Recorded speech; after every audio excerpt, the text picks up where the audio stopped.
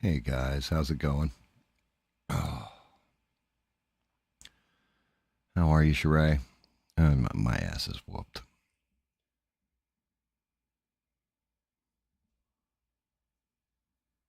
Lovely all, Father. Thank you, David Mon. I got both my eyes though.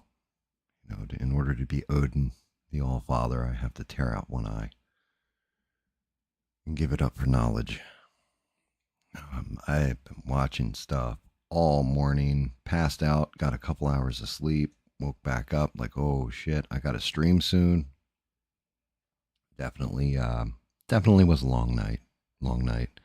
That stream went way longer last night than I thought it was going to. Normally I cover news and stuff. Of course, the big news is what's going on right now with all the stuff we kind of covered last night. I mean, I'll touch on it and some of the new developments, some of the stuff I'm seeing, but I don't want to stick on it. I'm not going to lie, guys. Let's try and clear the palate tonight after I'm done with the news and just kind of have fun, joke around, talk about old movies, whatever. Because this is a giant ass mess.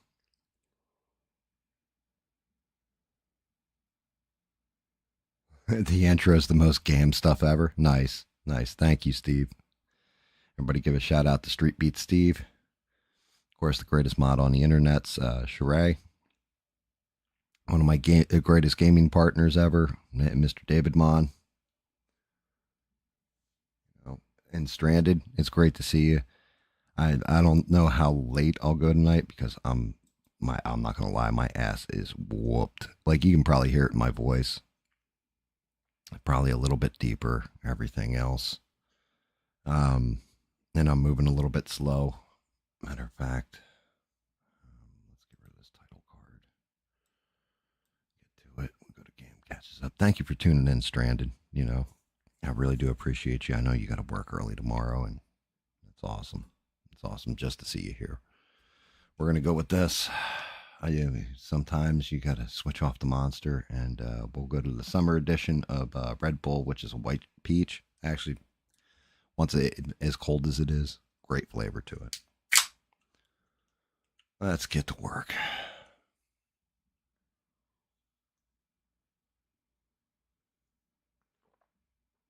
After passing out and put straight on stream. Oh, Jesus Christ. Sorry, David. What's up, guys? It's Smurf, and look, my name's actually Smurf now, and if you haven't noticed, it's Smurf.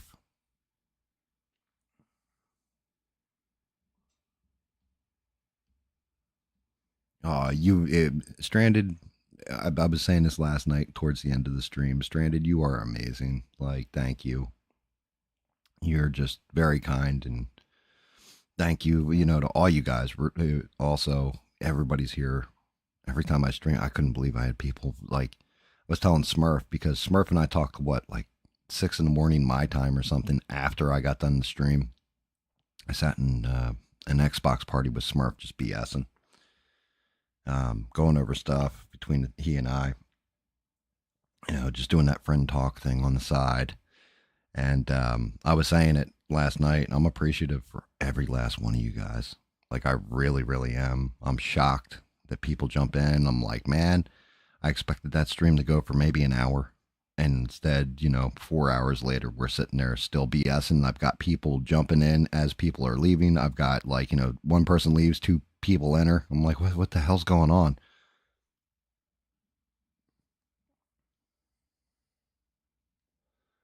Oh, no. No, here we go, David.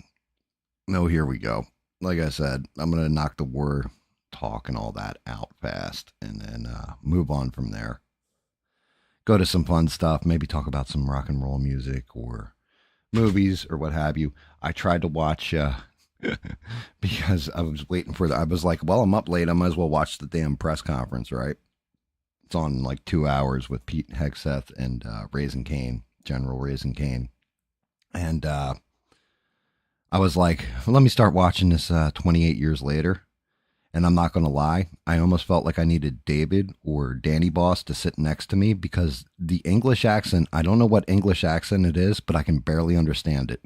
Like, I'm like, what the hell? But so far the movie was okay. I started to watch that. It was okay.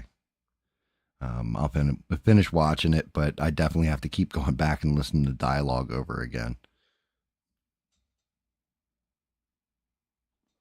Yeah, Stranded. I'm not gonna lie at all. It's definitely one of those times where I burned the candle straight. I pretty much streamed through the entire from Thursday to Sunday. Like 4 days straight. If I was doing like an hour or two a night, it might be one thing, but as long as the streams have been running, I think I said this last night. Let's say each one of those streams lasted 6 hours, or we'll round it off to 6 hours. That's 24 hours. That's a full day that I was on stream and talking and everything. I like to a point where I had to make sure I wasn't neglecting household things. Like I had to do dishes, right? So after I got done streaming, talked to Smurf, got off with Smurf, threw on 28 years later or whatever, watched a little bit of it, and then went and washed dishes and then watched the press conference this morning.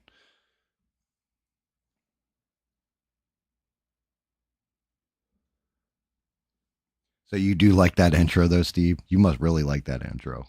Because, yeah, I figure it captures my attitude. Thank you guys all for being here. Smash the like, share, subscribe like Sheree just popped. But yeah, I don't know what you guys have been seeing.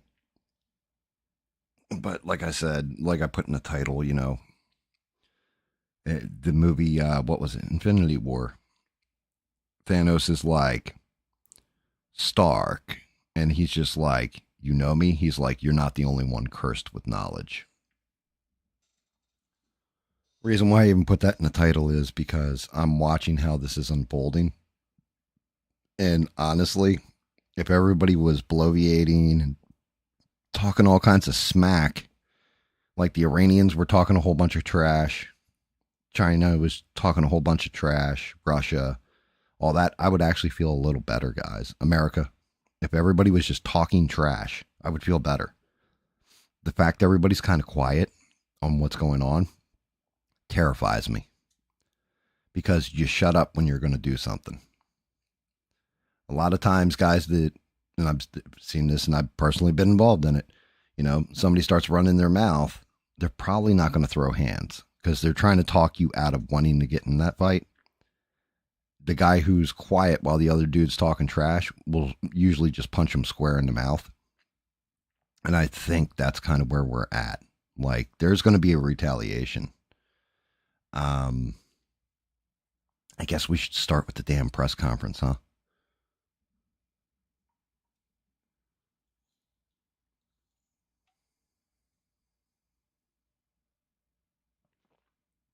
Yeah, you know what, Smurf? I haven't gotten a shower yet today. I'll get that probably after I'm done streaming. Good call on cleaning my ass.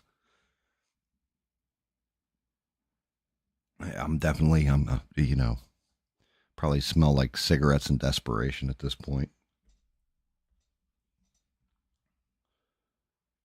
But yeah, so the press conference was exactly what I thought the press conference was going to be. They went over how the airstrikes went down. We learned very little as far as the intelligence gathering went as to why Trump launched the attacks. Hexeth even said that basically the only person that can tell you the stuff they were looking at is Donald Trump. Like, he's the only one who can tell us this is why I decided to do it. But, Hexeth backed up that Trump obviously saw some kind of threat from the intelligence. So at this point, it's just, do you trust Trump or do you not trust Trump kind of deal, which isn't good enough for me. I don't trust anybody when it comes to those levels and this kind of bullshit. I want that evidence. I want to know where our intelligence came from, how they gathered it, the whole 9 yards.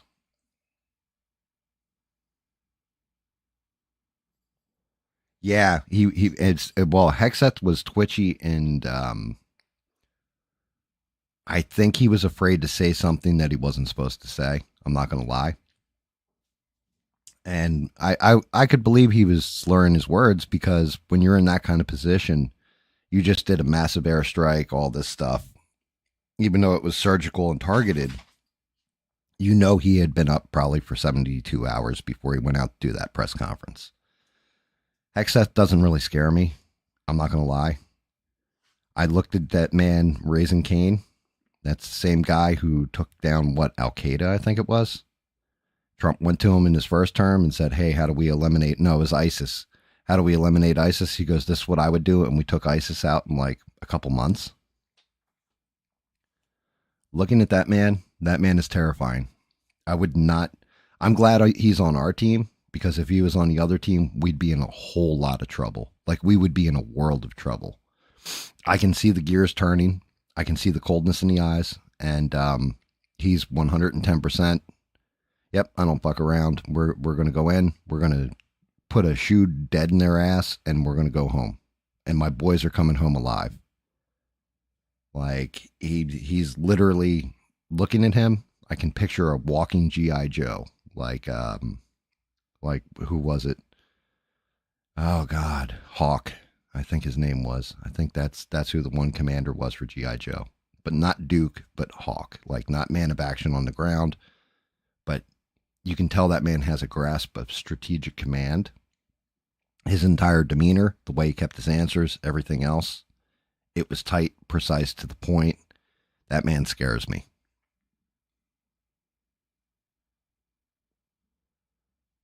And I'm not going to lie, I'm glad he's on our side. If we're going to get into a big ass war, that's kind of the guy you want leading that charge. You don't want somebody going, I want to learn about white fragility and all this shit, like Mark Milley. Looks like he was a career man, with the big barrel chest and the haircut and everything. But at the same point in time, there was, I don't want to say a weakness, because I don't think Mark Milley was weak. I think it's more of a, I want to, like, I'll command the troops, but I don't care how many of them I'm wasting. There's something with Raising Cain. Like I said, I just look in his eyes, and there's something there that's like, this is the guy, like, hey, you took a shot at one of my troop. I'm going to wipe you out. Like, I'm killing you, your family, your dog. I'm going to burn down the house and piss on the ashes. That's what I get from that man. What's around? What's up, Bob? And what's going on, Eugene? Like I said, I'm a bit out of it. But watching the press conference, they went through it. It was precision bombings.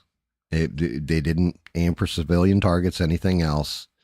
I think Steve or Rebel had said last night, I don't know which one, but somebody had posted that, we launched planes. They were up there dogfighting with the Iranians and all that. Nope, that's not how it went down. Apparently, the way it went down was our boats, God bless our Navy, fired off Tomahawk missiles at one of the sites.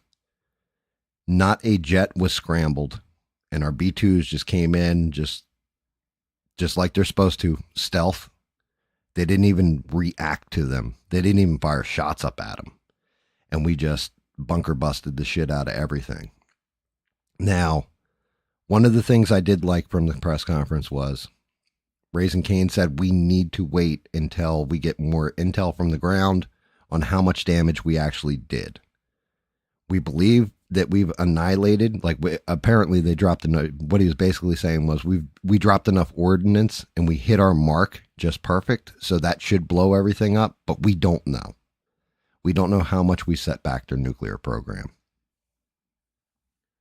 Said it was like total obliteration or whatever, but he's still waiting on the actual ground intel and to find out how much damage we actually did. That's just, that's smart. He didn't come out and say, oh, we completely stopped it, blew up every stockpile and blah, blah, blah, blah, blah. And then next week a bomb goes off in Israel, for example. He left that room where I'm not going to confirm something unless it's 100% confirmed. Like, we had a seal pop out of somebody's turban and run down there and check, that kind of thing.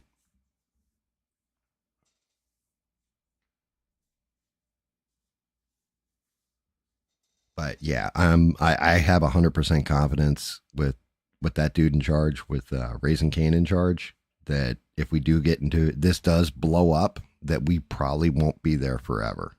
It's going to be kind of a short-lived war. Why the hell am I hearing my phone go off? God damn it. Hey, repeat of last night, guys. What's up? Yeah, I mean, you're got the what's it called? Yeah, what's going on, Bubba? I just wanted to talk to you. Yeah. Get a little insight. I'm just like trying to get into my range shit, and like I'm just like I don't know where to fucking start, man. All right, well, I'm on the mic right now, dude. We can kind of discuss stuff like that, but yeah, I'm going over what happened with the press conference, everything. So I'm live. All right, yeah, well, yeah, I'll hop on and then. Stranded says hi, Bubba. What's up, Stranded? So, yeah, I don't know. I gotta get fucking organized for this shit. All right. I'll talk to you in a few. Love you, bye.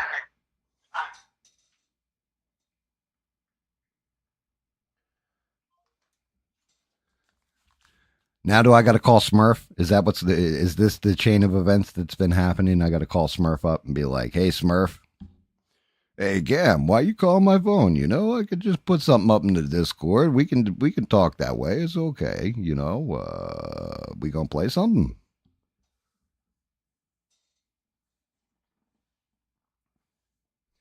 Yeah, Bubba wants to write stories and what have you, and God bless him for that.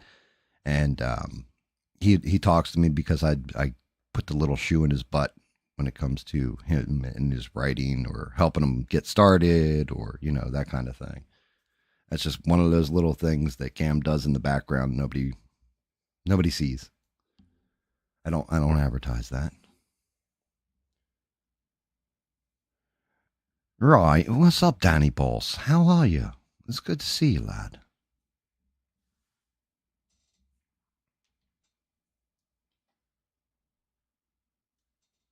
Yeah. Yeah, maybe we can get Smurf to record a couple voice lines, Sheree. That's a good call.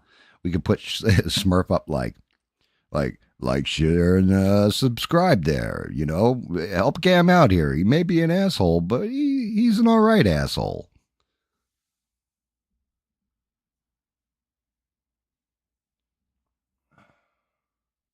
What's up, Bubsy? Yeah, Sheree, you like that one. Make sure you guys smash the damn like button.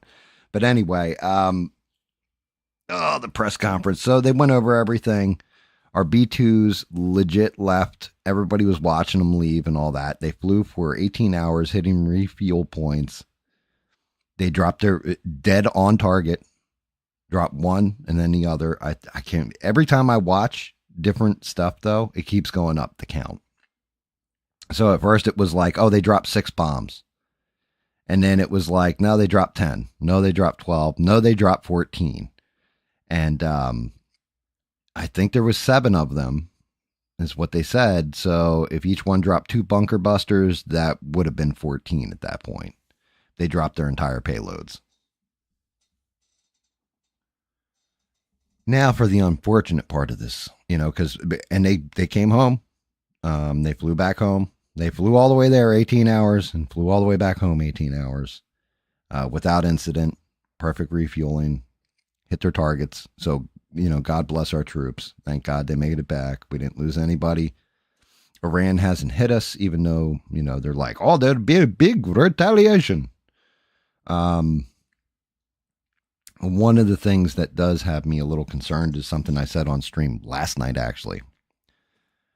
I was like, legitimately, you know, this is just GAM, who's just average Joe Schmuckatelli, right?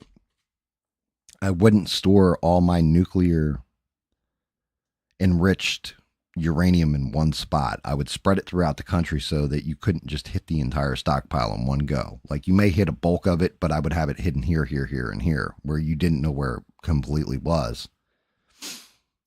And apparently that was, I guess, somebody in the Iranian government put that tweet out that, you know, Fordo was hit pretty bad, but it's still operational, which I don't know if I believe all that bullshit. I'm not going to lie. That's just fog of war kind of stuff. But he did say we were expecting an attack on Fordo, and they might have been from the Israelis, not from the Americans, but from the Israelis. And we offloaded a lot of our nuclear material. So that's terrifying in and of itself. Yeah, see, like Bob saying, there was a line of trucks there a few days ago. If they were moving that shit out, it's not good. Definitely not good. Because I would have diversified. Like I would have just diversified my nuke stockpile so it was here, there, everywhere. So you may get like this major payload of it, but you're not getting this other little bit that I have, where I can keep working on it and enriching it and advancing it. If we've destroyed all the equipment, that's one thing. You can rebuild equipment, but the guy finished up with, he said something about the retaliation is going to be massive. But his other thing that he said was, you can't bomb knowledge. Something else I said, which is terrifying, because once you get that enrichment to 60%, unless you kill everybody with the knowledge of how they got to 60% and erase all their data and everything else, you can fire that program back up whenever, wherever.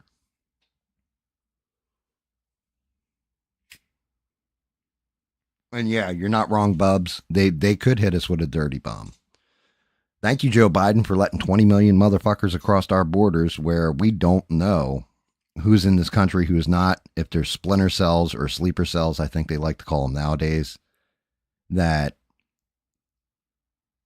I mean, I just think of the stuff I can do, and I'm an idiot.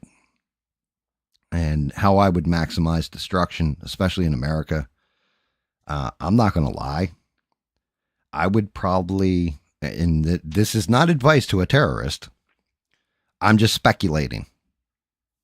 All right. So let's get that out of the way first, because even, I don't care if you're a Dem, if you're a Republican, if you're progressive, staunch MAGA, whatever. I don't want to see you injured. I don't want to see you damaged. You know, now if you're going to be an asshole, yeah, you need to go to jail, but violence is not the way. But if I were a sleeper cell, I would go to California.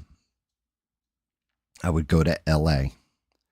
Even though it's not a mecca of anything, I would just give the US a bloody nose. I would go into one of these goofy little fucking protests that they got going on out there, and I would detonate a dirty bomb in the middle of it. I would do maximum damage because there's so many people gathered. There's such a close gathering of people. And I would hit civilian population to spread the most terror possible. That's what I would do. I wouldn't do it in like downtown New York on a Sunday afternoon. I would wait until that protest got nice and big, where they're throwing fireworks. There's already confusion on the ground, even though the cops are there, everything else. But I would go right into a pocket full of people, and that's where I would do it.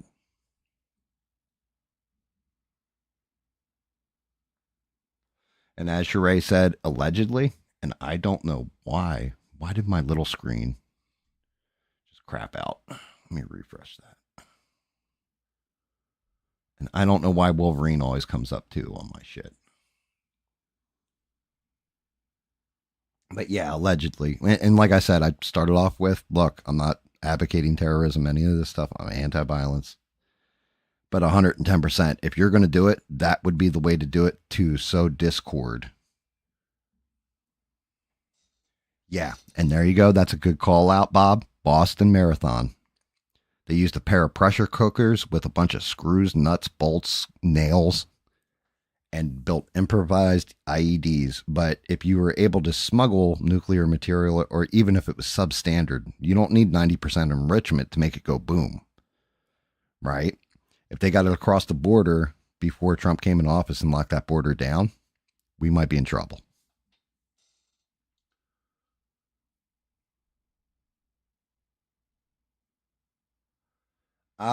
So the oil ships stranded, and I'll get to this point in a few minutes, but yeah, that's where China comes in. Just going to let you know that.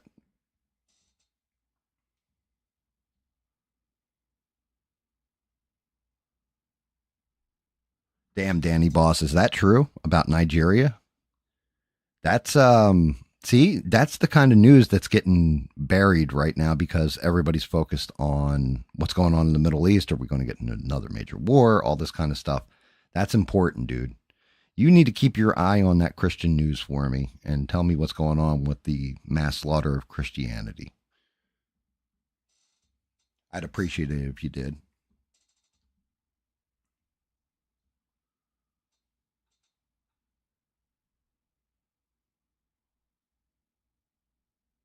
All right. And Steve says Trump hasn't turned this country around, and now he's put us all in danger.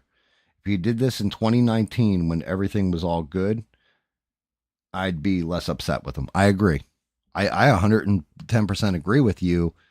Again, I'm going to wait for the intel before I condemn or say, Trump did the right thing. I want to see intel. I want to know what he knows to an extent. Like, we're never going to know who his assets are that are reporting it to him. But if Trump was looking, it's the same way like when I look at Iraq the second time when we went in, I don't blame George W. as much as I do Dick Cheney, if that makes sense. Because he was the one going, no, we need to do this. We need to go in there and they try to kill your daddy. They try to kill my daddy. Oh, shit. I'm going to go play baseball with their testicles.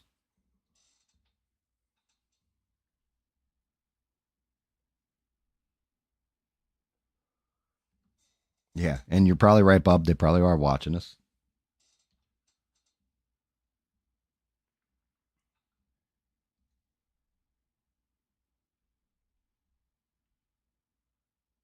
Eugene, I think you got a pretty solid point there.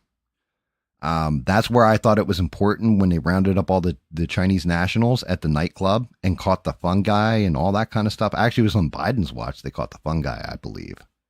We didn't hear about it till Trump's watch, but you know, you're not wrong. That might be a bigger part of the crackdown is to stem some of those terrorist cells.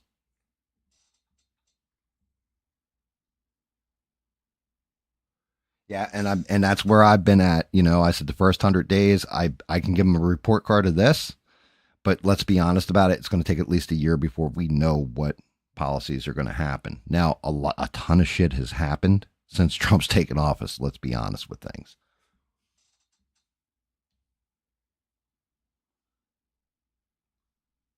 Well, Syria, there's always going to be suicide bombings. There's always going to be crazy shit that happens in there. That country is a nightmare. Like, they're happy that Assad is gone. I think that's his name. But at the same point in time, remember the guy who took over is actually like a former like leader, I want to say, of ISIS. So what are we really expecting from that one? And you're not wrong, Bob. He made bank all way round on that. And that's kind of why I blame Dick Cheney for that. Because I mean, look, you're talking about a guy who goes hunting with somebody, shoots him in the face, and the guy apologized to Cheney. Like, that's a pretty badass dude. Like, you don't want to mess with that man.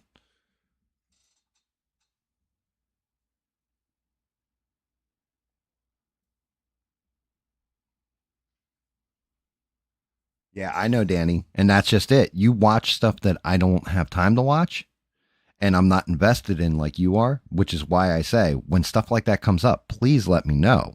Because that's honestly very fucking important. It really is. Ideology switching across the world, man, we got to pay attention to that because we'll get slow erosion of certain ideals that we all hold in general.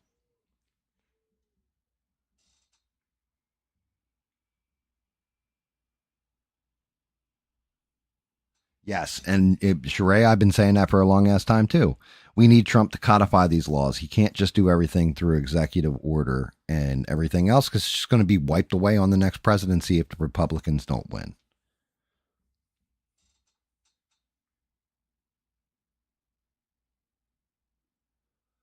Yeah, I know. Like fundamental Islamists is what destroyed it, Danny. You're not wrong. You're not wrong. Um, but yeah, as far as it goes for China and like the oil tankers that Stranded had mentioned, there is basically a word going around now that I've been seeing on different news outlets and different people reporting that Iran's talking about shutting down whatever the strait is that exports their oil, right? The thing is, I think it's 60% of the oil going through that strait, whatever the strait's called. I can't remember. It's like, I'm going to call it vermouth, but it's something like that, like hummuth or some shit. Um, the oil, 60% of it is going to China because they haven't finished out with the railway and all that to transport their stuff. They were working on it. So if all of a sudden China gets stranglehold, it put in a stranglehold for their energy, they're going to start feeling some kind of way. That can make them get a little desperate and push into other territories like, well, I don't know, Taiwan, but do something to be pissed off at the U.S. China's already come out and condemned the U.S. strikes on Iran. Russia's not too happy either from all the reporting I saw. So again, this is the sum of GAM spheres that we got to be careful because Biden's policies basically push North Korea, Russia, China, Iran all closer together into a nice block. And if they start grabbing each other's backs, then it's going to be it's going to be World War III. I don't want to see World War III ever in my lifetime. I want cooler heads to prevail and finding workaround solutions. Now, if it's inevitable and there's nothing we can do, well, there's nothing we can do. But if we can prevent it at any cost, then I'm 100% for let's resolve this shit.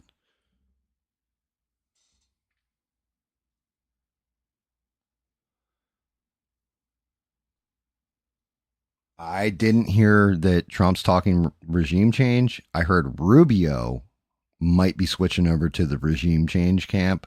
I didn't get to watch the interview though, Sheree, but that's a good call out. If they start talking about regime change over there, this is very problematic. That's boots on the ground to ensure that happens, and we're going to have a whole total mess again.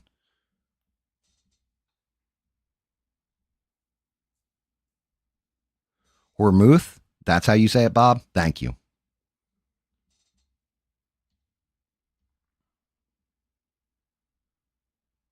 Yeah, and I mean that's possible, Bubs. Maybe World War III's already started. We just don't realize it yet. I can tell you this much though: if I were Russia, I would be happier than the pig in its own crap at this point because any arms that we had going to Ukraine and any kind of funding is now going to get diverted over to Israel. So that's going to make it much easier for Russia to come in and stomp the dog shit right out of Ukraine.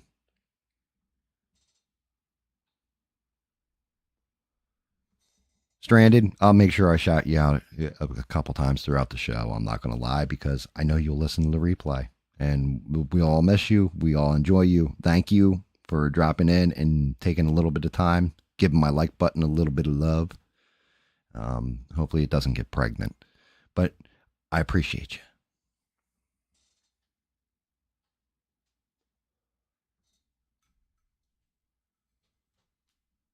But yeah, it's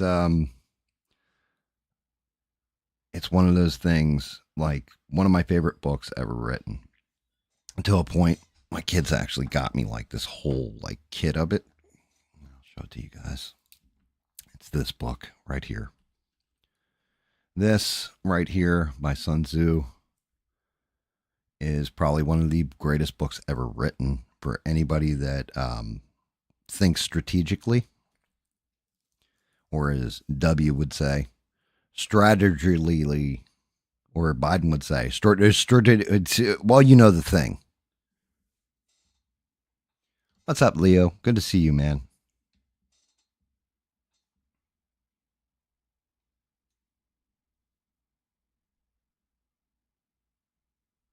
Yeah, see, that's the crap I don't want to hear. I don't want to hear anything having to even scratch the surface of regime change.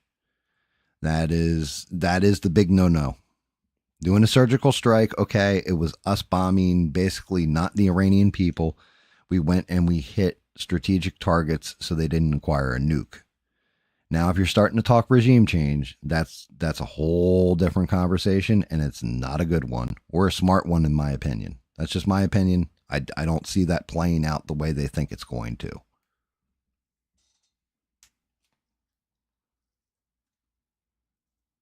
I do not. Okay, Danny. So, regardless of what Trump does, I would not want the Democrats in charge right now.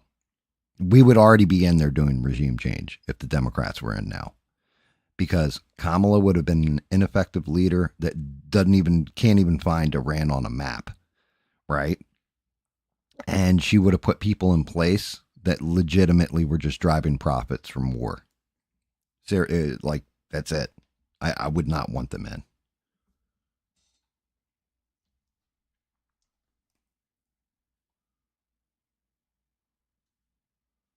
And yeah, Eugene's right. That what we voted for, well, I didn't vote, but you guys voted for was no wars. It's the one thing I've been able to advocate why I think Trump was a good and effective leader is that his foreign policy was pretty on point in his first term, and he didn't get us into a new conflict, which every president seems to have done. Every president seems to have gotten us into some shit in one way or another or continued on the bullshit. This is not what I'm going to say. A good chunk of Trump's base, I think it's probably a 60-40. 60% of people are probably like, cool, we bombed Iran, all this kind of stuff. It's that other 40. So that's almost 50%, like split down the middle. You're fracturing your whole coalition that you just built in this last election cycle, and it's not good.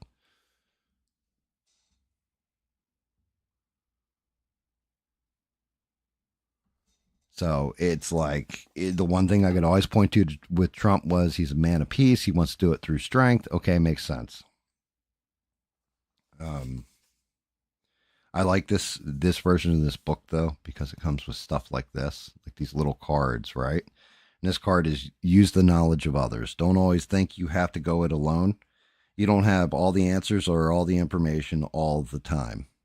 If you know someone with skills and knowledge that you don't have, ask them for advice or help. They will almost always be happy to share what they know with you. It's little things like that. I'm not going to lie. I, I legit call The Art of War kind of my survivalist handbook because it's got tips for life, tips for commanding troops, tips for you can apply it in so many different ways. It actually is a better way and a better strategy of thinking about things.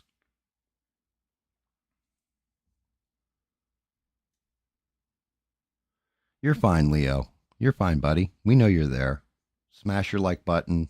Give me that love. Um,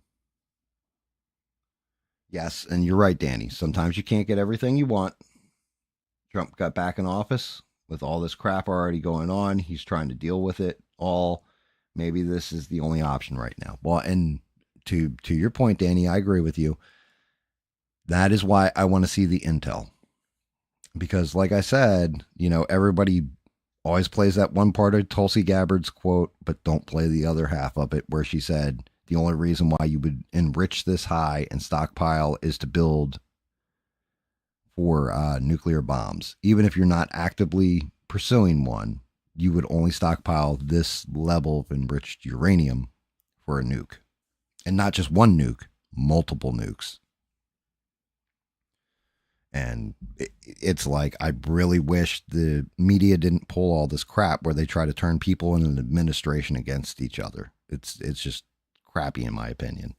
It's like, let them do their jobs, leave them the hell alone.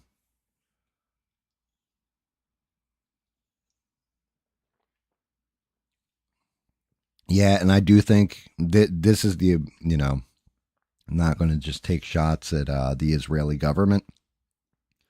I really got to take shots at some of the commentators too. Like, trust me, last night or well, actually this morning, I watched the Daily Wire take on it, and I was like, why isn't Michael Knowles addressing this? Shouldn't it be Ben Shapiro? And then I realized that, oh, wait, it's Saturday. It's the Sabbath for Ben Shapiro. So he basically walked into his Vader chamber, and then, as soon as the bell went off that it's Sunday or whatever, he came out, and it was like that scene where Darth Vader's sitting there talking to the Emperor without his helmet on in the little Vader chamber.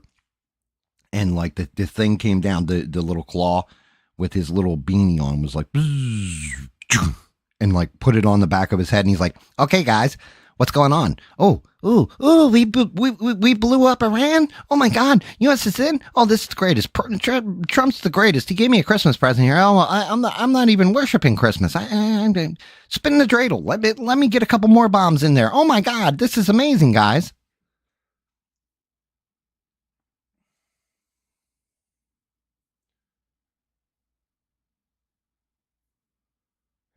The Jim Bro. Yeah, I mean, I don't know. We'll have to ask Mister about that. He's a Jim Bro, so he'd be able to tell us. Nah, Leo's not a Fed. He's a kid, and a cool kid at that. He definitely he hangs out, and he's not real worried about this. What's going on, E-Rock? Good to see you, brother.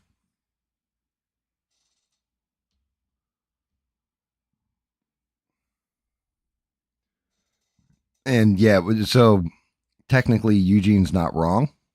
Israel went in there and started a fight they knew they couldn't finish.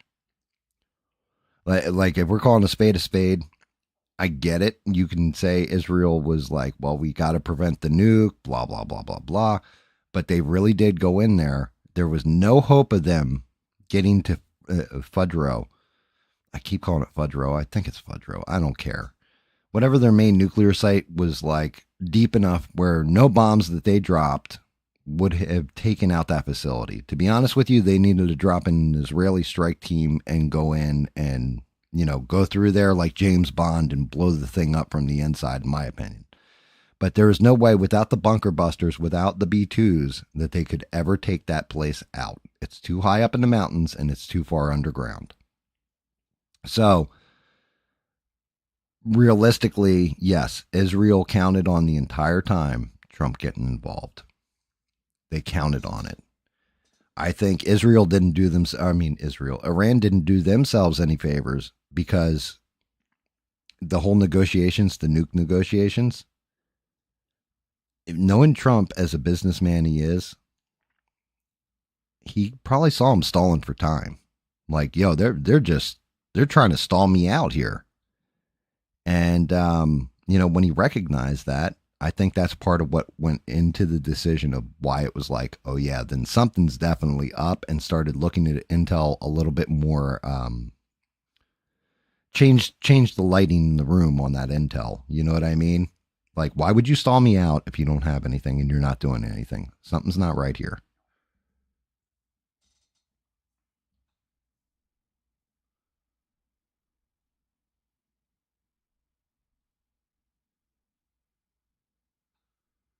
Oh no. Well, I mean, so you can't make peace with the religions. That's never going to happen. You're right, Danny Boss. It's impossible. There is not one point in time unless everybody realizes on both sides that they're the son of Abraham and come back and form some kind of new religion together and go forward from not, your prophet Muhammad or from your Moses, but go forward from Abraham's teachings. That's the way the more I investigate it, that's the way I see it. That's the only way that you're going to ever resolve their religious conflict. 109 degrees? Jesus Christ, dude. You must have been sweating your balls off on a skateboard. I would be in like a Speedo out there and just still melting. That's craziness. Danny, please send your audio, brother. I will definitely play it any day. The less I have to talk, the better at this point, because I am dragging my ass and my nuts on the ground.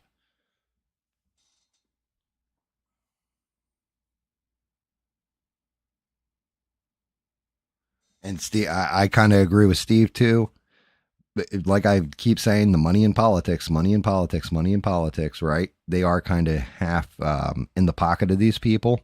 And yeah, because of the cultural divide that people have played with, it has kind of made Americans somewhat retarded at this point, as far as their policies go and what they believe is real and what isn't. Like you'll have Americans, you ask them about the Iranian government, and they say, no, no, no, they love America. Like, what the fuck are you talking about, dude? I think Beans said it last night. Shout out to Beans. She said something about, first they had a Ukrainian flag, then they had the Palestinian flag, and now they're going to have to go buy an Iranian flag. She's not wrong. She's 100% spot on that one. That's terrible. Just buy an American flag and throw that other crap out, guys.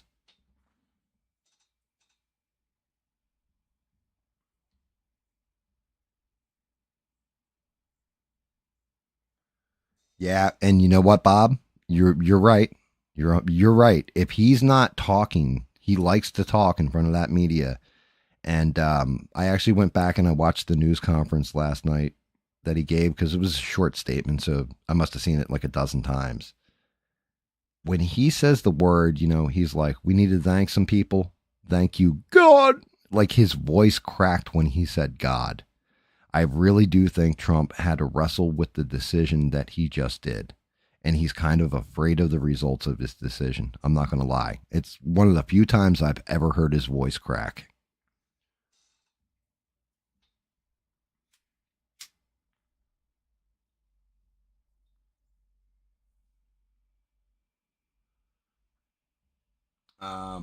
Yeah, shout out to Eugene. But yeah, and you're not wrong either. You're talking about Nancy Pelosi. So I'm not going to lie. I never have. I think I've told you guys all the Affordable Care Act story and why I read every bill that they put out and all this when they're telling us how great that bullshit is, right? And I've definitely told you who told me to read the bills and all that kind of stuff. And that person has always told me two things. Nancy Pelosi is the whore of Babylon, and Bibi Netanyahu is the Antichrist. And I'm not going to lie, it's kind of accurate. But yeah, the whole problem is the money in politics. If there was no money in politics, there'd be a lot less people who wanted to be politicians and maybe more altruistic people. And Steve, you had said something earlier about Massey. The reason why Trump is attacking Massey right now, Thomas Massey, is because bipartisan support, believe it or not, I think it's Ro Khanna and Thomas Massey have introduced articles. Now, I know Tim Kaine did too, but he's a piece of shit. He was Hillary Clinton's running mate back in what, 2012, 2016, 2016, right? So Tim Kaine, throw him out of the mix. But Ro Khanna and Thomas Massey drafted something that's going to limit the scope of what an American president can do, because for 60 to 90 days, he can basically, like how he just bombed Iran, hit those military targets or the nuclear plants and all that. He still has to go through Congress to do even just that part. He can't act with impunity, even though it's in our Constitution. So they've introduced an article that will limit the amount of military action that the president can take in that 60 to 90 day period to not get us into forever wars, stuff like that. So I can see Trump really being pissed off about it.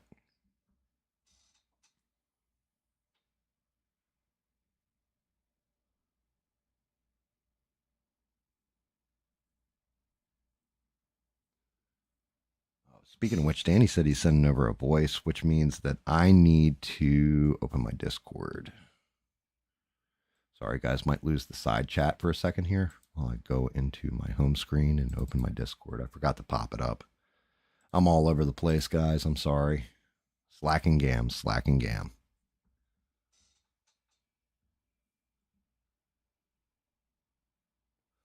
I don't think Trump should be impeached. I'm not going to call for his impeachment.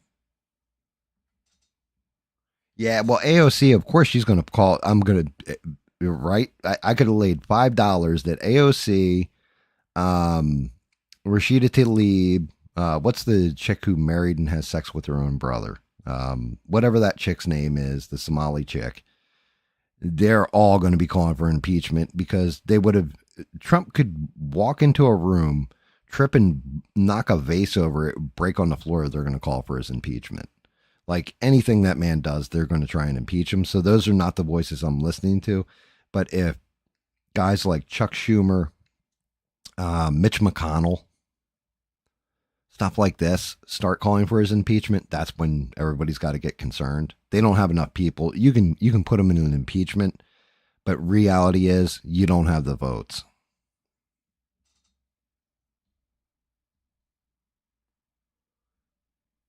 Yeah, there you go, Ilhan Omar. Everybody knows the person that in Congress that slept with her own brother to get him into the United States and married him and all that stuff. Everybody knows exactly what that woman did. Oh, that's some dirty stuff. Yep, Mitch is still alive. I think his seat comes up either end of this year or 2026, one of the two. And when it does, he said he's not running again. I mean, legitimately, I don't think he can run again. You know, always making turtle jokes about him, but that man, it's like I wouldn't want to play a game of freeze tag with Mitch McConnell. Because you just run up and tap him real quick and be like, "Ah, you're frozen," and be like, "Mitch, are you okay? You're not moving." Oh my God, he's actually frozen.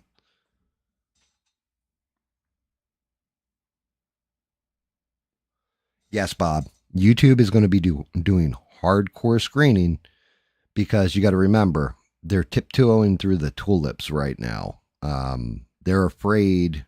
Doesn't matter who's in power. If the Dems are in power, then they're going to shut down like transgender arguments, stuff like this. When Trump's in power, they're going to shut down anything that's negative as far as war coverage, anti-Semitism, stuff like that. Anything that can be viewed as. You may not have said anything anti-Semitic, but if you question Israel, a lot of times they're going to silence your voice. I've noticed this.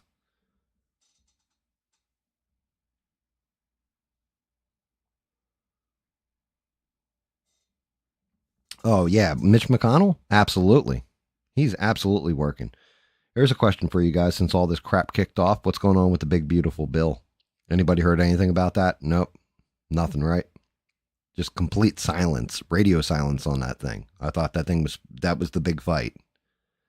Like I said, so much news is just getting washed.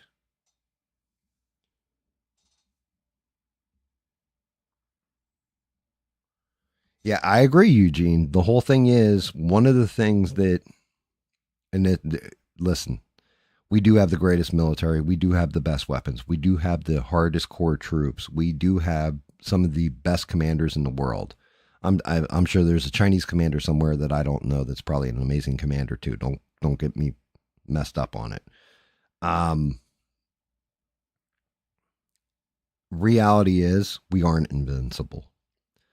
I think that was the big shock of 9/11, for example, that everybody, including myself, at that point in time, like, oh yeah, dude, nobody can hit us, nobody can do damage to us. Like, go ahead and try it, see what happens, right? And they were able to hijack a couple planes and cause mass panic, terror, everything else across the country. And that's pretty much why everybody was okay with us. And I mean, yeah, I'm sure there's voices calling it out, but what everybody came out and said, that's why everybody was okay with us going into Iraq and doing what we did at the time. Now hindsight's always going to be 2020 on these things, but that's what I'm saying is this time I think everybody's a little bit smarter, a little bit wiser. We lived through that. That's why I want to see intel before I condemn or praise Trump for what he did.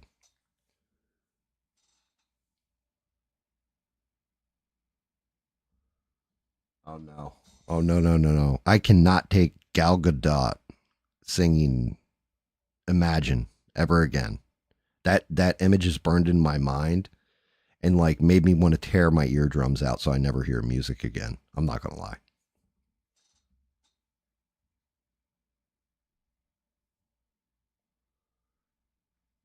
So it's not even. I, this is different though. Eugene, than like Afghanistan or Vietnam, right? This isn't a small conflict. This would be a massive one. Iran, like whenever I think of Iran, I just think of, oh, it's like a desert and a whole bunch of sand dunes and shit, right? No, it's very mountainous, very tough to navigate, all that stuff. Now, do we have technology that'll stomp a mud hole in them? Yeah, we do. If Do we have better troops? Yes, we do. Is it hard to hunt down your enemy in that kind of territory? It really is. Even with advanced technology, it's difficult. Manipulating, like you'd have to, your basic training, well, you would have to have advanced training on top of basic that would cover specifically mountain area fighting.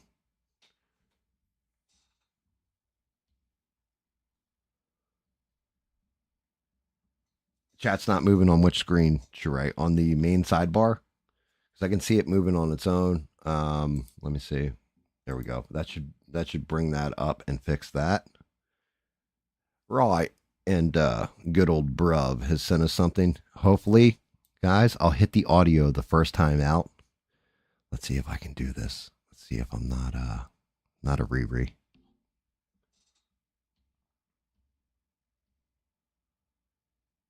Yes, propaganda is going to be through the roof, right? Not just that, but now we have AI. This is a major problem. You're going to see stuff that's like, oh, look at this. We did this, we did that. And it's going to be like, nope, that was an AI video. Nope, that's an AI video. I mean, you guys remember the ghost of Ukraine or whatever? I think that, or the ghost of Kiev. And it turned out it was just like basically a plane from a cutscene in like a PS2 or something like that, of a plane shooting things down.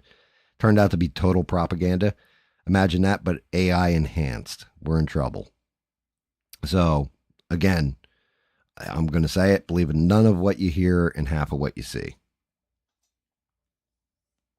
Deep fakes are a real thing, tragically. Like, they're fun to play with if you're making memes and stuff, but when it comes to actual war things and where we need live news coverage, all this, unless somebody's directly giving you a live camera feed, a lot of times that shit's going to be altered in one way or another to propagate whichever side it's for.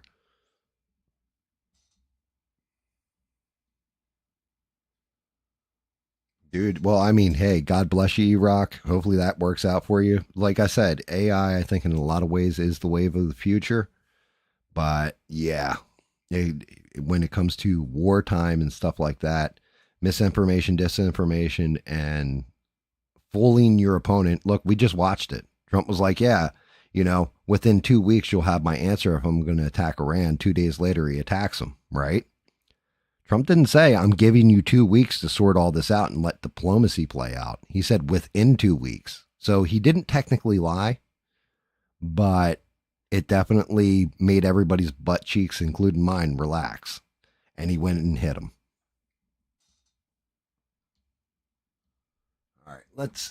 All right, Danny Boss. Let's see what you've got to say, bruv. Let's see. There we go. Voice for chat. 4 minutes and 22 seconds. Guys, I'm going to hit play. You let me know if you can hear it. Sheree, you know how to do this. Yeah, hey guys. Yeah, I'll just quickly give my opinion on it. Are we good, Sheree?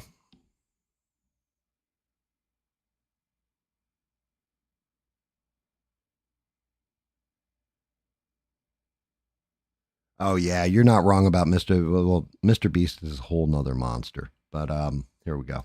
Like I hear what you guys are saying, where you're coming from. I really do, and I do agree with what you guys are saying. I mean, look, I have Israel-Palestine fatigue. I have Ukraine-Russia fatigue. I have Iran fatigue. There's so many fucking fatigues going around. You guys just want Trump to sort out America, and I hear that, and I just want my fucking government to sort out the UK and to look after its citizens, to stop bringing in all these illegal immigrants and giving them everything they want. Majority of them are young males coming from Islamist countries. They hate our culture, hate our religion. All they want to do is come over and take, and then spread. And I'm fucking sick of it. And a lot of people in this country are fucking sick of it. So look, I hear where you guys are coming from. You don't want any more wars in the Middle East, and I don't either.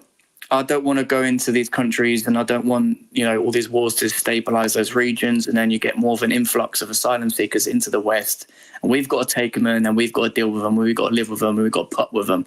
I'm fucking sick of it. But at the same time,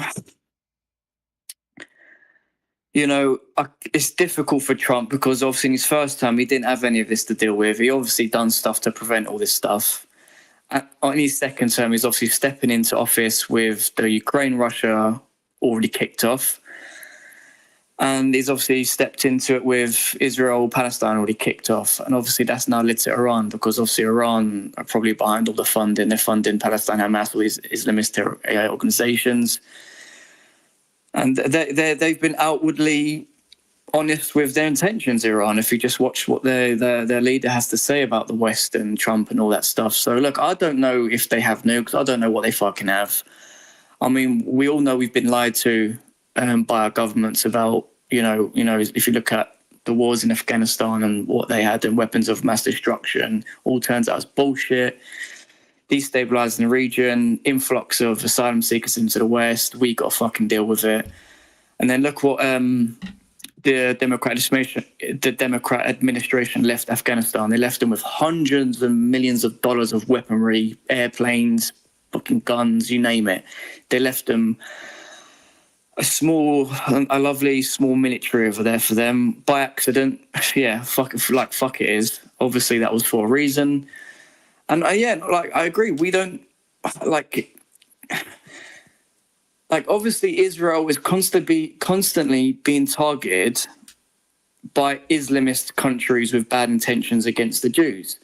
At the same time, can Israel defend itself without the West's help? I think so. I think they can. I think their military can handle themselves. I mean, should the West, should America and England always, get involved and help them out? And, maybe it's about time we do start stepping back and actually sorting out our own problems. Look, I'm all for that. So it's a tricky thing. I don't really, it's difficult trying to work these things out sometimes, but I'm pretty sure Trump and his administration know what they're doing. I guess you can't get things your way all the time. You just have to let it play out and hope for the best. I mean, yeah, that's just my opinion on that. But again, I'm still learning every day. I still don't really know, to be honest. There are obviously Orthodox Jews and these Jews in Israel that, again, persecute Christians. They hate Christians in Israel. I've seen videos of them literally spitting at them, harassing them. I mean, yeah, fuck those Jews, in my opinion. They're fucking scum. But then you've just got your peaceful Jews in Israel who just don't want to harm anyone. They just want to live their life. You know what I mean? They don't want to persecute anyone or harm anyone. So it's kind of mixed over there. I have mixed opinions about the people in Israel. You know what I mean? That's a whole other topic. Well, I can say one, excellent fucking voice one this time, Danny. And it was good to hear you get some shit off your chest too. I don't think you're entirely wrong. Because you're right. No. The swearing's fine, dude. I'm fine with that. I'm 110%. Hey man, look, I'm the one of the only places that you can actually say what's on your damn mind, and it's fine. And it's golden. I'm not going to fault you for it. I'm not going to tell you that you're wrong for it. I am not going to tell you that, I'm not going to silence your voice. There was a point in time where you would go off about Christianity and Islam and all that stuff. And I kind of would push back on you and everything. I'm not doing that anymore, at all. And the reason I'm not, it's not a matter of agreeing or not agreeing, but legitimately, I can't imagine being in a country where when you decide to speak your opinion, it immediately gets silenced and you could go to jail for it. So you're brave, in my opinion, for even being able to speak out in the way you just did. I I agree with you. One of the big things is this: a war does kick up, and it is a nasty war over there. Where do the people go? Well, we're not going to take them in America. I can tell you that. They're going to flow over the border into Pakistan. And then you know where they're going to get pushed to? They're going to get pushed to Europe. At this point, you guys should be focused hardcore on your immigration. Just my opinion. I think you guys should be way more hardcore with immigration over there because you're going to get overrun. You can't take everybody in. Eventually, your system's going to collapse. And you guys are already seeing it where people are coming into your country. They're not adapting and assimilating into your culture. Instead, they're assimilating and adapting the culture to them and what they believe. That's going to destroy your entire civilization, society, however you want to say it. That's just my opinion.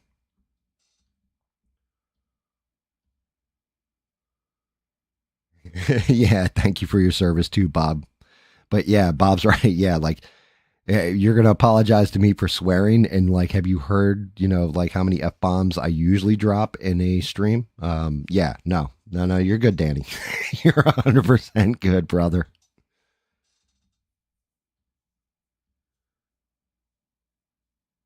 Yes, and they'll go to the UK. That's exactly it. As a matter of fact, this is telling. So the people in Gaza are getting, were before we got all distracted with this Iran stuff, people in Gaza, they got nowhere to flee because the Egyptian border is locked the hell down. They're not going to let them through. As a matter of fact, there's a video of this guy who's like, I'm getting on my knees. Please let me go into Gaza. Like all this kind of crap. And it's like, no, they're not letting anybody in and they're not letting anybody out. So which way do you flow at that point? Well, you can't flow into Israel if you're stuck in Gaza. You can't flow down into Egypt. You're screwed. You start swimming, dude, because you're screwed, right? But with Iran bombing them, right next door is Pakistan. You go into there, and then, yeah, you're going to end up in the UK. You're going to end up getting pushed through as a refugee into the UK. And eventually your culture is going to get dominated. Now, like I said, I'm not a religious guy. But if you get fundamentalists from any religion, it's never a good thing. There should always be a little bit of ebb and flow, but that's just my opinion on it.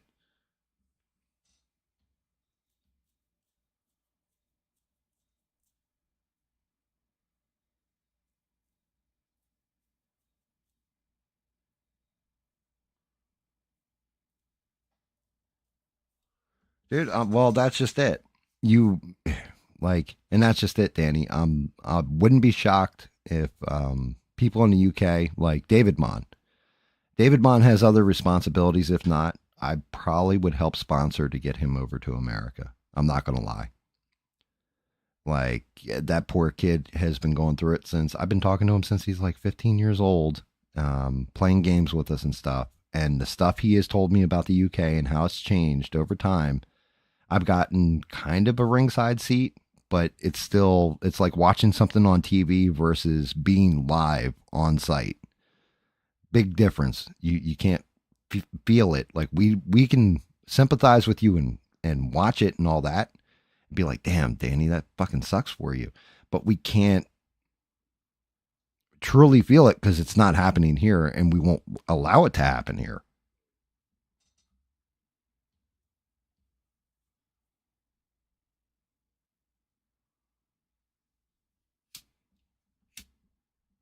Like, I mean, and you've heard me say this before, Danny, and this is where I used to kind of blast you a little bit because you would get so mad about anybody that was about Islam. And I think there are people that are Muslim that are very, very good people. They also they're not fundamentalist though. Like they're not, you either follow my religion or I'm going to wipe you out kind of people. You know what I mean? They're like, fine, you do your religion. You're a Christian. I'm fine with you. And I'm sure you know people like that. But yeah, culturally, you guys are in a shit show and I feel for you.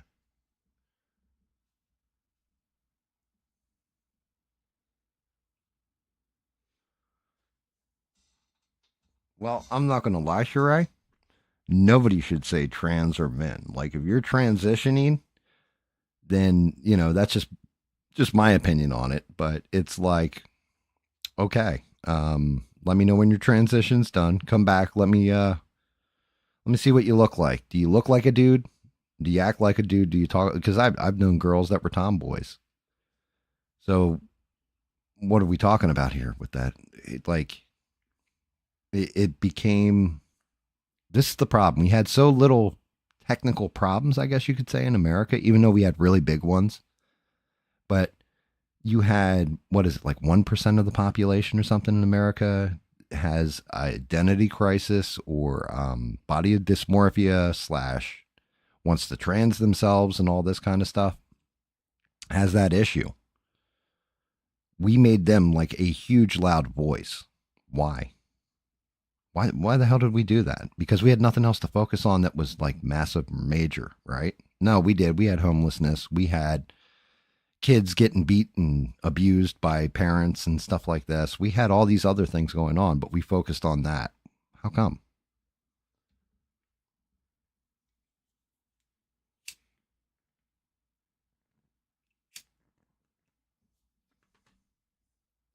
Wigs and skirts. Well, I mean, that's just it, Sheree. They got to wear wigs and skirts because then when they do the 100-yard dash and blow everybody out by like a full minute on it, um, and take first place, then they're a winner.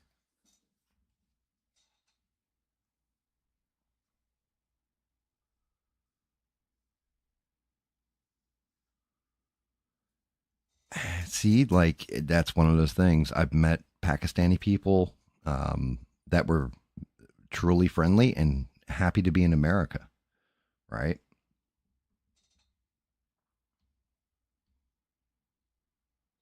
Uh-oh. Looks like E-Rock's got a story. Man, I love it when we get new people on the stream that like interact and everything else because now I've got new stories that I get to listen to.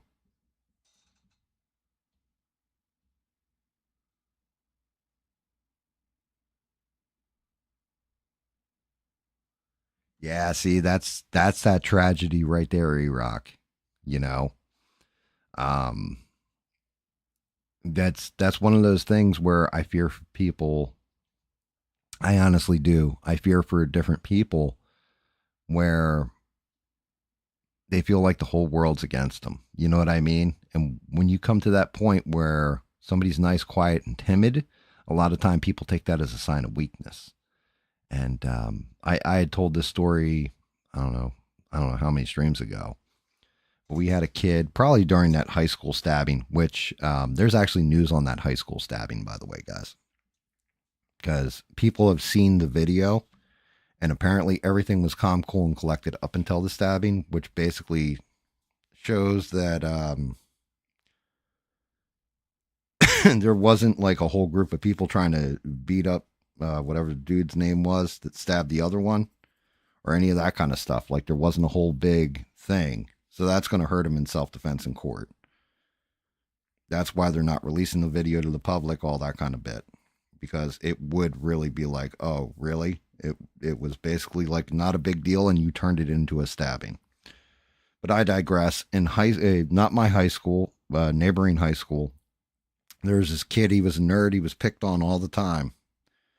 I mean, they always beat him up and all that stuff because he was really into science. And that's back in the days where nerds were nerds and beat up by jocks. And the one jock went to his locker. He opened it up, and it was wired with a bomb. And it went off and hit him in his just below the throat and all across his chest. If that bomb had been tilted up towards his face, it would have killed him. But yeah, it was a whole big thing. So you got to be careful when you push people in a corner how they react. And some people will, are too nice and will just take themselves out. Other people are going to react in a violent nature, and if they're smarter than you, they might put a bomb in your locker. We'll just say it that way.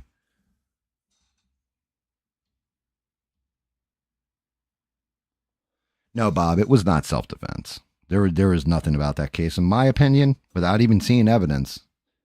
Everything that I've heard about it, all the different reporting on it, it was not self defense, and that kid is going to get nailed for either. I don't think it's even going to be involuntary manslaughter. It's whatever the weakest degree of murder would be. Like, it wouldn't be premeditated murder. Like, I don't think he showed up wanting to kill anybody, but the fact that he did something like that with disregard for human life without equalizing force or escalating force, I should say. Like, if the kid put his hand on him, he pushed the other kid, the kid punched him, and then he pulled the knife out and stabbed him. That's escalating force. Instead, he just went from get your hand off me, touch me again, see what happens. Kid pushes his shoulder, he stabs him, right? So you don't have that escalating force. It's not self defense. And that kid is going to jail, unfortunately. You're going to have lives ruined. You already do have lives ruined.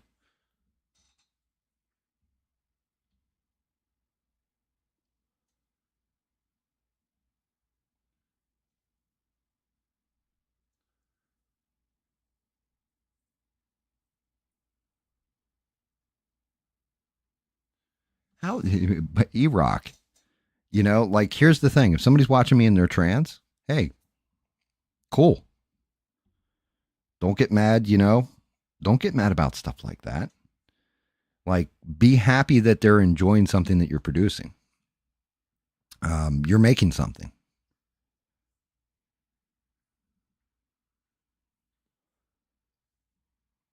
Which part happen, E-Rock? You talking about the track school thing? A couple months ago. Yeah, it's actually one of the times that I actually broke with ABL on his opinion on something because I wasn't. His take on it was, well, we don't know. Maybe it was this, maybe it was that. Like, he's being bullied all the time or whatever. And it's like, man, look, you, from my point of view, and just thinking back to how I was back then, I knew people that would talk a big game. You would go and get in their face, and they would grab like a baseball bat, for example, and be like, really? You need a weapon? Get your goddamn hands up. Throw that weapon on the ground. Let's see what you got. You want to run your mouth? I'll put your face on the other side of your head. Like, you know what I mean? And they'd immediately go get their big brother. They'd get a baseball bat, whatever. And I think this kid thought he was thug life. Decided, somebody backed him in the corner, called him out on it, and then he had to react the way he did to put up that front or keep his reputation or try to establish a reputation. I don't think he actually meant to kill the other kid. I think he just meant to stab him. But it doesn't matter what your intentionality is. You did what you did. Yes, a trans is a transmission in the car. That's what shifts the gears. Nowadays, most of them are automatic. Every now and again, you can find a manual that you have to do yourself.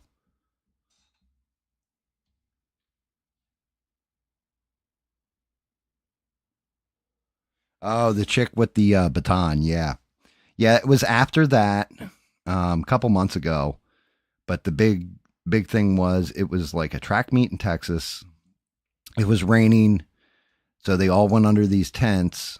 The one kid, basically, there's a black kid who showed up.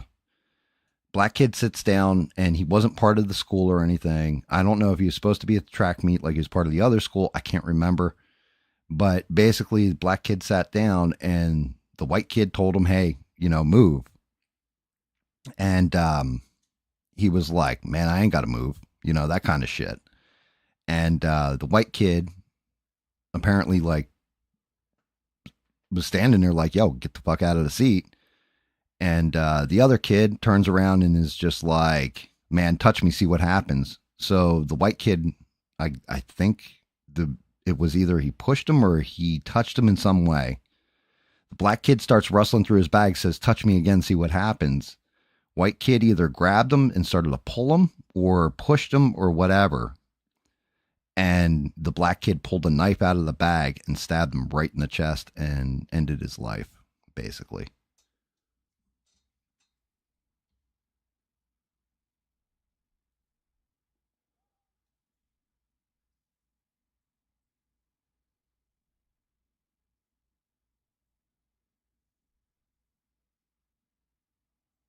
Yeah, and Bubba's right. Once you start messing with people's actual money, like, here's the thing. let's say something happens with energy and oil prices, you're going to see a lot more people have commentary on what's going on over in Iran, because it'll be like, God damn it, Trump, you said we're getting low energy prices, and now this shit and our gas price went up or something. Now you're messing with people's average money, and yeah, it's going to be a whole thing. Yeah. That escalated quickly. Yes. It was one of those deals, and then they picked the one kid, like, basically the kid pulled the knife out of the other kid's chest, set it on like a bench or something, and then I don't know, he was probably in shock, I'm not gonna lie, and then started wandering off. The police found him. He went into custody without issue and all this, but it was a whole big thing. It was at the same point in time, what, like 2 weeks later, guys, was it, that you had the white lady call the little kid the N-word on the playground because he was going through like her diaper bag or some shit. And the whole big story was that the black kid raised like, I think $500,000 or $500,000 or yeah, $500,000,000, right? No, like $500,000 or something for his defense attorney and all this kind of stuff.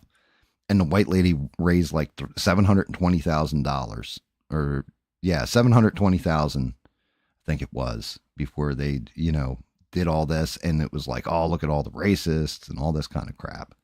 It was a whole big thing.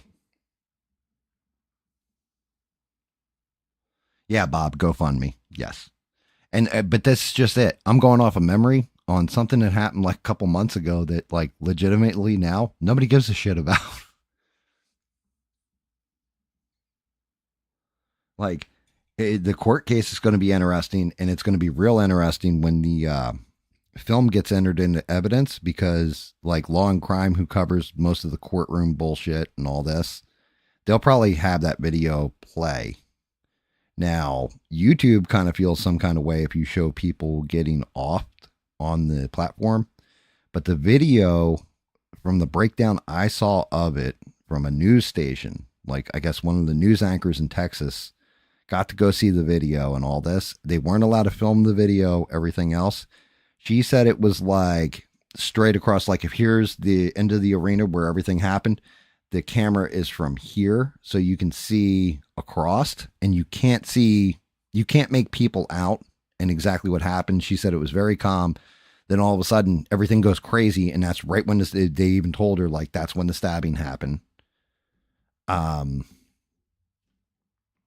kind of thing. So it's going to be interesting. And she said certain things that, she had to have seen a video on it. Like, for example, the ambulance pulled up right where the tent was, but they couldn't hop the guardrail with the stretcher, so they had to go all the way back to where they drove into the arena from to get to them, or the stadium or whatever it's called. Had to get back to go back there to get the stretcher up there, and she's like, you could see him working on the kid and all this stuff. And the rain started coming down heavier. Like, she went into a pretty good amount of detail.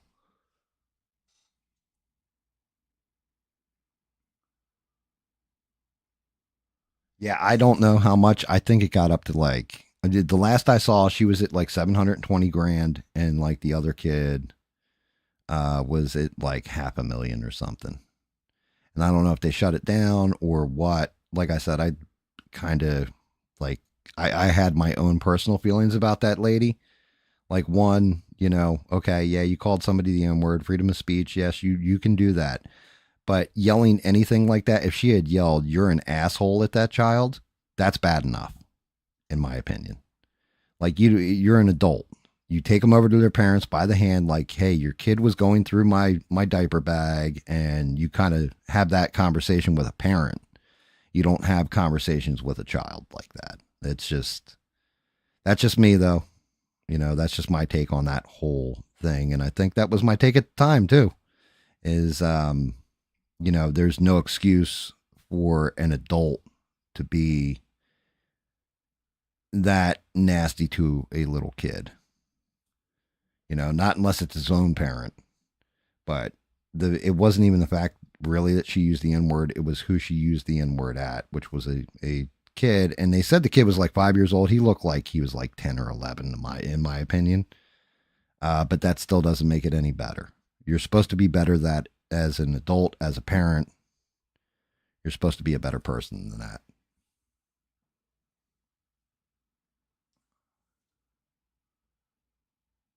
Yeah, that's correct.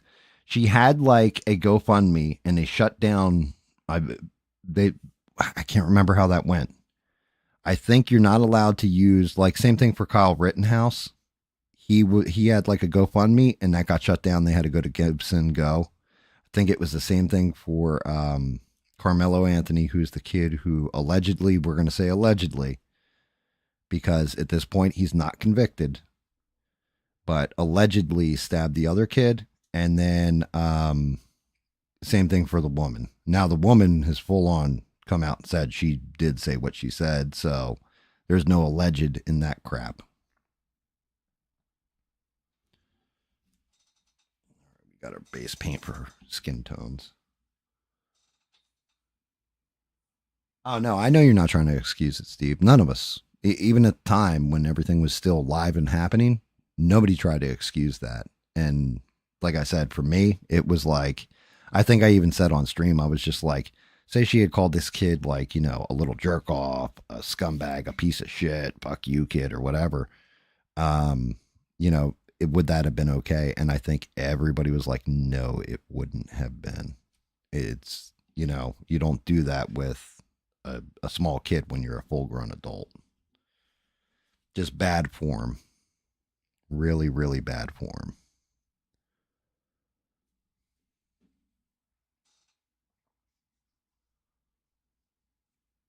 Yeah, that was actually one of my bigger questions. Was the dude apparently that filmed everything and exposed that woman was a pedo, and like was there filming children, but he didn't have any kids at that playground. So exactly what were you doing there, sir?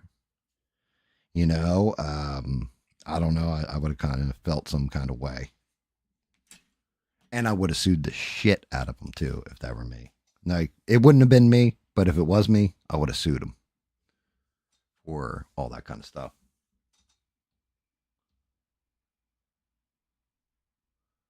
Well, Danny, I'd said this at the time too. Now I'm thinking back on that whole conversation. I said, Sheree, listen, I'm going to let Rick James, Sheree's husband, Rick James, I'm going to let him punch me in the mouth after I do this, right? And I won't press any charges or anything like that. But you and I will split the money between the two of us. I'm going to walk up to your kid, say this, you film it or whatever, and then all that, and we'll get all the hype and press going on. I'll get all this money from it. And then, of course, Rick James can punch me at the end for even, saying that to the kid. But we'll split the loot between us. And Sheree's like, hell yeah.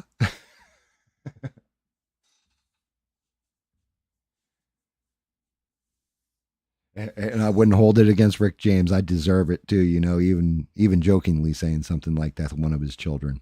I would expect it. He's a good man and a good father. And yeah. Yeah, I know if it was my kid and you said some shit like that to him, man, if my wife didn't, take your ass out, then I would have.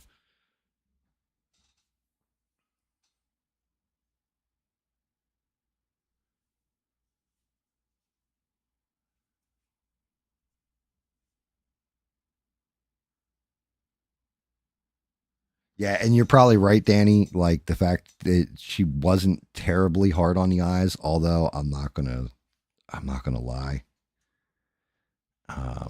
She kind of struck me as, we used to call them bar rags back in the day. She kind of reminded me of a bar rag. She's a semi pretty girl, but I'm gonna give her another 10 years, and that's gonna be a ruined beauty. Is the way I would say that. But yeah, she was not an unattractive woman. So you got that going on. I need references. What the hell? Let's see. Squirrel Girl. Give me some references.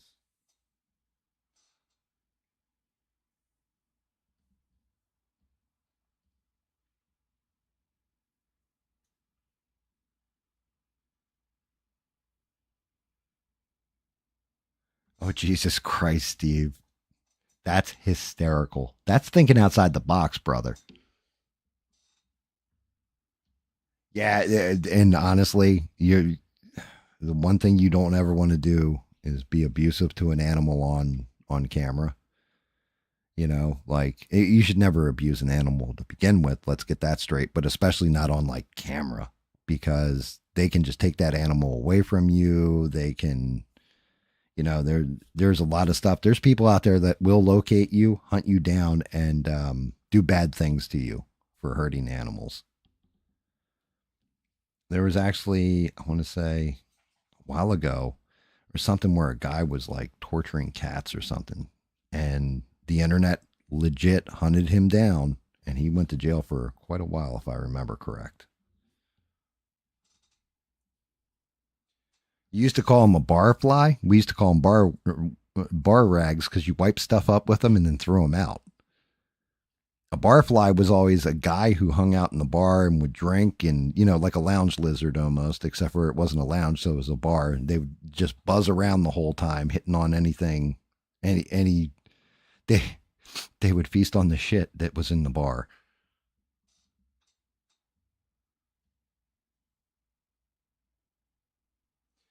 Bar rag is, I mean, there's another word followed by the word dumpster that I dated a girl once, and that's what she used to call them. I won't say the other word because, yeah. Remember, we still got little Leo watching, and we don't want to put some vernacular in his head that we can't get out of there.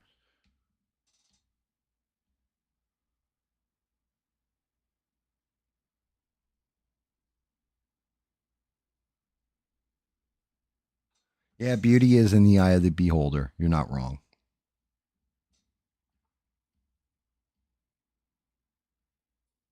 Yeah, Michael Vick is a complete piece of trash, in my opinion. You know, anybody that will fight an animal for your own pleasure, stuff like that, man, you got to remember. Well, actually, Bob, you wouldn't know. You've been watching me for a little bit now, but you don't know. So my dog, my current dog, he was being groomed to be a what you call it? God damn, guys, why can't I think of the word? A bait dog for dog fighting. He's got like he's still to this day, even though he's now like 2 years old and some change, he's got like where they would cut him. He's got little scars on him like that where they would cut him with a razor so that he was used to getting hit so that he didn't fight back when he was cut. And yeah, if I ever catch the person that was grooming him, I will take them out and probably the rest of their entire family just to make sure, you know, it's one of those like burn it with fire and make sure you get all the eggs. Yeah, like one of those deals because that's my puppers. Like nobody's going to hurt my puppers.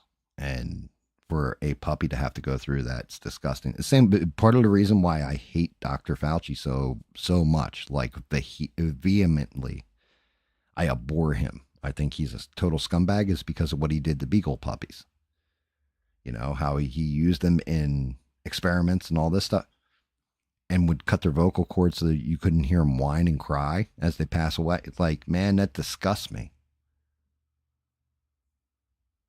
Oh, yeah, Danny, that's just it. I'd be like, I was out, but now I'm thinking everybody keeps saying to me, are you back? Yeah, I think I'm back. I definitely would be that.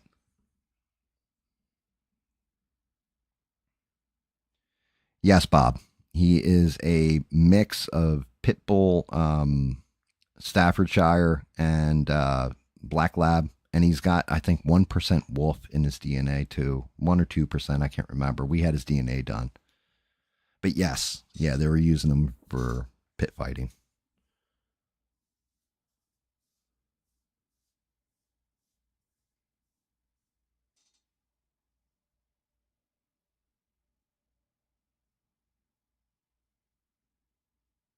Good evening, Beans.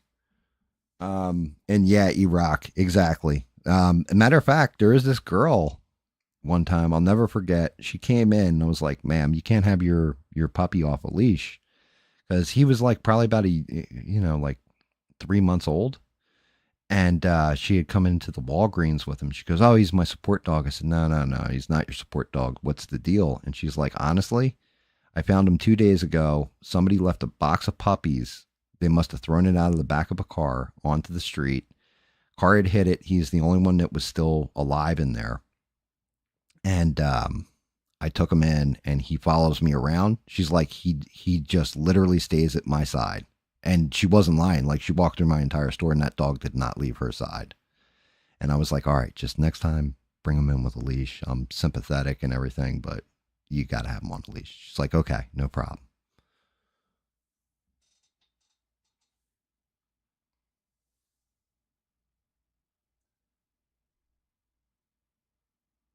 But yeah, it's just one of those damn things where I love my animals. My animals are part of my family. My dog sleeps with me every night. My cats sleep with me pretty damn close. Where my wife's just like, Jesus Christ, because I'm allergic to cats. So it's real brutal. If a cat sleeps like on top of my head on my pillow while I'm out cold, I'll wake up the next day and can't breathe. And I'm like, well, this is it. Smoking finally got me. Nope. It was just, the night before the cat slept towards the top of my head. But I take care of my feral cats outside. They get fed. They probably get fed better than most indoor cats. Stuff like this. I bury the ferals when they die and watch over their kittens and all that kind of stuff, and try to treat them as best I can, because I'm 110%. I look at people in a lot of ways. Like, if you would treat a life form that isn't capable of supporting itself, like a cat or a dog, if you're going to treat them some kind of way and you're the one who's in power, how do you treat other people then? I mean, usually you're a bully or a coward if you're treating them in an ill manner, or you're cold and heartless, and I don't want nothing to do with you either.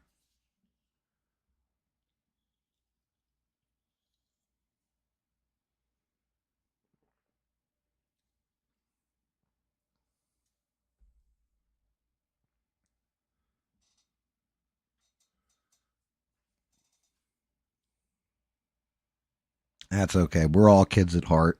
We're all kids. You're watching a nerd paint stuff. Oh my God, dude. So, shout out to my son. Um, like, not gonna lie at all. Major shout out to my son. I think I've told you guys I've got trophies everywhere and all this kind of stuff from playing pool. And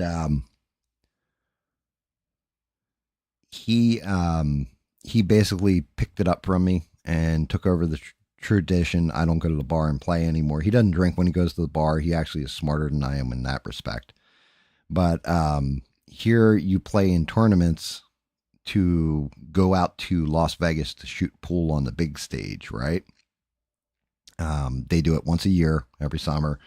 So you have 3 different sessions.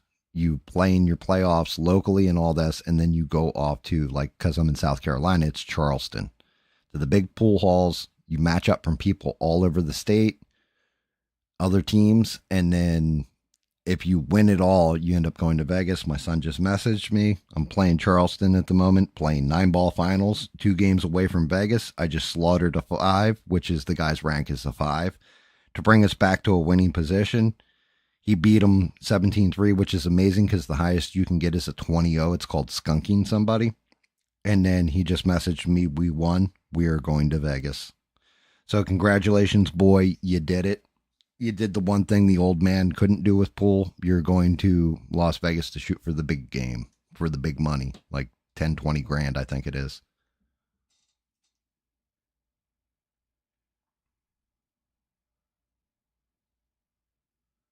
Yeah. Congratulations, boy. I am like, I'll never tell him this, but I am so proud of him right now. Like, honestly, I'm starting to get teary eyed. I'm not even going to lie, because he's very honest with his pool playing. I always used to shark, and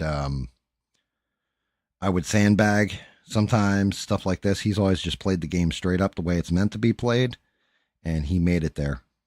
He made it to Vegas.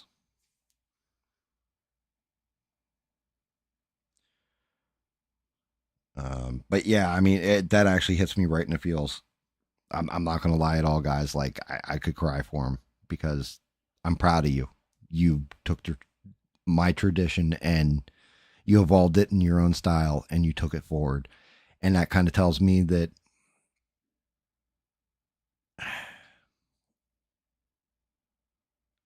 I love you, boy. That's all I'm going to say. I love you. No, I'm closer to Hilton Head, Bob. Closer to Hilton Head, Paris Island, that area.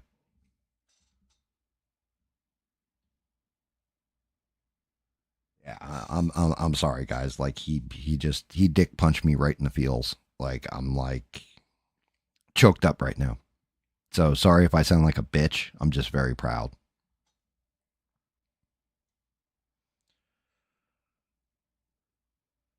I'll never forget him telling me for an entire session how he's like, I've got 8-ball breaks, I've got 9-ball breaks, I can't hit a break and run. And I kept telling him it's going to come. Just give it time. You got to see the run. You got to, feel it and everything else. And you might even get shit shot lucky with it and you'll get your run. And later that night, we're playing on my pool table in the back and he broke and ran. And he's like, holy shit, that's my first break. Well, he didn't say holy shit. He actually doesn't curse at all, which is weird considering how much my wife and I both swear.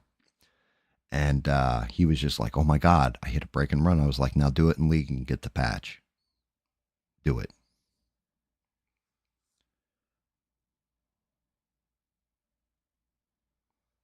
Yeah, I'm just putting back amazing. So very proud of you, boy. I love you. Because that's all I can say to him is I love you. But he's kept that tradition. Usually, whenever he's got big matches like this or what have you, the normal thing to do is come over here and practice with me. They won $7,500 too by completing, and his wife's on that team. That's awesome. That's amazing. He's going to Vegas. Congratulations, boy. I'm so proud of you.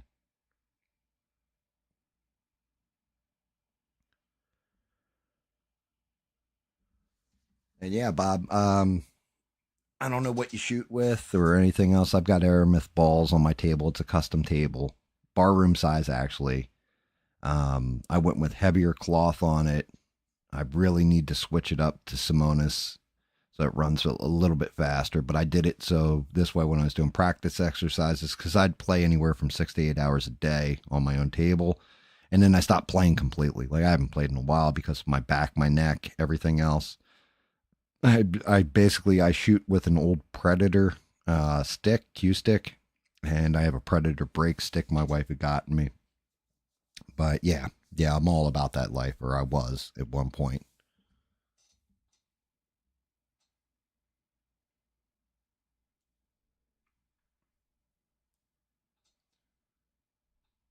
Yeah, I mean, and this is shout out to every parent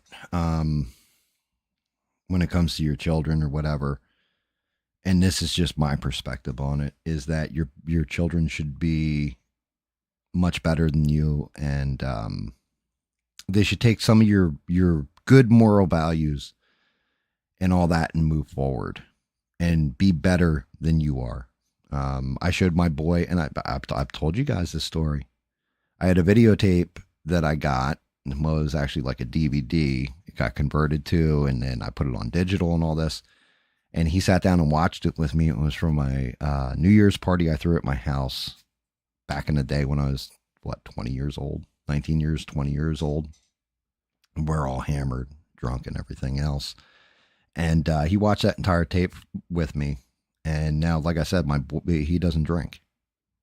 My son doesn't drink at all. None of that stuff. No drugs, no nothing. There's me ripping bongs, stealing a guy's girlfriend on video, getting hammered, like whole 9 yards. It's a crazy time or whatever. But he watched the whole thing, and when we got to the end of it, I said, when you were a teenager, that's what I kind of thought you should have been like.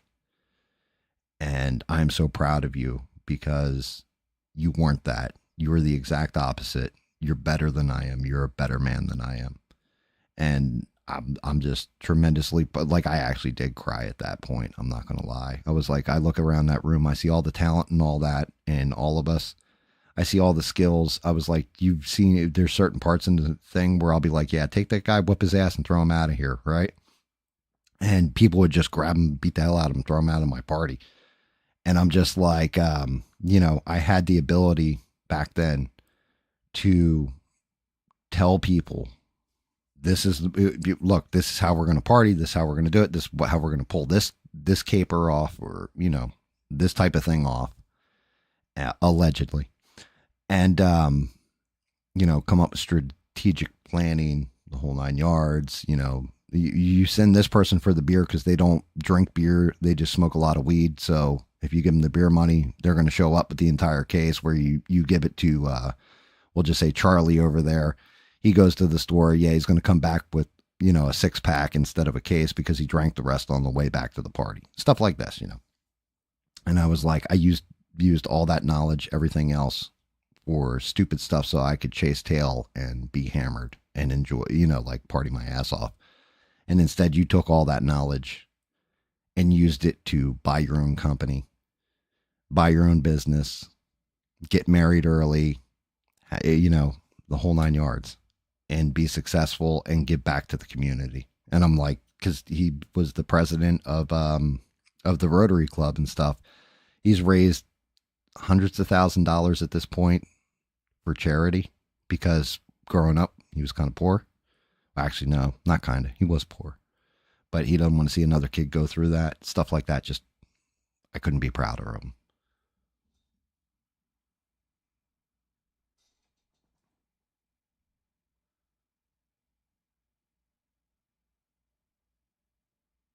Yeah, I used to shoot a real good stick to Bob. I really did. I was one of those players. I was a rhythm player. So I would dance the table, put on like music in the bar, and I would go out there and just assassinate my opponent on the table. They'd be like, "How the hell did you hit like, a 4-rail bank and call it when you did it, before you even took the shot? Like, how are you doing these things?" And I'm just like, I just feel the shot. Like, I just know I can see the angles. I'm feeling the shot. I feel the table. I feel the rhythm, and just shooting rhythm. And that's how I do it.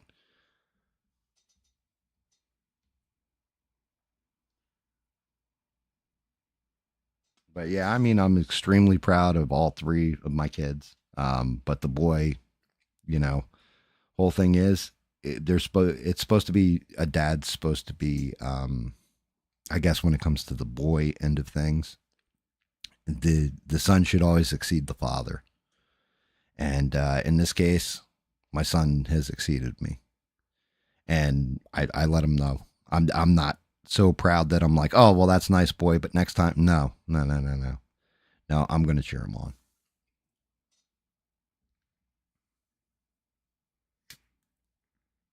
I'm gonna cheer him on. I'm gonna be, and that's the other thing. Now I'm the old grizzled, been through the shit, old ass man. Kid's living his life, and he's in no ways or means a little bitch or anything like that, but I'd gladly just knock the shit out of anybody that, for coming near him or messing with him or what have you. Like, it's kind of one of those things like, let me deal with this part, because if one of us is going to jail, I'll go to jail. You'll be all right. And I've already dealt with this kind of thing. Okay, kid?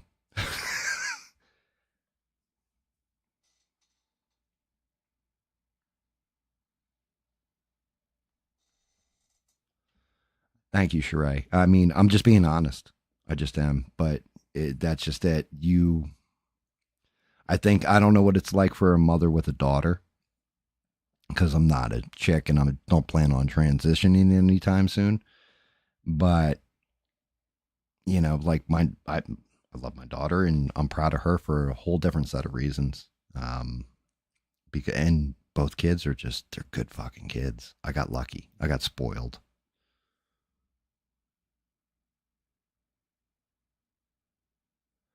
That's a lot sooner than the last time I got in a fight, Bob. I haven't been in a fight in a while. And that's why I say, like, I'm 50. I've got, well, almost 50.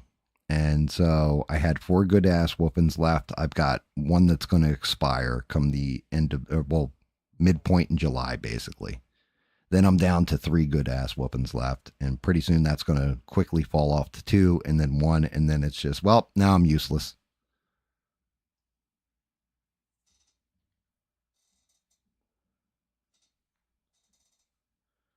I mean, don't, it's not for lack of me running my mouth. I can tell you that much. If somebody pisses me off, I definitely let them know they've pissed me off. It's just nobody's stepped up to the plate to actually like, oh, okay, we're gonna get some hands going. Hold on, let me crack out every joint in my body. All right, let's go, motherfucker. Like it hasn't come down to that in a long ass time. So knowing I can throw a beating and what I can do, it's just I look at my heal time, my recovery time, how much damage I can do, and all that.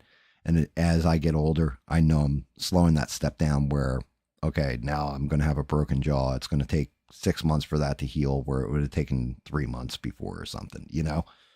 Oh, even though I beat the hell out of somebody right now, my hands are going to be so bad the next day that I'm going to be crying to my wife. And she's the only one that I cry to, you know?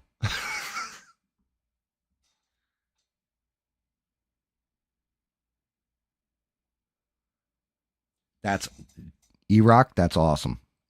And to be honest with you, if it's the reverse, and you never know, it could be the reverse. Like my daughter has picked up my analytical mind, where she can solve logic problems in an instant, all this other stuff. Um, Someday, you know, maybe I'll look up a video of her. She is, and I'm not exaggerating, I'm not making this shit up. She's got her own Wikipedia page. She is one of the fastest speed cubers in the world with a Rubik's Cube. She's memorized all the algorithms, all that kind of stuff. She's got she's a mathematical genius, a terrifying one. Um, but one of the hardest parts are when you have children that are much smarter than you and everything else is being able to calculate and beat them at things. Yeah, she can do stuff with Rubik's Cube like you wouldn't believe. Like she'll solves it blindfolded, solves it with her feet, solves it, and does actual competitions, has been ranked, timed, the whole 9 yards.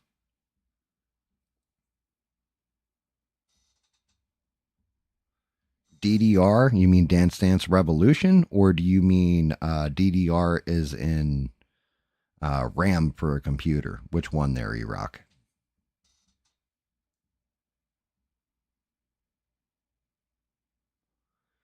Nice, Bob. You kicked him in the balls. Yeah, I mean, look, I've said this a million and one times. You know, we did Jeet Kune Do when I was a kid. And like Bubba, if he's still in the chat, will even tell you the stuff that Bruce Lee would actually teach. So you have Tao of Jeet Kune Do, right? Which is basically the overall philosophy of how the strikes work, how you're getting power from your speed, stuff like this.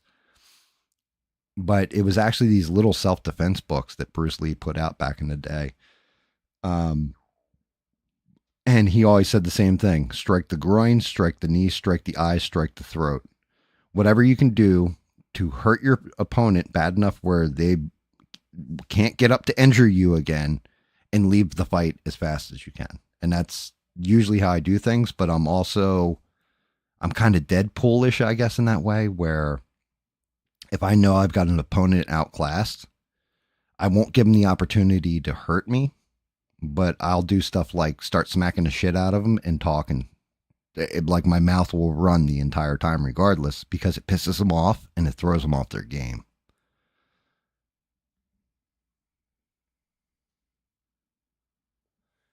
Yeah, Dance Dance Revolution is old school.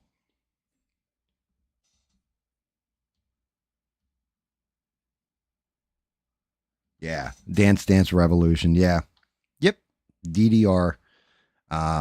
It was a huge thing in arcades for a while there. You definitely just got to be fast on your feet and see the patterns and all that kind of stuff. It's like Guitar Hero, but for your feet. That's the best way of putting it. Oh, you must have caught him square. One of the worst ass whoopings I ever took, Bob. True story. My sister was dating this guy. And I was 18 and cocky.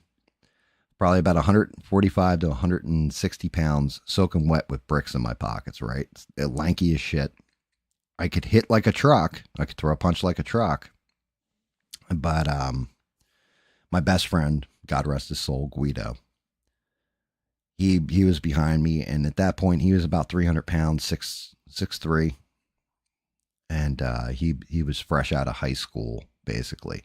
But my sister was dating this guy. Mind you, my sister's like 3 years younger than me, and she's dating a guy, and he's like 20.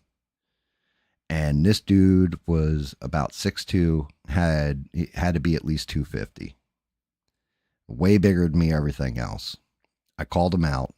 We go outside. Everybody stood around us and all this. And basically his backup was his brother, you know. And it starts off me running my mouth. Go ahead, throw your punch. Ba, ba, ba, ba, ba. You bitch. Come on, let's go. Ba, ba, ba, ba, ba.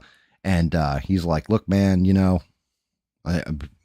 we don't need to do this and all this kind of. He was trying to talk me out of it, to be fair to the other guy. Because he was much bigger than me. He knew he was just going to crush me, right? So he pushed me. I push him back. He pushes me, and as he pushes me, I grab a hold of his shoulders, and with my knee, I hit him square in the balls and lifted him off the fucking ground. He goes up in the air, poof, lands, and looks at me and goes, come on. And I'm like, oh shit. So I step back, pop, pop, pop, throw 3 shots as fast as I can, catch him square in the jaw. The first one knocks his head one way. Second one is kind of like a crossover hook. Bang, knock him the other way. And the third one catches him square. He falls forward on top of me. Out cold. And I couldn't move. I'm trying to lift him off, roll him off me, whatever. I'm like, somebody get this fat piece of shit off me. And everybody's laughing. And then all of a sudden I start getting hit in the face. And I would find out later that was his brother decided to come in and basically football kick my face, or soccer ball kick my face, I guess is a better way of putting it. Like, I mean, he wound through and kicked me like 3 or 4 times. Meantime, dude on top of me comes to and just literally, he's got weight on me. I'm on the ground with him on top of me. He just ground and pounded my ass. And I'm laughing the entire time. He's hitting me. Blood's flying off me. I'm laughing and like, oh, you piece of shit. I won this fight, you bastard, right? And finally I said, all right, I give. And he gets off of me, gets up, and, goes over, and his brother is laying up against this tree. And I'm like, what the fuck? He's out cold. He had to pick his brother off the ground, throw him over his shoulder, and carry him away. And so I'm like, what the fuck happened? And like, everybody's like, are you okay? And all this stuff. Oh, you lost. And I'm like, yeah, I lost. You know, like, this is what happens. You get in a fight with a bigger guy, run your mouth. You lose sometimes, right? And my best friend Guido walks over. He throws one arm on my shoulder. He's like holding me up basically because this guy like pretty much concussed me and everything. Like, he beat my ass. And he's like, you all right, man? You all right, bro? I'm like, yeah, I'm good. So what the fuck happened to his brother Andy? Right? He's like, so, yeah, Andy decided once all that happened, he fell on top of you. We're all laughing. He came up and soccer ball kicked your head. He's like, he got you like 2 or 3 times too, brother. He must have really rang your bell. He goes, so I started to walk forward, and 2 guys that were there watching the fight are like, whoa, whoa, whoa, you can't do nothing. That's his brother, right? He goes, the guy on the ground's like a brother to me. Get out of my way or I'm going to hit you first. And both guys like put their hands up, backed out of his way. Guido walked forward, pushed the brother's shoulder because he was going for another kick, and said, what'd you do that for? What the fuck are you getting involved for? And he said, like, the dude Andy put up his hands and just gave him that look like, I don't know, like one of those. And Guido punched him once, knocked him off his feet. He smacked into the tree, slid down the tree, and was out cold until the fight was over.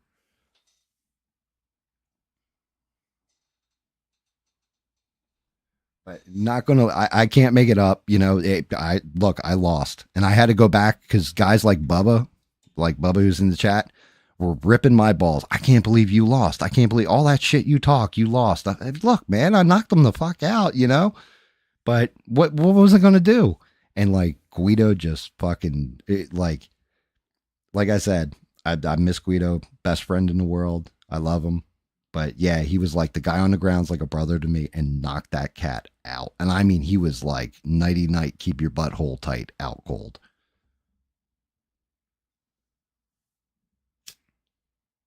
And yeah, like my crew guys there, Bubba, Rich, Guido, like they're all breaking my balls because like my face is all beat up. Like you lost to him. Like yeah, I lost to him. And then later on, I had a conversation with the dude on the phone, and I was like, "Look, yeah, I was being a loudmouth asshole and all this." And he's like, "Yeah, I understand, and like I was being a dick too. Like it's not, we kind of worked it out." And I was like, "I got a question for you.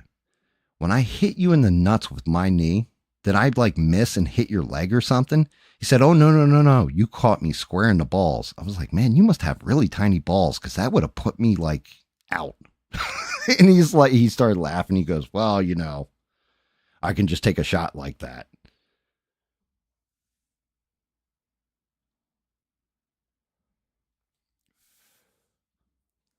Just, yeah. But old stories like that, I've definitely taken some pretty good ass whoopings at different points. And that's why I always say, anybody who says, I'm a fighter and I beat everybody up, and now you had to lose at some point.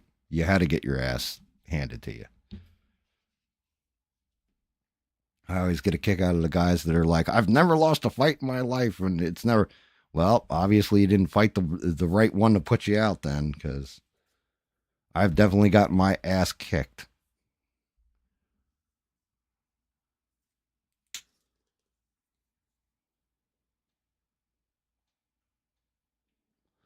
But yeah, Jesus Christ. Now I'm looking back on that. That's like 31 years ago, 32 years ago, and I'm still remembering about somebody whooping my ass.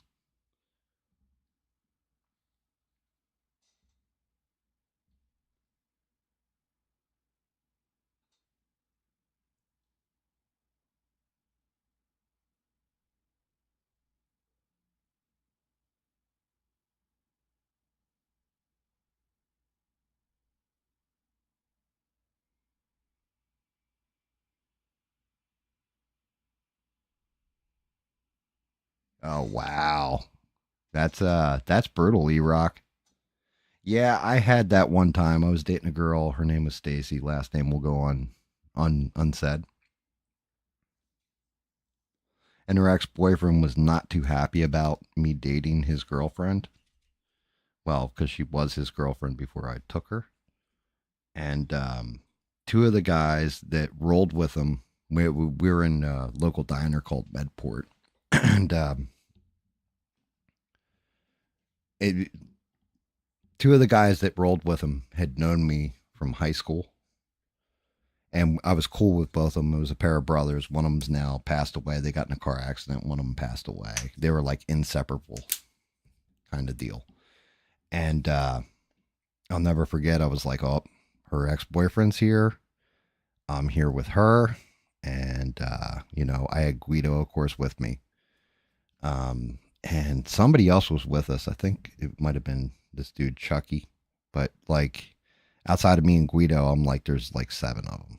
I'm like, we're in trouble. Like this guy's going to jump me, or come over and start some shit, what have you. And sure enough, I see one of the two brothers that were sitting at the table, and he does the head nod. And I get up, I go to the bathroom. They came into the bathroom behind me and said, "Yeah, they're going to wait till you get in the parking lot. They're planning on jumping you. And we're going to tell you now, we got your back. If they jump you, we are going to fight on your side because we don't agree with why they're going to jump you, everything else." I was like, "All right, guys, thank you."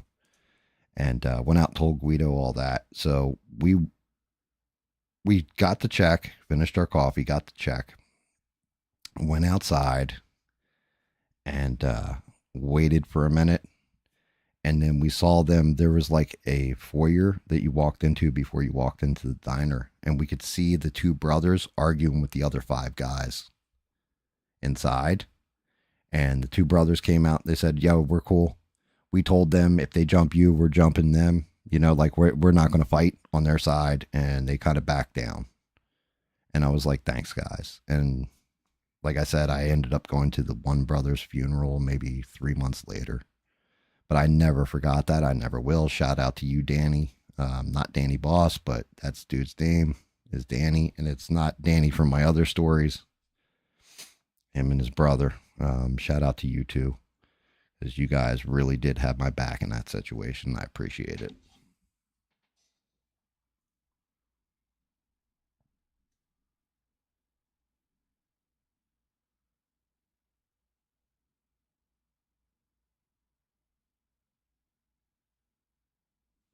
Oh.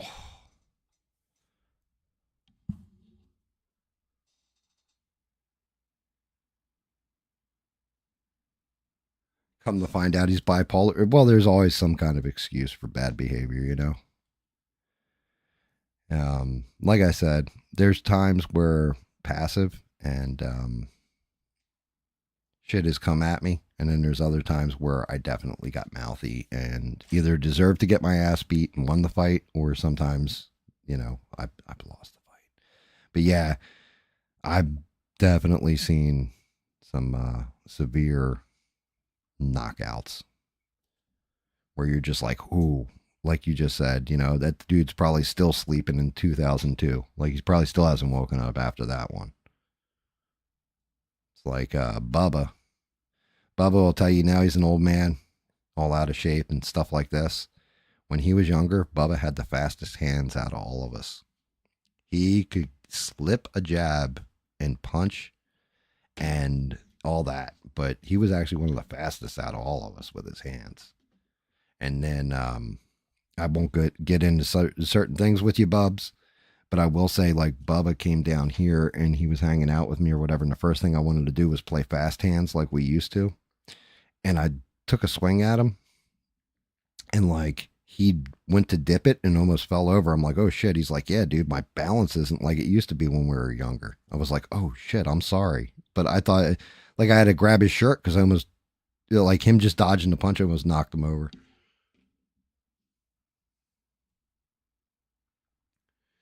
Taking it down, Bubs. Thanks for dropping in, brother. We appreciate you. You know I love you. And you know I love you. Old Green Eyes loves you. Because, yeah, Bubba definitely went through some shit with me when I was a kid, into my adult stages. He's actually my oldest friend. He actually introduced me to Guido back in the day. Fishing at Haas's Lake.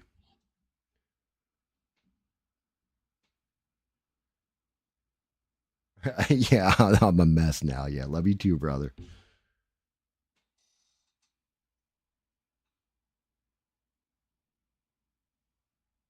Walum Kung Fu. I've never heard of Walum. Kimpo, like Kim Po, P-O. Um, of course, the animals, stuff like that. I always did Manus Fist. I'm trying to think. I don't know that style.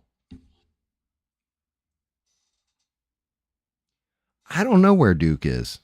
I think Duke might be mad at me because I dismissed the portals that he was talking about, because he was pretty excited about that one, but when I looked into it and found out it was all woo woo and the videos were basically debunked and bullshit, I don't know. He might have gotten kind of mad at me for dismissing woo woo. I don't know. But shout out to Duke. We miss you, Duke, wherever you are. Hopefully, you know, you and the pup are doing good. You know, but I don't know. I don't know. I just know when the mathematics and the science don't work on something, I will call out the woo woo. Because I would rather you know the truth, even if it is a fun story. Well, Duke hit abandoned ABL a while ago. Actually, the whole take on the track field star. That's when Duke was like, "Yeah, I'm done with ABL. I had it," and like Duke never told me he was done with me or anything like this, but he has kind of fallen off a bit.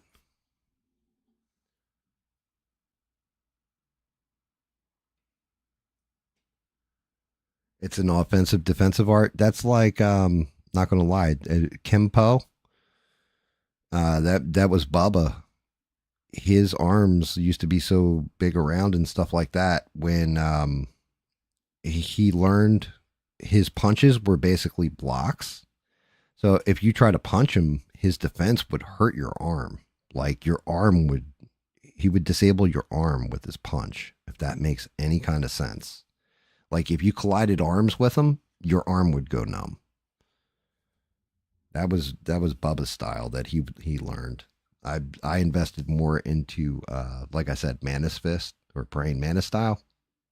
So taking two fingers, I used to have this thing, it was called a fingerboard, and it was made out of solid wood. And then you would drive your fingers in. So this way you hit different points on the body with those two fingers. And like you would block, everything was a bent wrist, kind of like this, pulled in.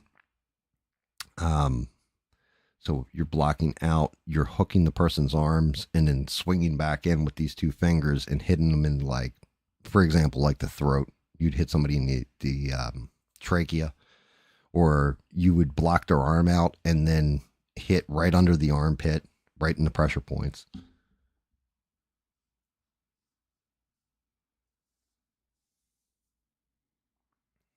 But yeah, I'm not gonna lie. I used to hit that fingerboard and I broken nails completely off my finger, turned them purple, had blood coming out of them, and everything else. But I can kind of sit there now, like even in my older age, I can hit a brick with those two fingers and just hit the same spot on the brick repeatedly hard and not really feel it as much. A lot of stuff, unfortunately, with Kung Fu was really temperance, tempering your body out. Like you had Iron Body style, where you would start off like a little bamboo. Um,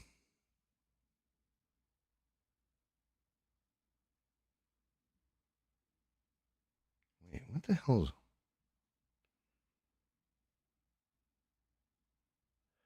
I'm trying to see what the hell.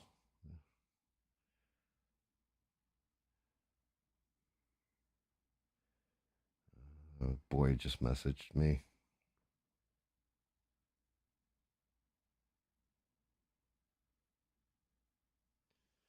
Actually, the boy just called me too a little bit ago, but I can't answer the phone. He's super excited right now.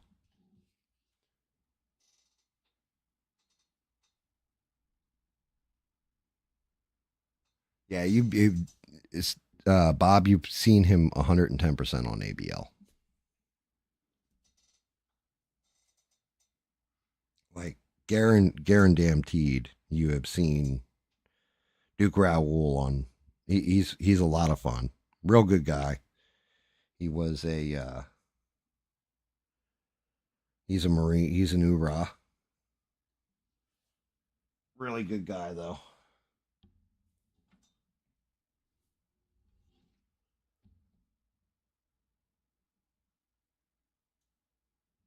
Really, really good dude.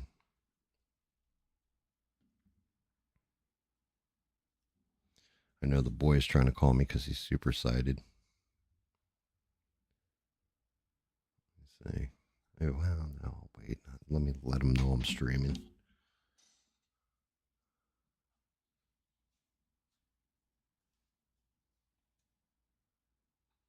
Really? So ABL's kind of in my camp where he's just like, man, I'm not feeling this.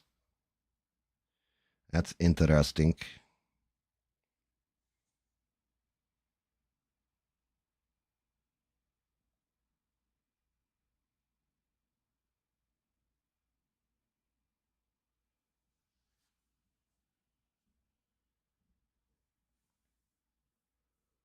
Yeah, well, that's just it. I got to call him. All right, I'll take the call. Let me see.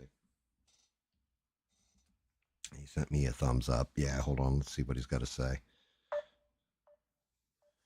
I'll give him the call. Let him know he's on stream. It's all good. Hey, what's going on, boy? I got you. You're on stream with me. So you guys took Vegas, huh? Yep. Yeah, we're going to Vegas. What's up? How are you, Ledoux? I'm on cloud nine right now. Very, very cool. Yeah, congratulations. I was saying it on stream. I'm super proud of you. You did the one thing I couldn't do with pool. You made it to Vegas.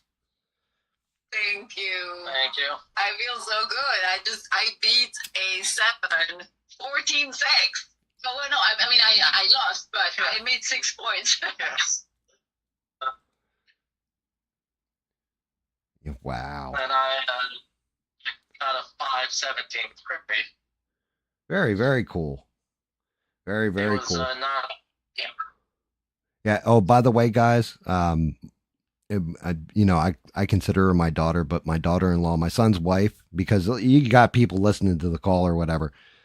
My son's wife, she is from Belgium. So if you hear the accent, she can speak how many languages do you speak, Ledoux? 3. 3? I thought it was more than that. Yeah. I mean, I have no need for a protocol droid. I'm a little rusty, so 3 comfortably. Just only 3 now? Yeah. I think Rusty and Russian is Russian. Jesus Christ. But yeah, congratulations, guys. Everybody on the stream, like I already went through it with them. I was like, oh shit, he won Vegas. Thank you. That's what we call it. Thank you. Yeah, we're happy. Well, yeah, I'm happy for you. You guys get to go play for the big money. You get your slice off that $7,500 for going and all that. Oh yeah. Yeah. I get that picture printed out on a poster. Oh yeah. Yeah, no kidding. And we got our big flags. Yeah. Yeah, I think you're one of like 3 teams from this area to go, if I'm not mistaken, except for the ones that cheated to go for like Scotch doubles or something. Yeah, I mean the ones that usually go is Amigos and Hummel's team. Oh wow, you mean the league rep, their team? Oh, go figure that one. They only sandbagged the hell out of it to get there. Yeah. But yeah, they've gone a couple of times. Not lately though. Nobody's gone since 2020. Gotcha. Or no, maybe 2021. Nobody from this area has gone since 2020 or 2021, right in the middle of COVID. Yeah, that's epic. And I mean, like I said, you guys aren't sandbagging, cheating, throwing, or anything else. So it's amazing. You guys played the game the right way. You're actually playing your numbers. You're not cheating or lowballing or any of that stuff. So No, we don't do that. yeah, yeah, No throwing. I am super proud of you. You kind of brought a tear to my eye. I'm not gonna lie. Kind of got emotional here for a second. Oh. So don't think of me as a bitch. I'll still whoop your ass, boy. Yeah, of course you will. Yeah. I don't know though. Wouldn't be a favorite way that way is I'm too arthritic. That's how you keep him on his toes. And again, I'm too arthritic to do anything, so. Yeah, fair enough. Don't worry. It's it's not the age, it's the mileage, boy, as I like to say. Dude, I'm only 30 and I've already got a metric how mileage it feels. Yeah. Wait till you hit the 50 mark. You're gonna be like, oh shit. Well, we'll let you get back to streaming. Yeah, we'll let you go back to streaming. Cool. We just We're gonna get on 17 in another like 15 minutes, and then another hour and a half to the apartment. Yeah, I got you. You got to drive. All right. Well, please drive safe. I love you both, and congratulations again. I'm super proud of you. Thank you. Might not remember to do so, but if I remember, I'll get back. We'll definitely. Yeah. So. Yeah. Just make sure you guys send me a message. Of course. Yep. We'll do. All right. Love you guys. Talk to you soon. Bye. Bye.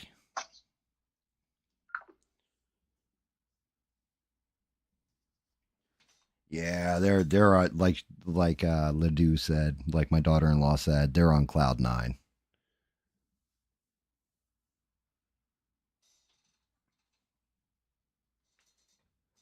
But yeah, that's amazing stuff. I'm super amped for both of them. But yeah, Jesus Christ calling you take the call, Gam. Probably not, but my son's a little bit different, you know.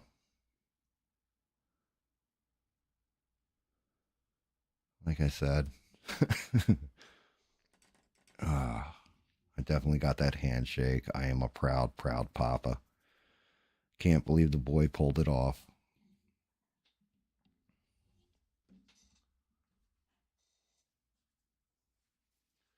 Yeah, I mean, Bob, I'm calling him a good kid, but like he said, he's like 30 years old. So, you know, granted, he's always going to be a kid to me because he, that's just how that works out. But, oh, yeah, it is. That's definitely one of them good feelings that every parent should experience.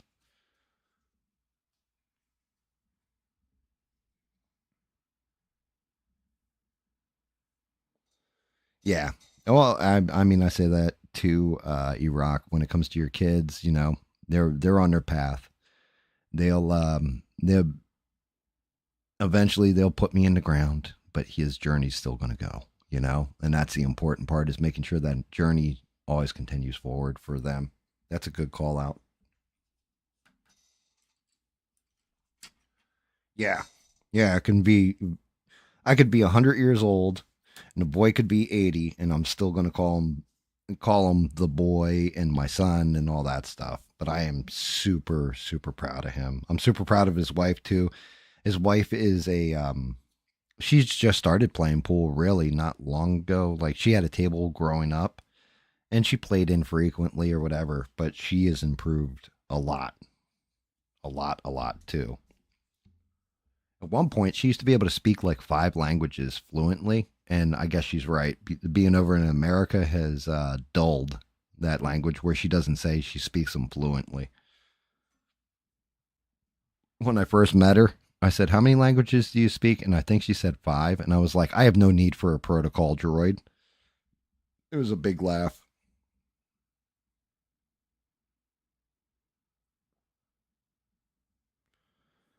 Yeah, I mean, he is a good kid. He's dealt with a lot in his life, and hey, he deserves. I'm so happy for their victory.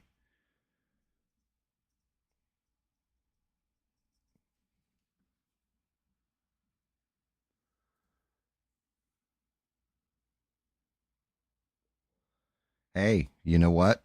That's fine. He could probably still be a cop. I have a younger brother who, well, half brother. Wasn't raised with him, none of that, but he was on the spectrum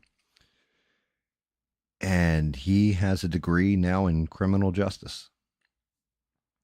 I don't think he's got the temperament to be a cop, but he definitely got his degree and they kept telling him the whole time you can't do it, you can't do it, you can't do it, and he just, even if he failed a course, he would take the same course over again until he got it. So it's really just about perseverance and the determination of a person. You can achieve all kinds of stuff you wouldn't think you could achieve regardless of your handicap. So, hey, best of luck to him. And as long as he's got that drive for it and it's really his passion, you can pull it off. It's going to be a lot harder than other people have it. Like it's going to be way more difficult, but at the same point in time, if that's really what you want to do, then go for it. I say that about me painting this crap. I suck at painting. My hands don't hardly work. Like, you guys see this stuff? Look, I'll hold the brush. You see that stupid little shake? I don't even know if it's coming through on the camera. But my hands don't work quite right because I can't feel them. But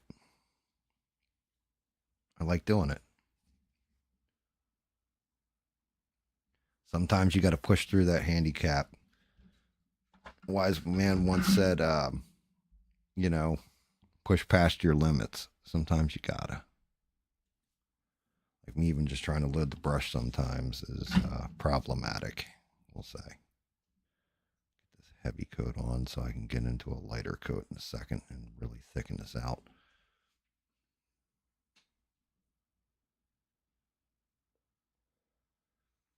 Yeah, I don't. You know what? I don't blame you there. I can imagine. But I think that is one of the most brilliant qualities of humans is that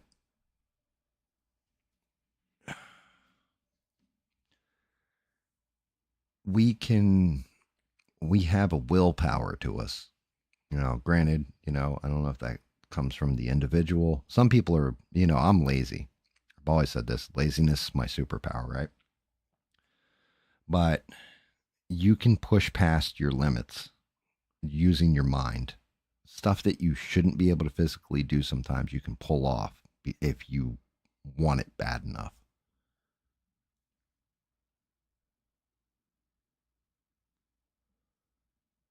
Yeah, and you know what? The saddest part is Smurf's not lying, guys. Smurf is not lying. My hands would be rock steady. Not so much because it's like an anti inflammatory and relieving pressure on damaged nerves. No, no, no. Because it's masking the pain and then I can push past it a lot easier. That's why if you guys ever hear me advocate for marijuana and using it as a medicinal substance, that's why. That is why. And I had a whole actually shout out to Mister. I know he's not here tonight. He's out having fun, doing whatever he's doing.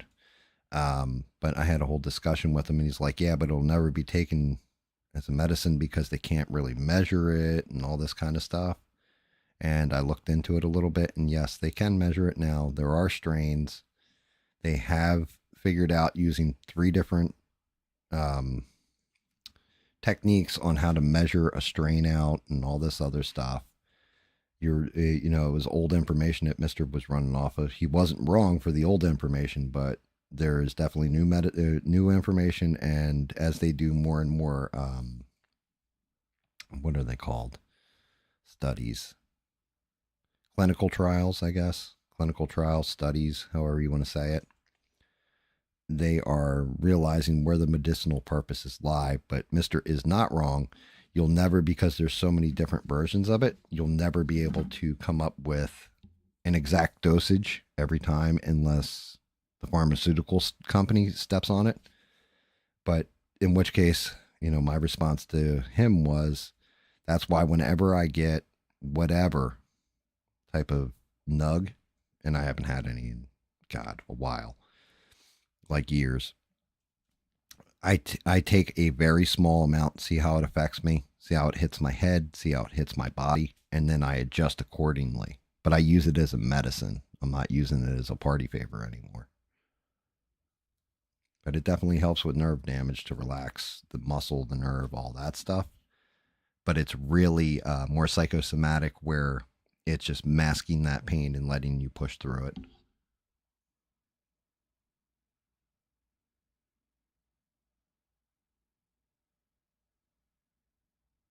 Oh, you got hit by a U-Haul? That must have been a decent lawsuit, though.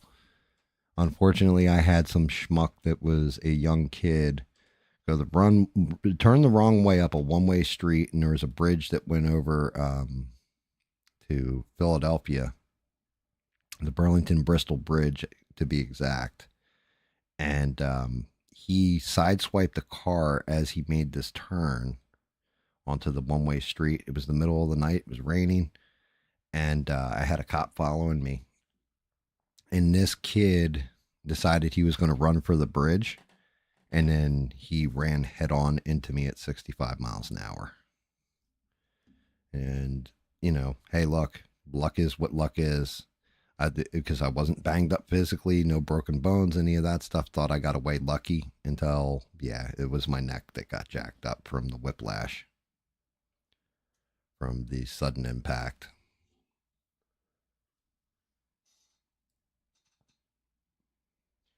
See, Bob? Exactly. And that's what I'm saying. You used it medicinally. You didn't use it as a party favor to, rip fat bongs with your buddies. You're using it to chill out and help you go to sleep or relax the mind. That I think is I just think too many people abuse it, and that's why it's going to have a harder time getting legalized. Because you got the guys that want to go out in public once it's legal and smoke everywhere, and it's like, whoa, did somebody hit a skunk in this area? Nope, nope, nothing like that. Legitimately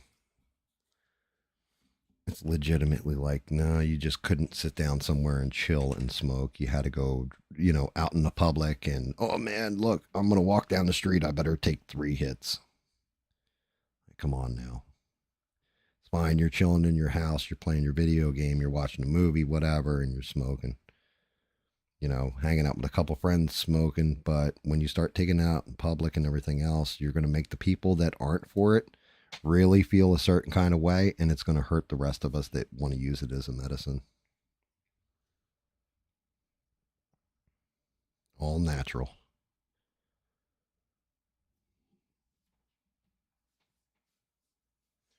Yeah, see, you can buy gummies through the mail. Is it legal where you're at, Bob? I don't know if it is or if it isn't. Down here, it's not even cleared for medical use. Like, you can't even get like medical dispensaries, anything else down here. Like, that's it's still so fucking taboo that is a good chunk of what the police make their loot off of is people getting baked. Come from other states down here, like, oh, well, it's legal in my state. Well, it's not legal here.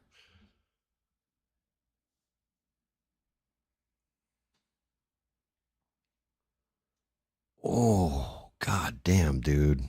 The collarbone's brutal. The pancreas is the one that's like, ow, shit.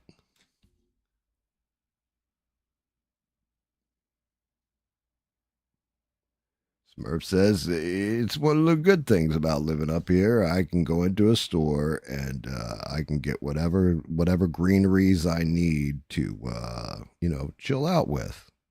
Makes me not want to go fight Apollo. Makes me not want to box Drago and Clubber Lang. I don't even know who that is anymore.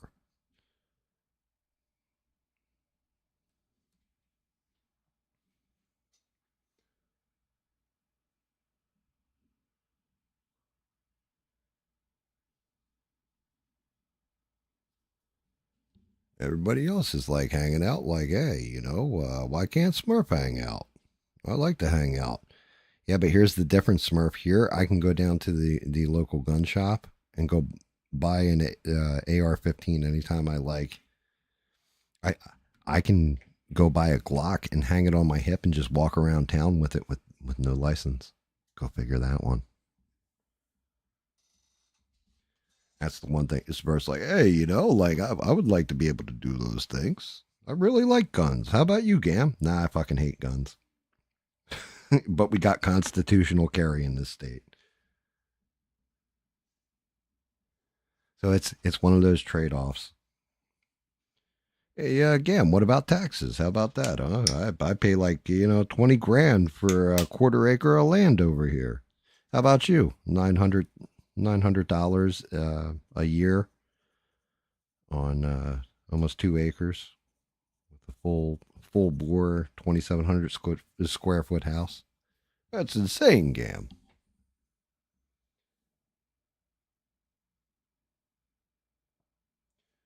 Oh yeah, I don't doubt that one. That's one of those things you think somebody would have come up with is odorless marijuana at this point. That would have made too much damn sense.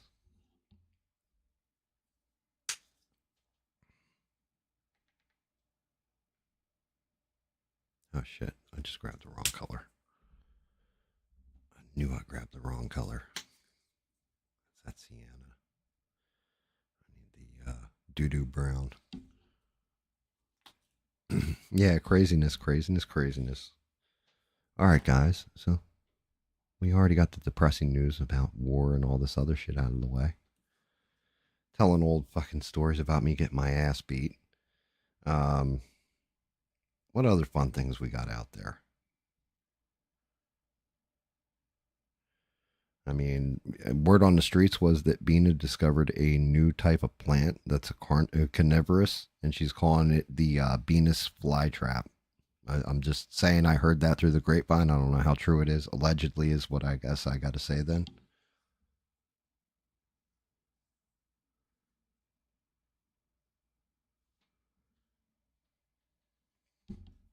The Venus flytrap is what it's being called. No. Venus.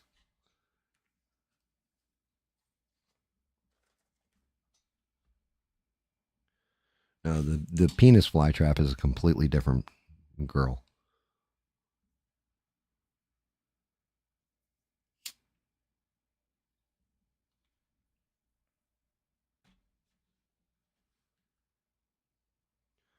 Man, I hate it when YouTube's blocking comments too. That's that bullshit. Like, just let it fly, YouTube. I marked the video not for kids specifically. So, like, if they're in here, they either have their parents' consent or, yeah, I'm not liable for it. That's not my fault. I wouldn't let my kids listen to me. Either that or else they could watch the painting, but I'd have to, the volume's got to be turned way down. Something like this.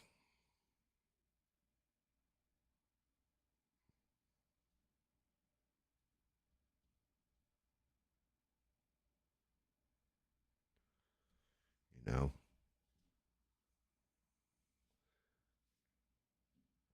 You have a transplant there. That's pretty good. Very nice turn of phrase, my friend. Very nice.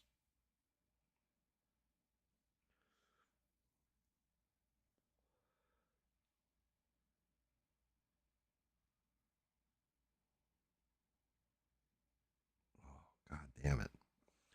Man, my hands. I'm just going to set it down for a minute just to see what my humming is.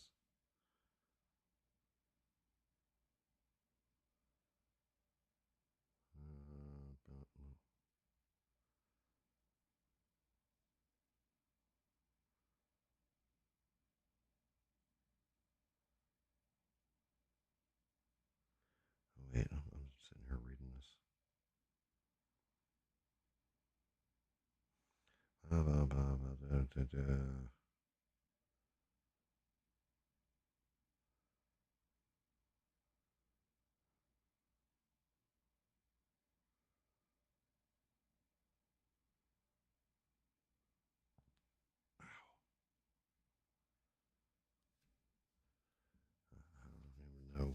even know what the hell's going on.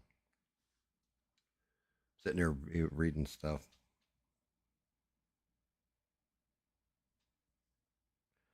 I gotta let my wife know. I'm sitting there sending a message.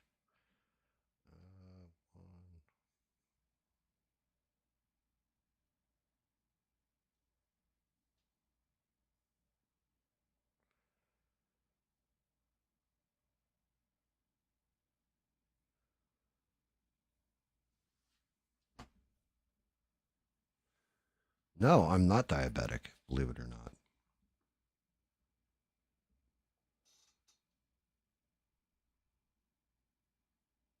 Yeah, I don't know what the deal is with YouTube, guys. Like, sitting there looking in the backdrop for a second, which is why I saw that message. I'm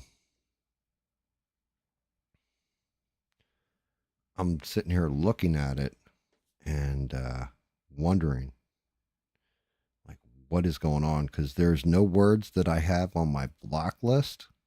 So, like, there's a list in YouTube from the creator's end where you can look and say, like, you don't want the F bombs dropped. You can make it where it blocks out anybody who comments with an F bomb, stuff like this. There is no word that is on that ban list. So whatever you guys are talking about or whatever, I don't know if there's a different way of rephrasing it, but for some reason the YouTube itself is not enjoying it. And it's bad because Sheree has absolute moderator powers, and if it's blocking hers, that's not good.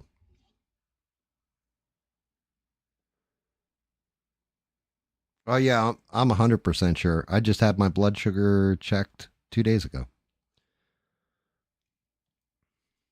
I have somebody in the family that is diabetic, and we checked my blood sugar to make sure the meter was okay. Make sure stuff like that. Like I have my blood pressure checked all the time too. I am a little hypertensive, but nothing like severe.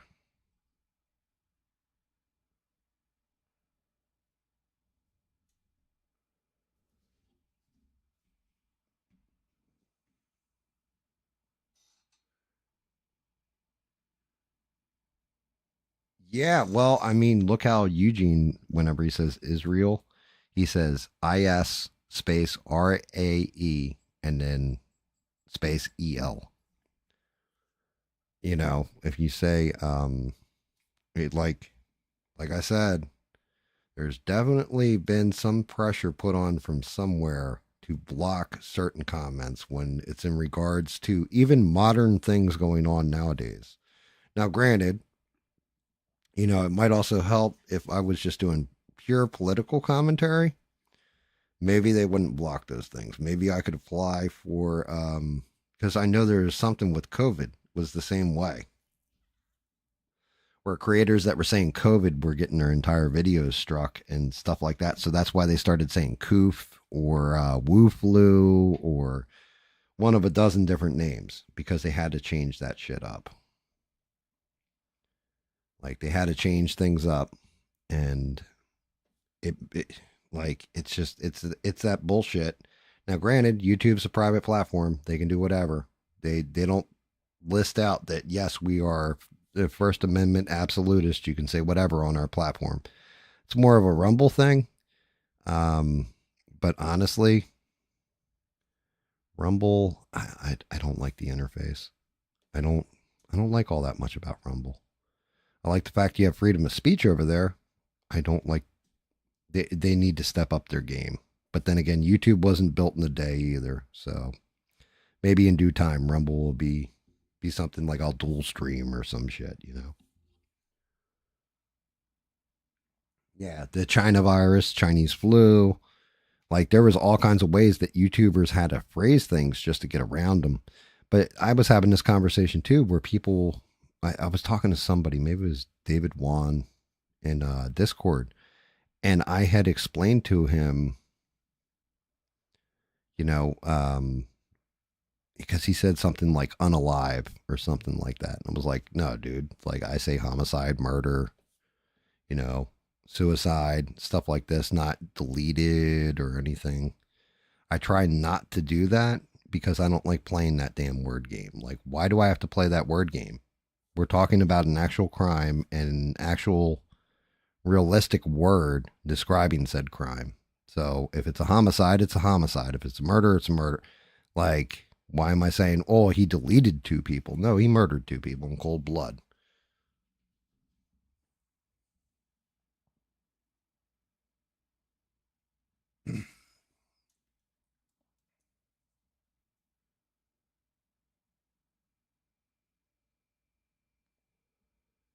Yeah, well, and that's just it. There are a lot of people with dual citizenships and like especially from one particular area. But like I said, man, I think they do that on purpose. I don't think they want us talking about things or actually convening and having discussions like, because you guys hear me say it all the time. I don't blame people, I blame their government. So I'm not talking about the people of whatever country I'm talking about. I'm talking about their government specifically. And in most cases, I'll even just say the leader's name because then it eliminates a whole, oh, well, you said this about this place. Like, no, I didn't. I was talking about, you know, BB, for example.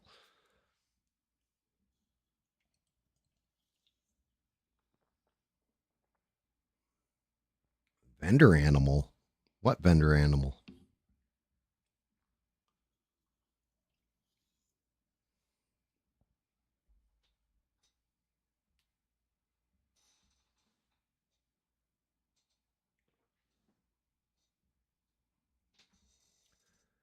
I mean, I can see the dual citizenship thing if you came from another country to here. Like Elon Musk is probably a dual citizen, right?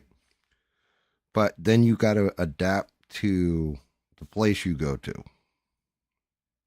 You know, if you own property in two places, I can see where you're a dual citizen to an extent. But when push comes to shove, which one do you support? You know, do you support the good old USA? Or do you not? I'll never have that problem. I'll always be a single citizen. That's US. I'm not leaving this country. Even if it goes to a total rat's nest, I'll fight to rebuild it at that point. But this is the best country on earth, in my opinion. And yeah.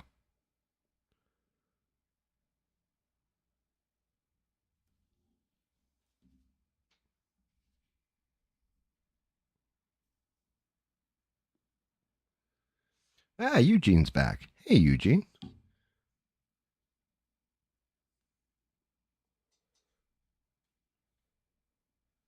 Good to see you, buddy.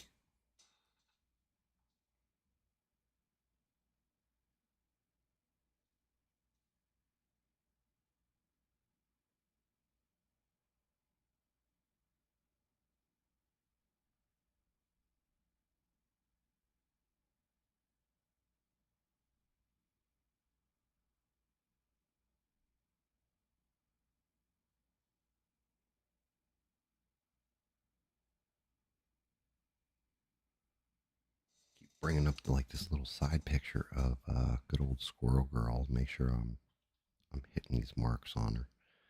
I don't know why, but is the thumbnail still for this video Wolverine for some reason? I haven't figured out why it does that. It used to just show the stream, like whatever is being painted on stream. Now it seems to hover on that one Wolverine picture. We even tried changing it out to just the title card, and it's still like, why is this? I'm gonna have to fuck with it, I guess, after I'm done streaming tonight and figure out why it's doing that.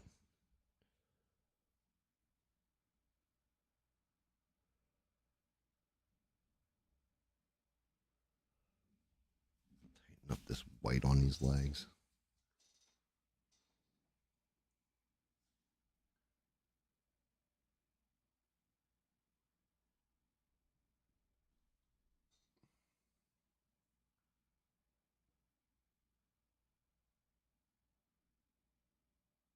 Well, yeah, I mean, that's just it, Steve, in that case. And yeah, I agree. You know, you guys who've actually traveled the world saying the US is the best. I get it. But yeah, Steve, you go to a different country or whatever, they only allow certain things out or certain things in too. They'll block it from American viewpoint and sometimes just the opposite. You know, like China, it's the whole argument with TikTok. If you go on TikTok in China, it's all like educational videos and all this other stuff. You put it on over here, and it's like, you know, Kool-Aid headed women screaming about different bullshit. Oh, why, thank you.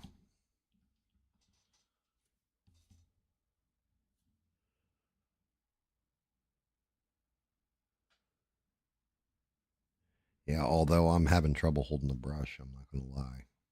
My hands are super jacked. Super, super jacked.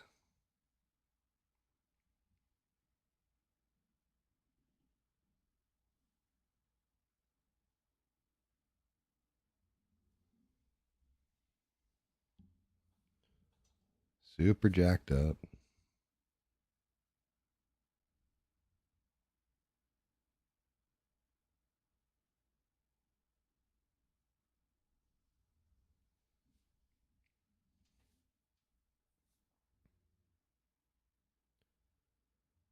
Trying to get in on these like little tidbits I'm missing on the shoes, so it's actually covering. And I gotta go over all her furry parts, so to speak. Yeah, I'm not a big fan of TikTok either. I'm not going to lie. There are people that, like Bubba's one, he watches TikTok all the time. I don't know how he does it. That stuff gives me a headache. Really, really does.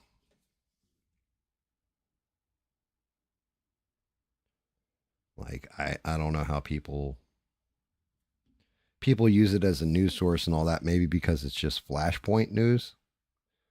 I guess maybe I'm just old or old fashioned or whatever. I want to hear the full breakdown. I want to hear. I'll listen to a 3 hour conversation between two people so that I'm getting a full scope of what's actually being said in context. Because I think that kind of shit to me is very important. Instead of just, here you go, here's the highlights, guys. I can kind of break them down to the highlights, but I always tell you guys, yeah, look this one up, look that one up. And that's kind of why. Because with me, it's like, oh, yeah, I need to research this or make sure I'm not just talking out of my ass.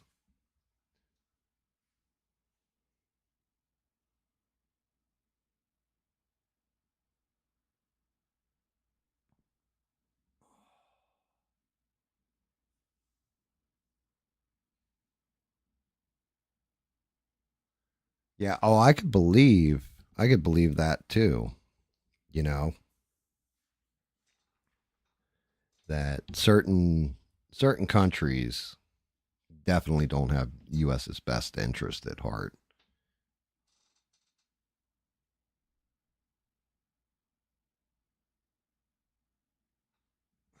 Her belt is weird. Her belt is this brown, but it's got like an orange stripe running through the middle of it somewhere. Let's see how this looks. I might have to go lighter. Make sure the colors aren't overlapping too much. It should just be slightly different, and then the bright orange is more in the shirt. God damn it! Come on, hands, work. I hate it when my fucking hands aren't working, guys. Definitely having a difficult time.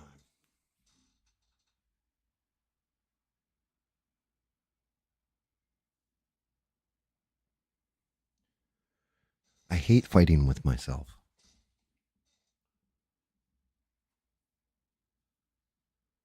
Yeah, I mean, I have that fear too. When somebody sends me a TikTok, I'm like, do I really, really want to click on this?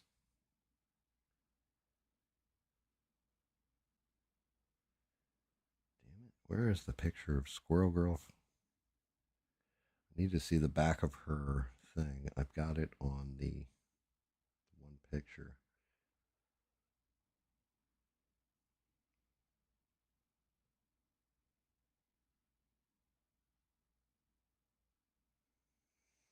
Okay, so the way this artist did it, because, like, here you go. This is crazy. This is actually the rendition of as soon as it flips around. That's actually the rendition that the artist used. Now, granted, he forgot tippy toe, which is this little squirrel right here on her shoulder. I'm trying to use that as a reference to what he envisioned for his paint job and his model on this. Unfortunately, he doesn't have any shots from the back where I can look at the back and figure it out.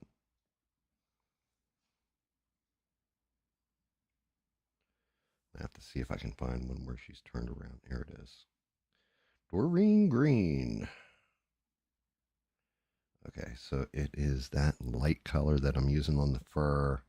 Because in the outline, it's actually black with an even lighter brown. Son of a bitch. I gotta paint her back. Might as well get the browns out of the way. And I also missed a spot with my pink outline for the skin tone too. Shit. Just realized that looking at her chest. Which I know sounds kind of perverted, but yeah. It actually isn't.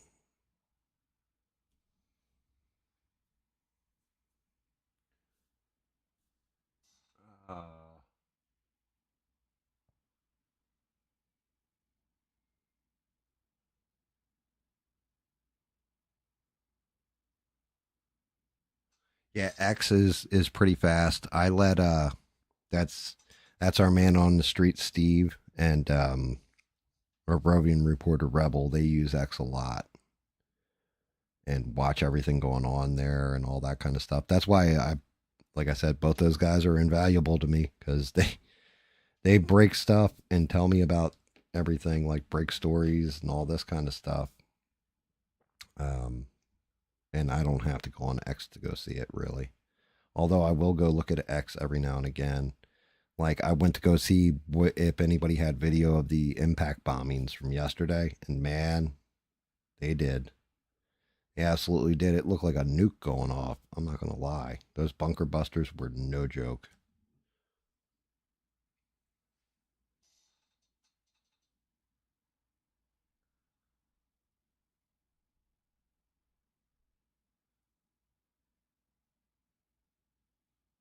You're talking too much trash about the view. Well, that's oh god, what's the new one? What was the one that they tried to do where it was all Democrats? Blue Sky or some crap like that. How did that succeed? Does anybody know? Was that actually like worth anything or because I watched I want to say it was Freedom Tunes did a video. It was actually a funny one. But he went on there and tried to get banned off. And finally the thing that got him banned off was calling Kamala Harris a bimbo. And they banned him. But he was like, yeah, I'm doing a speed run on getting banned on here or whatever.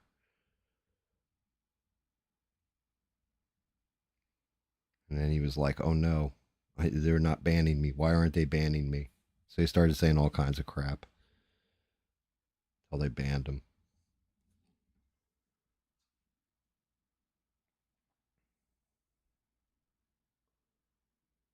Yeah, well, I mean, there you go. You use the word retard. People get all upset about that. People really do get upset about that kind of shit. Calling somebody, you know, but if you're using it in proper context and all that, we used to use the word retard all the time when I was a kid. You retard. What are you doing, you retard? It was never like making fun of somebody that actually had a mental handicap. It was always used at somebody who clearly didn't have a mental handicap, but was not very bright or did something stupid.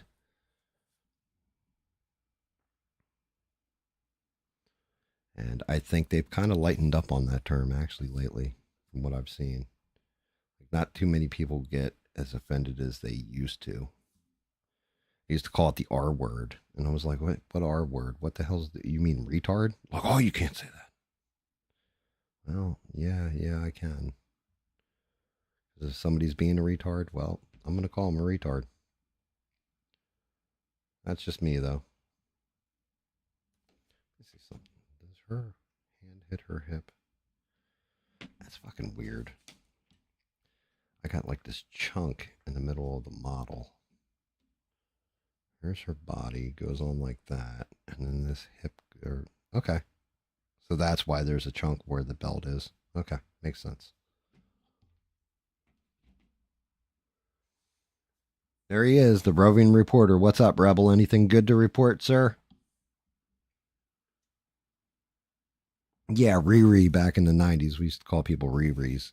Now they're naming the Tony Stark successor. That's her name is Riri Williams. Riri Williams. So that's going to be real interesting if you're going to ban people for talking about Ironheart. Like I was talking about the Marvel comic run and Ironheart, and YouTube banned me for saying Riri.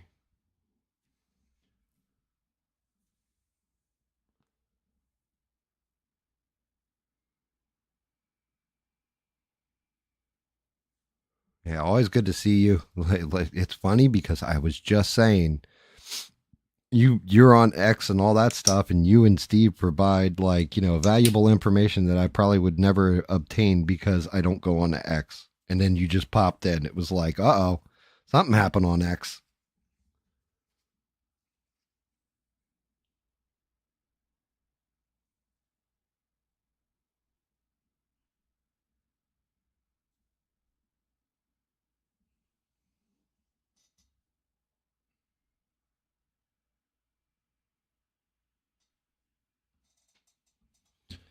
I mean, has anything interesting happened on X, or is it just same old, same old?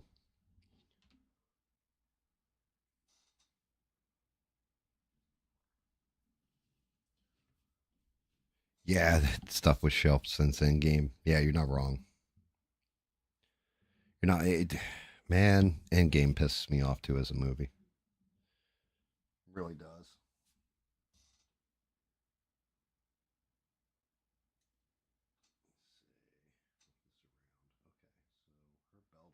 Silver. That acorn's actually a silver. The belt behind it is an off-brand brown like this.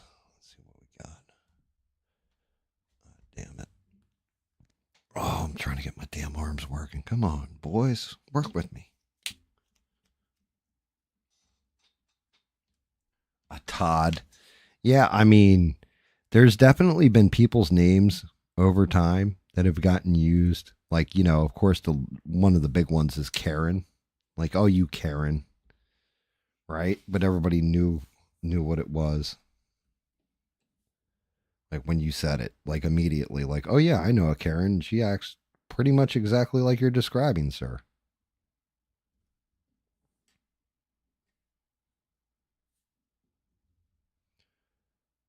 Terracotta. We can't get some of this crap knocked out because her belt has this fade in the middle of it. It's brown and then goes to this color orange. Just weird.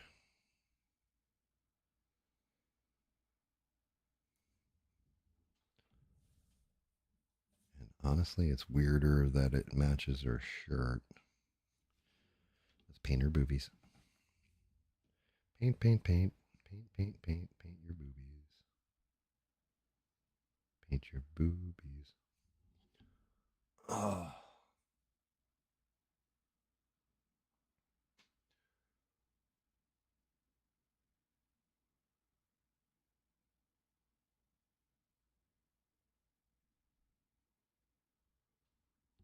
Dang, where'd that happen at, Rebel?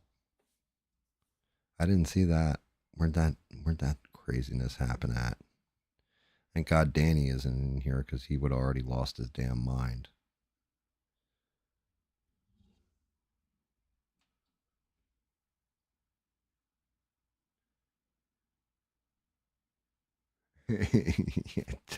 You Tad. You Todd. Shouldn't it be spelled TAHD?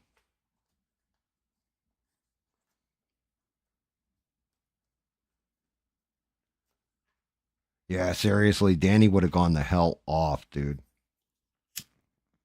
Which good on Danny because him talking about 200 Christians being, offed in wherever earlier was like, I had not heard about this. He stays up on that stuff though. Like that stuff bothers him tremendously, and that's a good thing. It's not a good thing that it happens, but it's a good thing that it bothers him enough where he will tell us about it, and then we can investigate it or pontificate on it. I guess is the better way of saying it, right? Wayne, Missouri, or Michigan? What the hell? Why did I think MI was Missouri?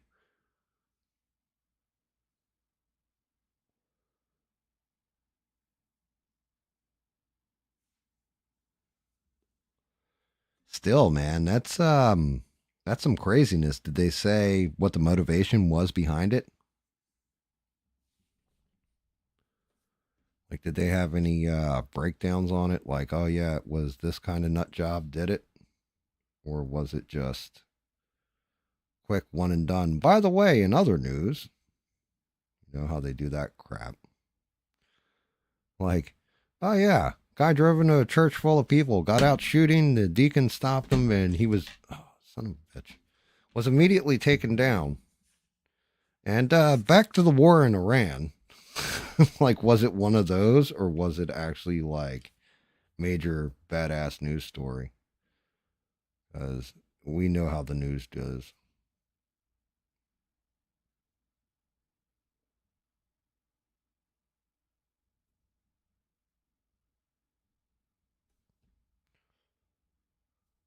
All right, them pouches are going to have to get done a certain way.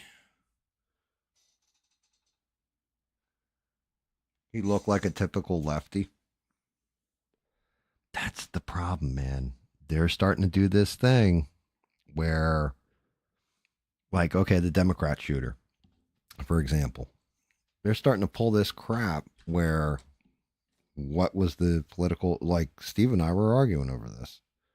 I think he was a lefty. I think he was a righty, and then all the information comes out and none of it makes any goddamn sense. Like, well, wait. Is he on the left and working for Tim Waltz and going to gun people down? Was he disgruntled and became a right winger? Like, what are we saying here? Okay, that's covered up on this arm. That's fine.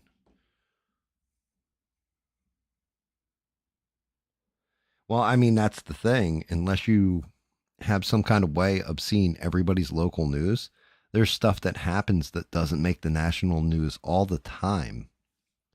Like, I like talking to Smurf sometimes offline. The two of us will talk and he'll tell me what's going on in, like, Illinois, JB Pritzker, Brandon Johnson, you know, like that kind of thing. And he'll go into it and it's like the national news isn't covering it, but the local news does. And if you're paying attention to your local news, you're finding out stuff that most people don't know.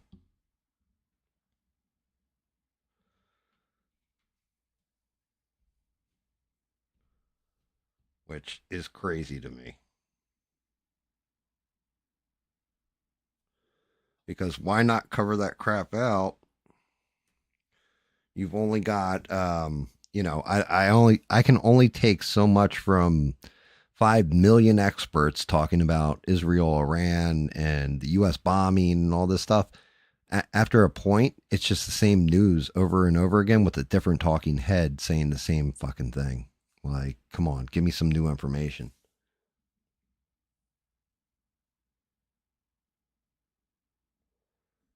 Which is crazy because, okay, like the stabbing that happened in Texas, why was that national news? Because it had a racial connotation to it that they could get clicks off of, right? But, you know, a bunch of gangbangers in Chicago shoot each other up. That's not making national news. Like, what the hell?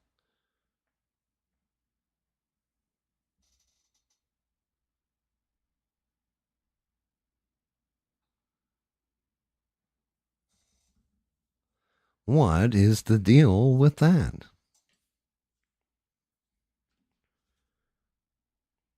Like, why isn't it getting bigger coverage, bigger news coverage for certain stories? Are the riots still going on in LA? I don't even know if that shit's still happening or not. Because, again, everybody has switched over to, well, that doesn't really matter. Let's go to breaking coverage of, tell us again how the planes flew. You know, like, tell us again how the bombs dropped. I'm Trisha Takazawa. And today, in other news,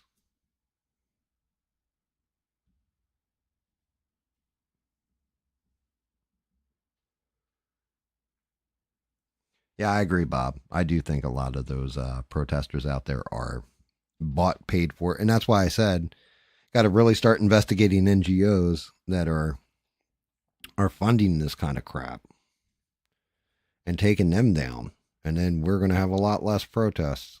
Like, yes, there'll still be somebody out there that's walking around with a sign non-violently and exercising their First Amendment rights, but we're not going to see everybody with the same sign and saying the same slogan across like 10 different states. Like, what? How are you guys like on message with each other? You know, one of us, one of these days, maybe I'll get smart one of these days. I'll set up an anti Trump X profile. And I'll try and get like, you know, into the Antifa newsletter or whatever the fuck they're distributing.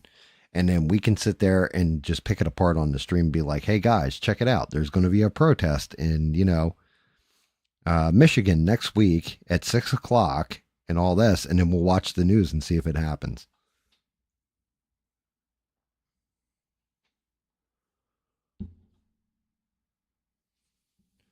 Like, wait, that's kind of where I'm at with it. It's like, okay, well, if you really want to break news, how come nobody's infiltrated?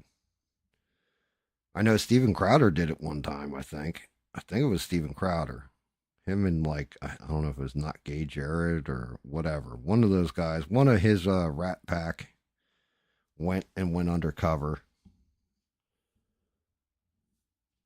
Now, granted, you know, I could pull it off because I'm not that big on the internets. So I could definitely like sneak under the wire, and we just have to talk in logo that they talk in. That's all. You know, it's not hard to say, oh, well, you know, Orange Man bad a whole bunch.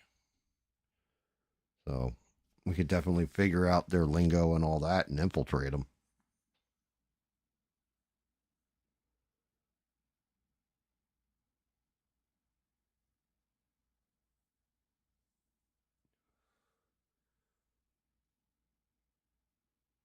Yeah, you know what? I'm actually not shocked about any kind of flight delay today. That would not shock me.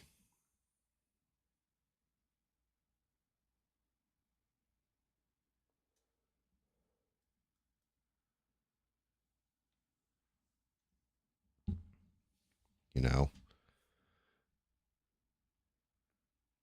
like local news is definitely vital.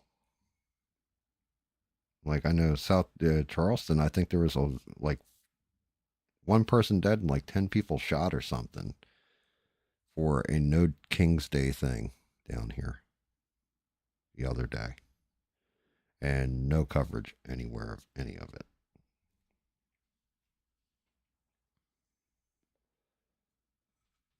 Nobody even made mention of it on like national news. It was a local news story. But it's like, yeah, how come you guys aren't talking about violence like that anywhere else? Instead, we're going to get, hi, I'm Kaylee McEnany, and this is Harris Faulkner, and we're going to tell you guys what our thoughts are on Trump bombing things. Oh, and let's bring on the fledgling Democrat here who likes to defend Biden's position on all this. We're going to make sure that she gets some airtime too, so you can hear the nonsense from the other side. And we'll call that fair and balanced. It's going to be like 6 of us versus her, but you know, this is fair and balanced news coverage. And then CNN does the same thing with that dude, Scott Jennings. Like, we're all going to just make fun of you for being a Trump supporting dude.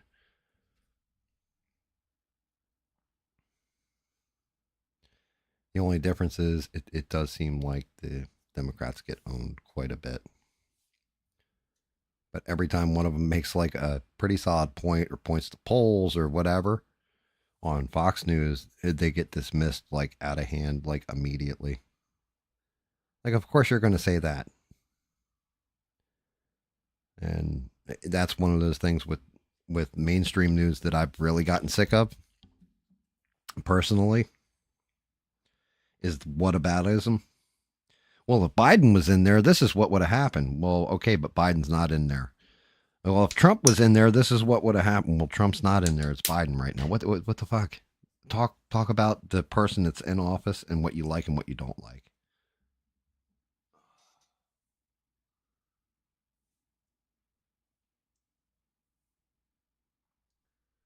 Oh, I see. Washing the balls. That is an important thing. Very, very important.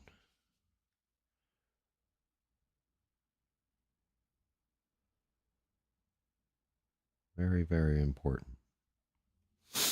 God damn it. I don't know if I got smoke in my eye or what. I got all like watery for a second. Must have gotten cigarette smoke in my eye. This is why you shouldn't smoke, kids. What the hell? Oh yeah, I gotta hit that. God damn it! I really don't want to go back into this pink just yet, but I'm gonna have to because that is patchy as all get out, and I missed a spot.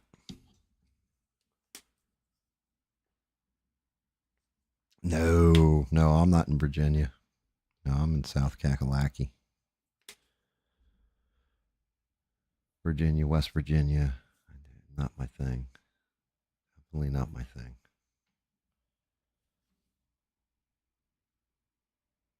A lot of people out in the Midwest too, which is funny because Beans every now and again will drop like, yeah, GAM streaming on, at 7 o'clock or something like that. I'm like, it's like 8 o'clock, Beans. What the hell? And I have to remember, like, oh, she's in Central Time, so for her it is 7 o'clock. She's just trying to promote me. Very nice.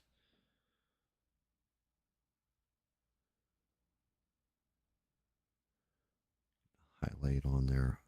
Does she have? God damn you, Squirrel Girl.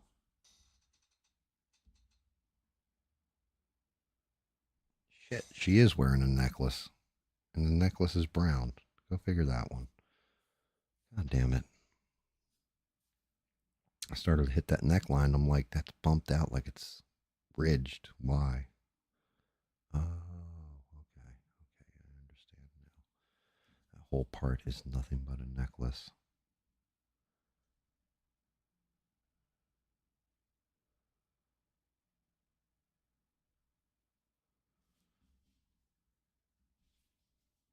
Get a little more on her belly. I might as well use up this pink paint while I can. Get her kind of shiny. Pepto-Bismol. Gotta love this color.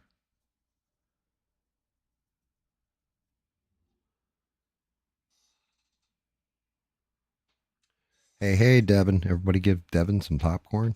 How you doing? How's any results, any updates? Everything good?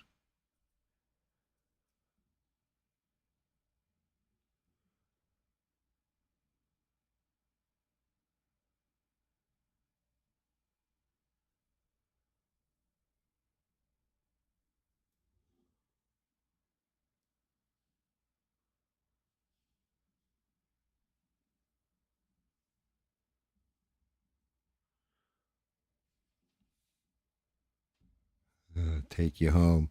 Country road, take me home to the place I belong. West Virginia, mountain mama, take me home. Country road. God damn it. You're going to get that shit stuck in my head again, E-Rock.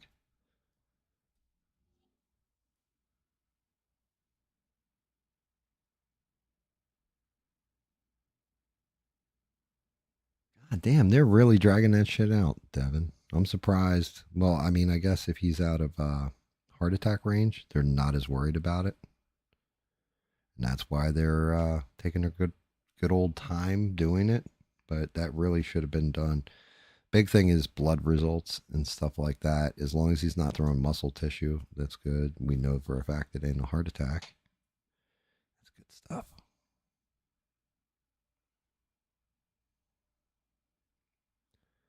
Those are the scary ones because guys, when they usually have something like that happen, it's real fast, real sudden, and real fucking violent. It's usually not like a slow burn. That's more women have heart issues like that.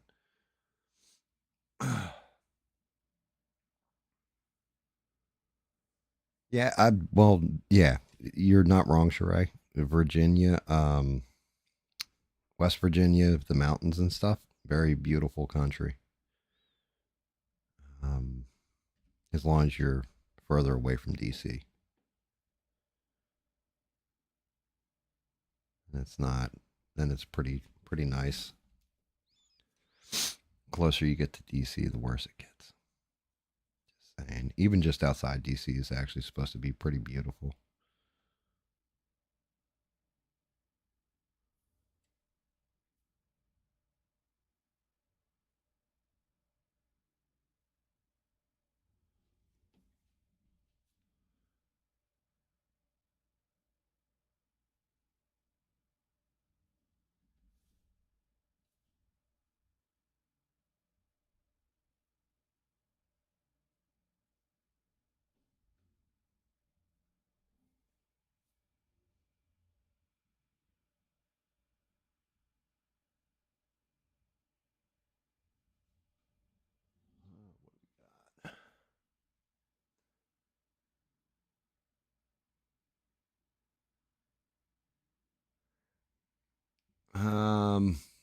Man, the whole thing is if you make DC its own state, that's going to be a goddamn mess.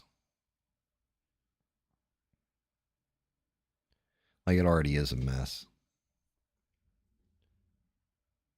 But it'll get worse.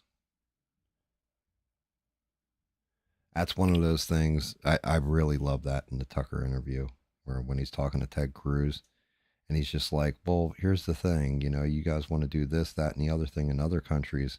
Why don't you clean up DC where I don't have to step over like 3 homeless people to go into the Capitol?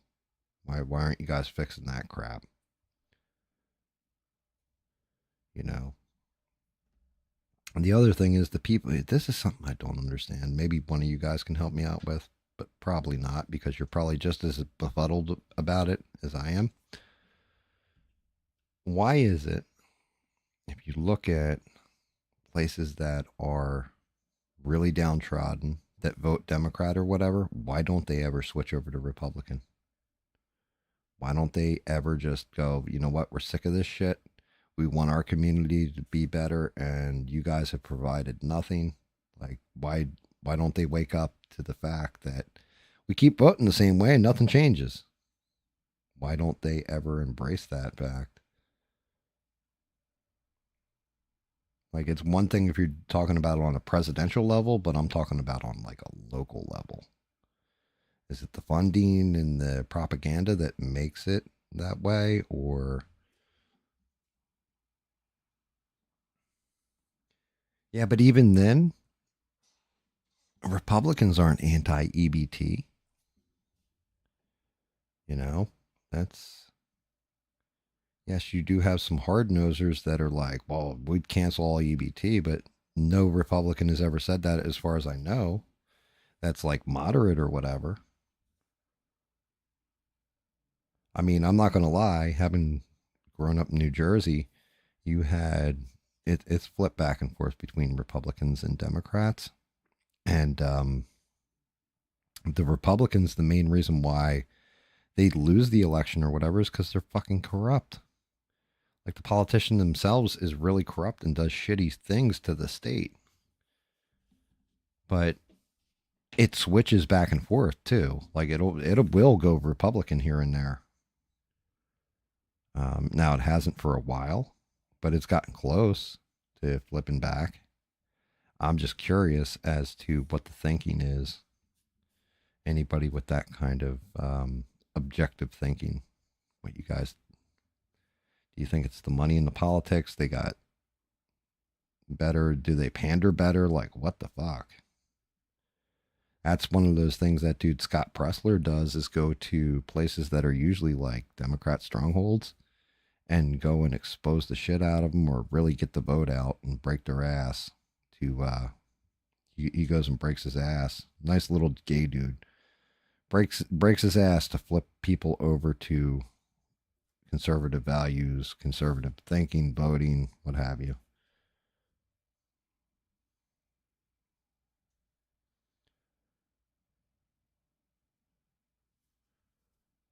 God damn it.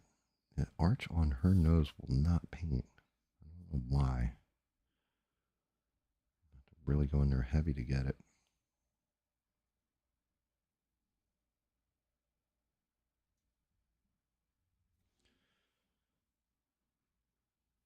Yeah, Scott Pressler. Yeah, that dude really did. I'm going to say he put in some time, effort, and a lot of work and was able to move needles in different places. Yeah, I mean, stupidity only goes so far as an excuse. Yeah, and you're not wrong, Bob. It's always about power and money.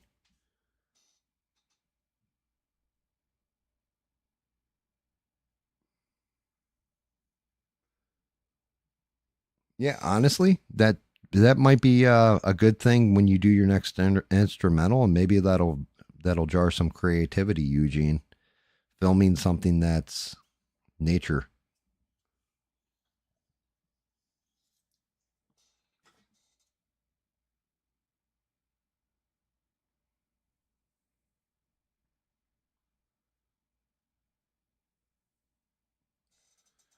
You know, um, filming something that inspires.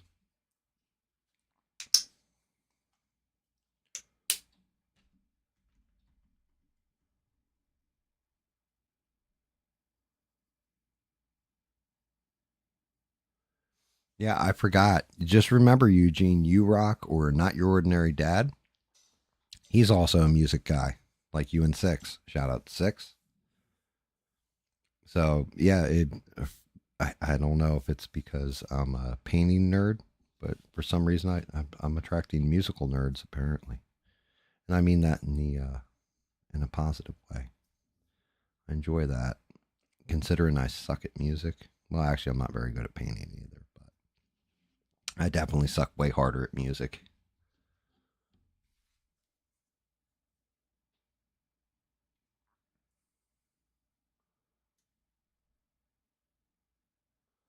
I don't know if they're haunted. They just have an eerie feeling to them. Like you picture a swamp and the noises and especially down here, you got the Spanish moss and all that. Definitely, it applies a creepy kind of feel to it.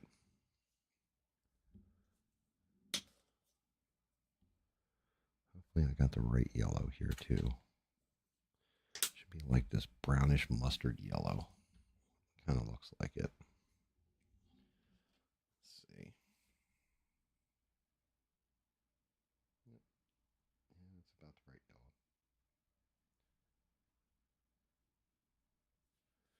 yellow. Yeah, but that's just it. Eugene's channel, shout out to Eugene, is music. It's all like instrumentals that he does. I'm waiting for E Rock to put out his channel.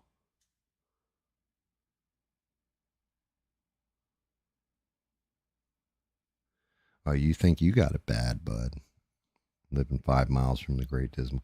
I can go down the street. Maybe I'll go down the street one of these days with the old cell phone and just videotape some of the swamp around here.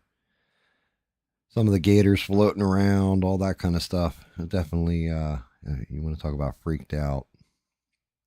When you're like me and you don't like snakes, definitely don't like alligators. And you're surrounded by them constantly. Yeah. The only drawback with living out here is definitely attracts the reptiles. I'm not a fan of reptiles. Well, I can't say that. I like turtles. I like turtles.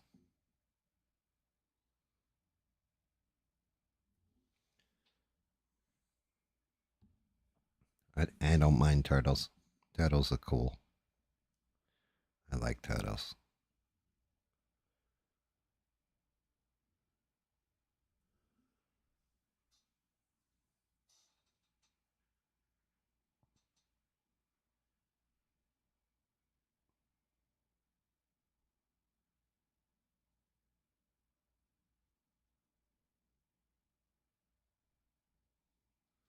Yeah, I mean, and that's just it. I'm I'm excited to see you guys well, one collaborate, but I'm excited to see some of the stuff you come up with like I said, I was kind of at a low point and Eugene dropped that instrumental track 14 and it was hopeful and had a light tone to it, and I was like, I kind of needed that. Thanks, Eugene. It landed right at the right time. But it seems like the creative process in this chat on this channel, for some reason, it's bringing out like the best in people. I'm definitely digging having Bob in here telling us, like, he comes up with some old stories. E-Rock, you're definitely an amazing addition. Of course, shout out to Steven Rebel. You guys keep me updated on the news. Waiting to see what Beans does with her channel, too.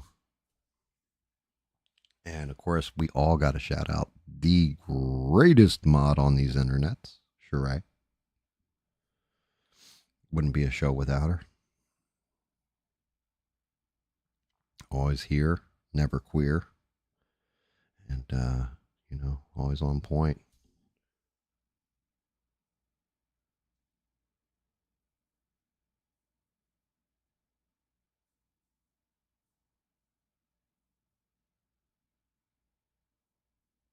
Nice. You're going rafting down the Rio Grande. Man, well, I'm not going to tell you to take your cell phone and film it,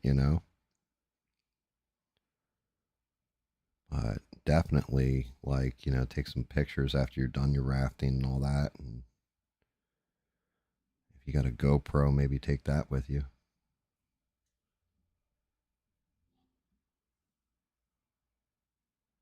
I'm retired, Bob. I retired like fucking 4 years ago, 5 years ago. Before that was all computers, retail,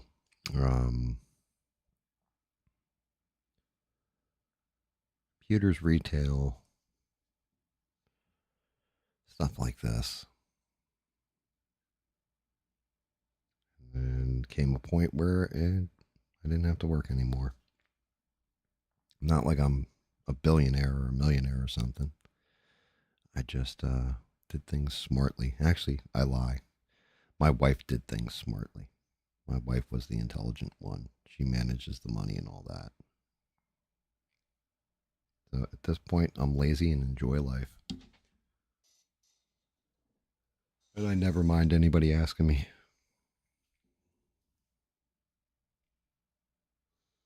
I keep saying, in a way, I kind of feel like I should go back to work. Not even for the money, just to get out of the house and talk to people, be part of society. And then I started live streaming, and I talk to more people now than I think I would have. I enjoy the people I talk to a lot more than I do the ones in real life that I'd be surrounded by.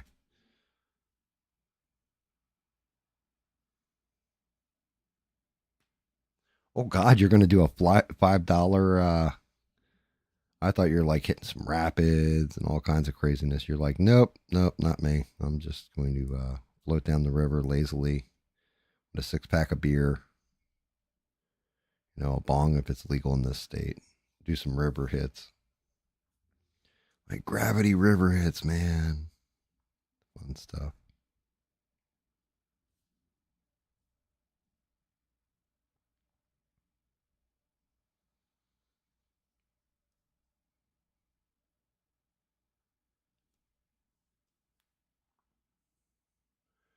Yeah, 12-pack.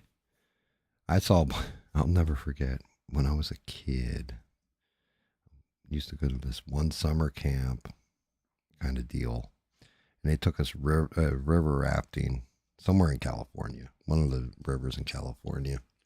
And there were these guys, and they were smashed out of their gourds, and they were on like little rafts each, just chilling back, all hammered with like, it wasn't even solo cups. It was like the old styrofoam cup that you would drink coffee out of nowadays.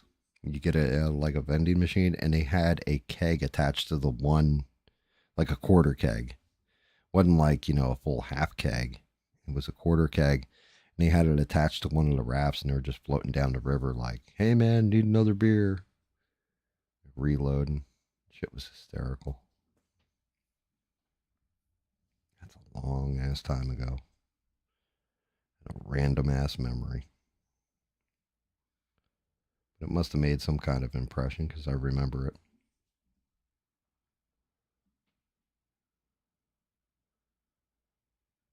Yeah, going down rapids. I don't know. To me, that's too much work. Like, you got to paddle through them, shoot through just the right angle and stuff like that, or else you capsize your raft. I mean, I could see where it'd be fun, especially if you got like multiple people on it. But if you're just by yourself, unless the orcs are chasing me trying to get the ring back, I'm not going down any rapids.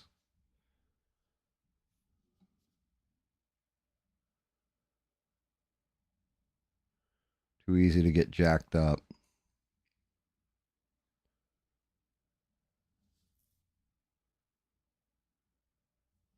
And I'm not going to lie, living in an environment, I was actually discussing this with my wife because up north, like in New Jersey, you have cedar water. You can't see in it. You can't see through the water. It's real dark brown. And down south, same thing. Swamp water, real dark, can't see through it, right? But living down here has changed my perception of the water. Where up north, if I were to go up there, I'd be real hesitant to go anywhere near cedar water, even though alligators and stuff like that couldn't live in that environment and everything else. But because I'm so used to it down here, where it's like, oh yeah, you can't see through the water, you don't go near it. You know, like it's ingrained in me now, where I'm like, oh yeah, I can't see through the water. You don't put your toesies in. You don't dip a toe in. It's a good way to get wrecked.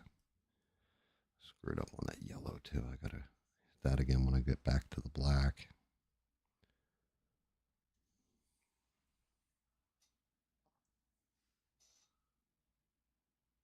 Did you get blocked by what? Nobody's blocked you. I can see you.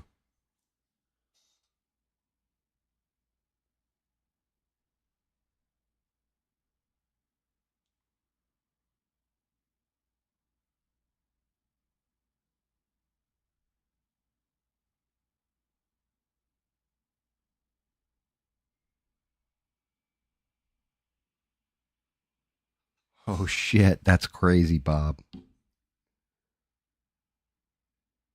Yeah, I'm gonna say you allegedly were in the truck that broke into the store. That's what I'm gonna say. I'm gonna say allegedly. You were alleged to have been in that truck.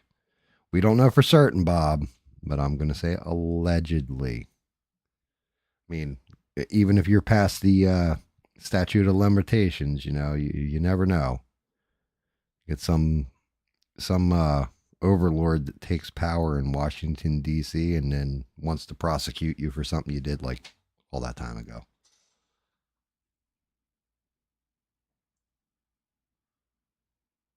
Oh, if you're trying to drop a YouTube track, it won't show up. You need Sheree to put that in there. Like so exterior links like that, moderators are the only ones that can show off. Like if you want to link to like a story or something like this, you can say, hey, go search this. But Sheree, can you grab his and I'm saying this and Sheree's probably already on it like a fat kid on a cupcake. Can you grab his you got a YouTube channel it's on? Because then Sheree can hunt it, it will knock it out and then just post a link to it.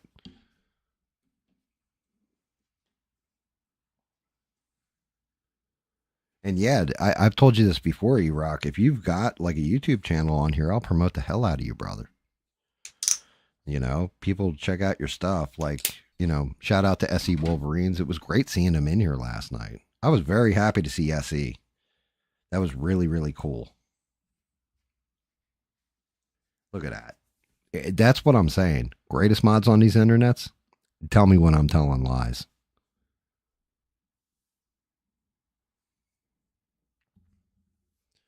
Sheree just was like, here it is, right here. Boom. Boom. It's not even screwing around a little bit. Get other mods that dilly dally around and pussyfoot around listening to other people's contents, that kind of thing. Well, I don't know. I don't know if I can find it. Not Sheree. Sheree's just like, yeah, I already had you looked up, pulled up, and know everything about you. Your first cousin's name's Teddy, and your grandpa's name's Dave. We got you right here, buddy.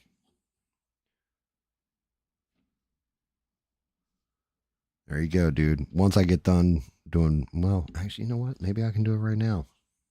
You rock. Hold on. Let me flip it over, see if this will let me do it. Sometimes this works, sometimes it doesn't. Hopefully it doesn't. Damn it. Open link in new tab. There we go. I had to just do it in a new tab on mine. This way I can check your stuff out later. There you go. Now you got a sub from me too, dude.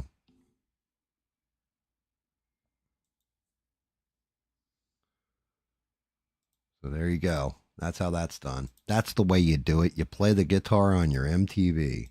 That ain't working. That's the way you do it. Your money for nothing and your chicks for free. Ow.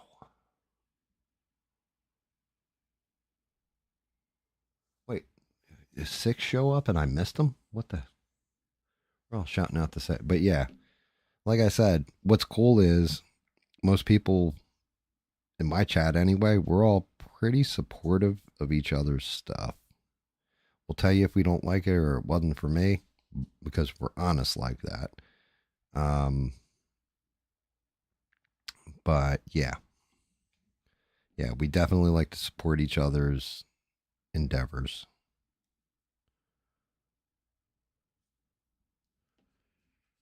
As apes strong together.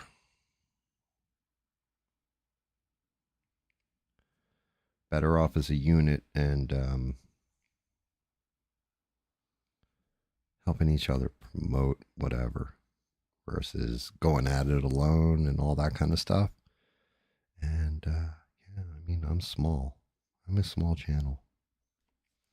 But I get great support from great people. And that's the reason why it's up to like however many, what do we got? We're at like 79 subs, I think, guys. To me, that's amazing because that's organic growth. Wasn't, hey, you know, man, I'm going to go on to this channel and pay you to send a bunch of bots over or, you know, any of that crap. It's just organic. Like, you know, E-Rock, you're a good case of that where it was like, yo, man, check me out. I'm on tomorrow night. And you're like, okay, cool. And then if you thought it sucked and was ass cheeks, I still would have thanked you for even just, you know, giving it a shot. But you're like, oh, yeah, man, I had fun. No, I'll be back. And then you were back. That's the way to do it.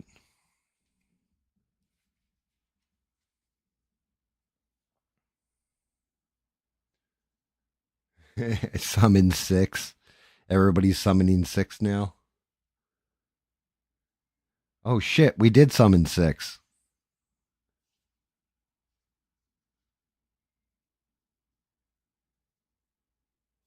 That's how that works. Right there. Amazing drummer. And he gets pulled right in. Bam. What's up, 6? All right, now we got this mustard crap on here. I am going to have to go do something else with this wrap. This wrap's I'm going to have to do it in a different color because it's just blending right into her glove and I'm not liking it. I'm not feeling it. Makes me feel like I boo-booed and I didn't. I need like an off brown. That color might work.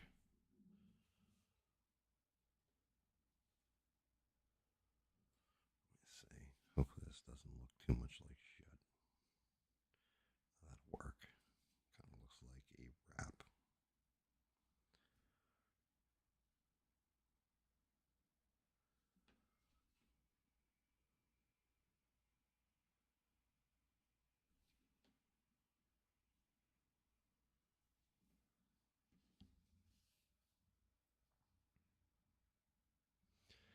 Welcome to the merry band of misfits.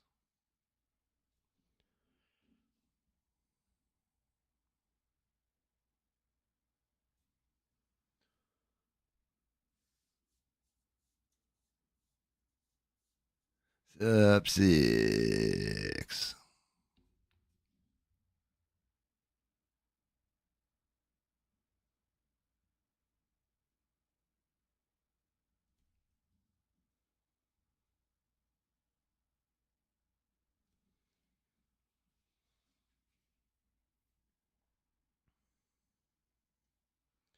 Yeah, and I'm not going to lie at all. A lot of the people in here, actually most of the people in here, I think we all watch ABL together. So you get people from different places. And as long as they're good people, everybody kind of fits together like puzzles.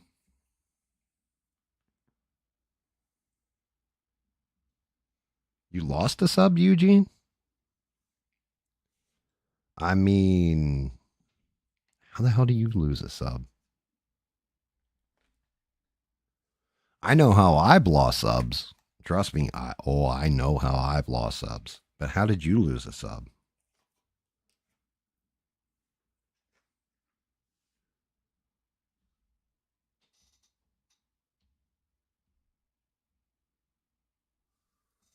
Very cool, Steve. Steve, by the way, the Jesse Lee Peterson Sunday service, I was up this morning and looking at his channel to see if anything was scheduled. Nothing was scheduled till Monday. So I was like, because I was actually going to drop in and surprise you.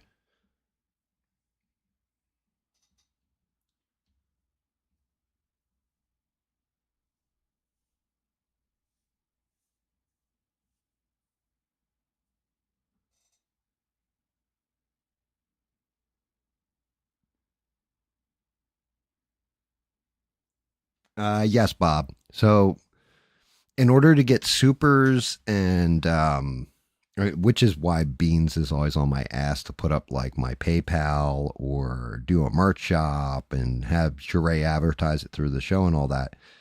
YouTube does not monetize you in any way, shape, or form. Give you the ability to have memberships, super stickers, I think is another one. And then, of course, super chats until you have 500 subscribers and 3,000 hours of content viewed. Most people have a hard time getting 3,000 hours of content viewed. I think I checked yesterday and it was at like 2,300 hours or something of content viewed, but my members are only like 79. Most people have the exact opposite problem. It's like, oh, I got like, 495 people that watch my stuff, but they only watch for 5 minutes and turn it off. What I found is most people turn on my stuff for at least like around an hour before they get sick of my mouth running.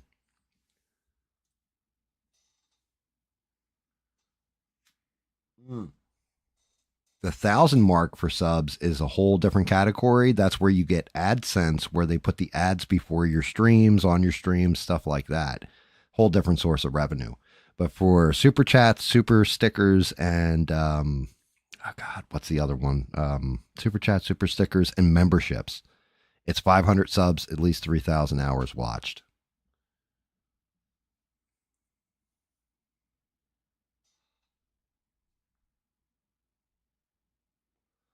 Okay, Steve, I'll have to look it up. Damn.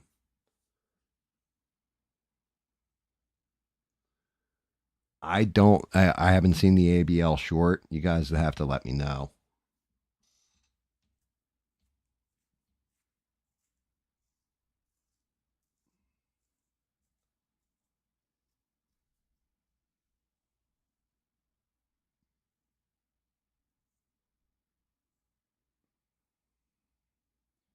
Like, I mean, I've said this before. It's every kid thinks they're just going to be a YouTuber. One, it's not easy. You got to keep a schedule. You always got to be somewhat entertaining. Like, I know I'm boring a lot of the time, but I'm entertaining occasionally. I paint stuff, so some people watch the painting. I've said this ad nauseum, I guess. But a lot of kids really think they're going to make it big doing YouTube and just, oh, well, I want to be a live streamer when I grow up. And I'm like, dude, work a real fucking job, do it on the side and what have you. I've got the time to do it. Not everybody does. But live streaming is a lot harder than it looks.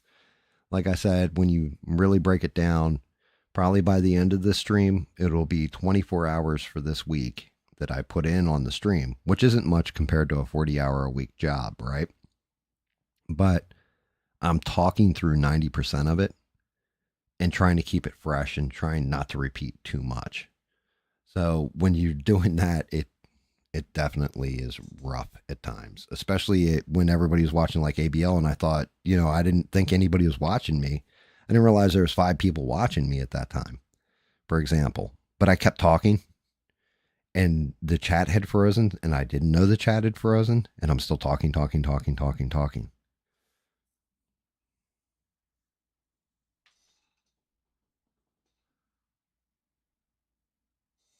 Oh, yeah. Welders making 100K or more? Yes. And carpenters, master carpenters in particular, make way more, right? And then you also have plumbers. Can do all that stuff.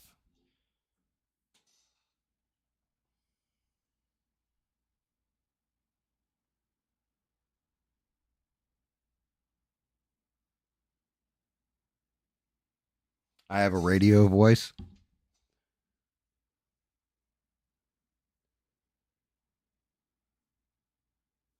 I definitely got a face for radio. I can tell you that much.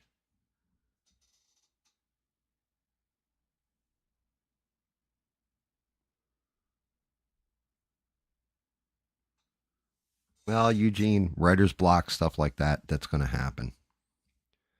You just got to weather the storm and keep trying. That's my buddy Bubba. That's what he was saying to me earlier. He's like, like if you guys remember when he called, he was like, my writing, I want to write stuff, but I'm kind of hitting an impasse or a wall. And he called me up so we can kind of discuss things and I can kind of help him through it. And trust me when I say poor Bubba, because I am not a good life coach. If anything, I'm kind of a dick when it comes to that stuff. Because I'm like, just fucking do it, dude. Stop whining and do it. Stop whining. Stop whining and put your fingers back to the keys. Start typing, my friend. What are you doing? This is stupid. You're being a big girly man.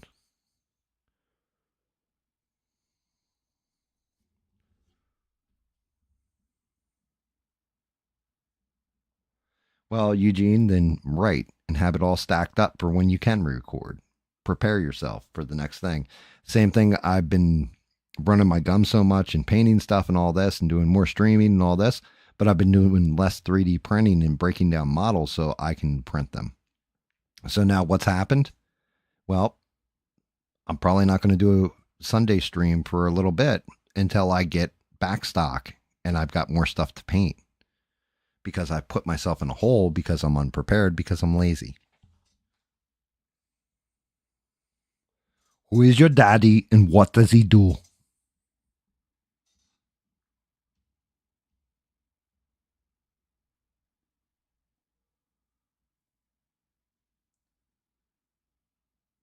Dude, that's awesome, Rebel. That's actually really, really cool. Yeah, welding, I'm not very good. I'm not very good with welding. Plumbing, I could figure out in like a heartbeat. Welding, not so much.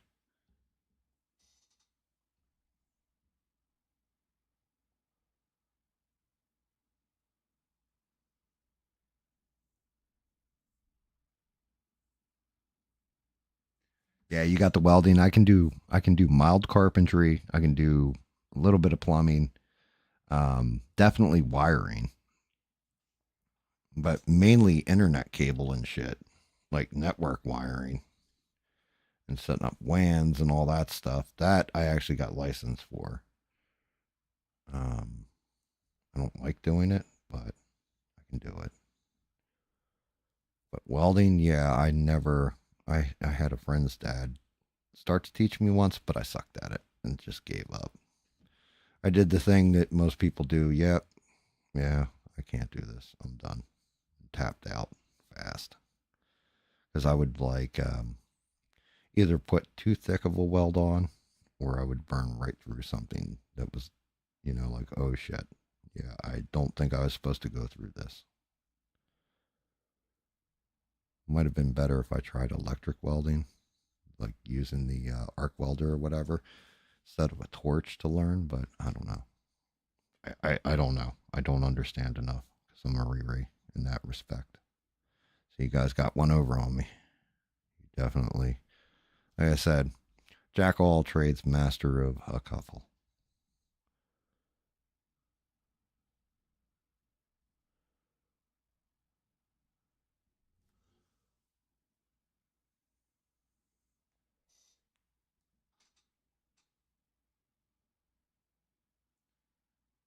Yeah, and you're right. 100% of the shots you don't take. What I'm saying is I tried, and so I did take the shot, and I sucked. And I didn't have the patience to try and learn it back then when I had somebody willing to teach me. You know what I mean? Now, if I had a great interest in it, I would be researching it. I would buy the equipment. I would be working on a consistent basis. It's the same way at one point in time. At one point in time, I wanted to do blacksmithing, like learn all that, and tried my hand at it, and I was so. And I was like, but I didn't have the patience to sit there and keep pounding out metal shapes.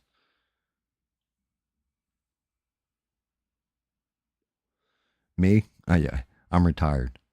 I sit on my ass and talk shit on the internet while painting things.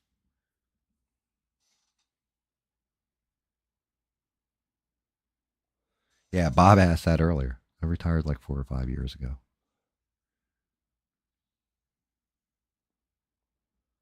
Yeah, blacksmithing sounds sweet, but there's an art to it. Like there really is an art to it.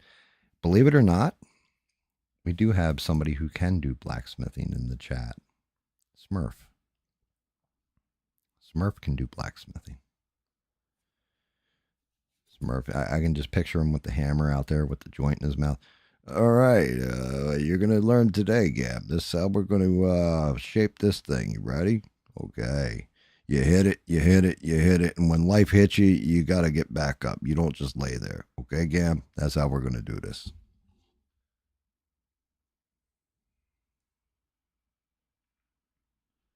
Oh, Forged in Fire. Forged in Fire is the show about blacksmithing. Cool show. You had the one Asian guy. It's very nice steel, but will it cut? Oh, it can cut. But can it kill? Let's try on the pig bodies. It can kill. That show. Yeah, that was a good show. They always had to come up with different crazy stuff. I was always like I wanted to make my own katanas actually. I thought that would be really, really cool. And then I watched how the Japanese do it, and I was like, yeah, fuck that. I'm too lazy. Too lazy, and yeah, no way. Because those men, it's their entire life that they're studying for, including apprentice work where they're just working the bellows, or you know, they have to learn how to pick through different types of steel to layer them, and you got to quench at the right time, or else the steel doesn't bend right and doesn't form right. Fucking shit's super complicated and amazing all in the same time, and I'm either too impatient or too lazy or just not built for it.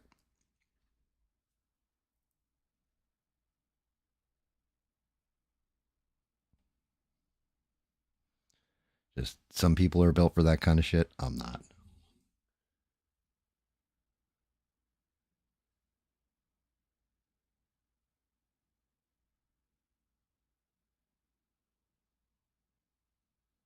Yeah, I'm Smurf. I'm from out here in the Midwest. Out here, they let us form stuff out of steel and all that, but good luck getting a gun, guys. They won't let me have the nice guns.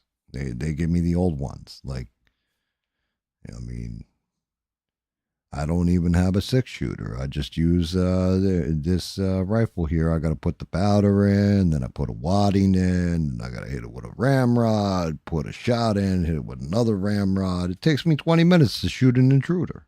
It's crazy.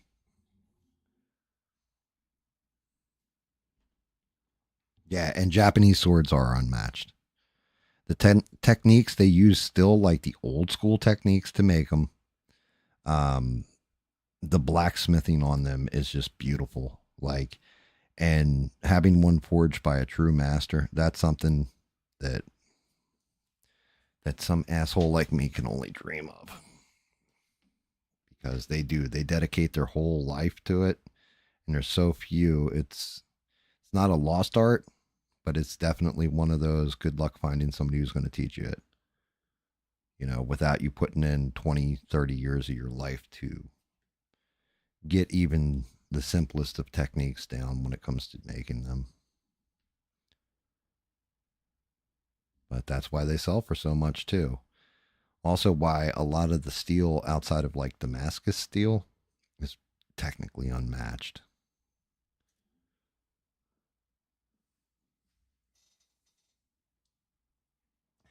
Is it? Oh, you don't need no Hattori Hanzo sword. Who are you going to kill with it?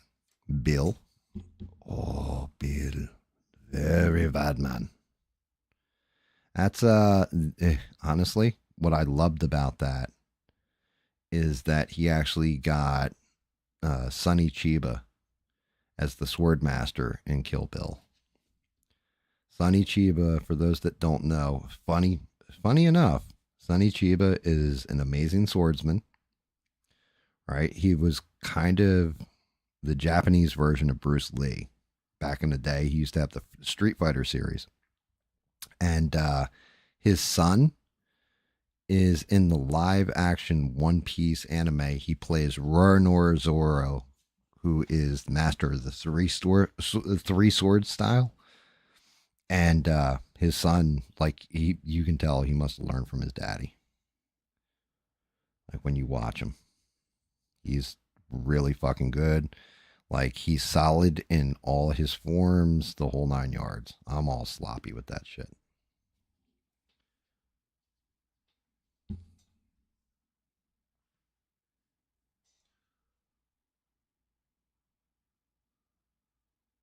What, a Hattori Hanzo sword? No, that's a real deal. They're legacy pieces at this point.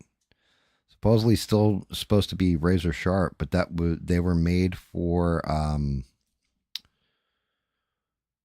shoguns and shit like that. They were made for the upper class and upper echelon. Only the greatest of samurai had them, and the most honorable families, like greatest warrior families, would have Hattori Hanzo swords.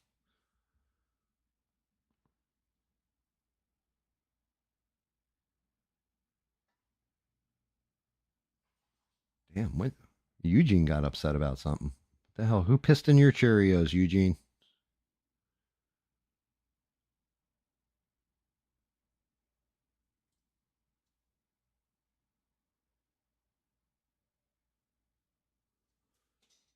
Like, I said a while ago, I had a bunch of unfollows and found out exactly what it was and all that kind of stuff.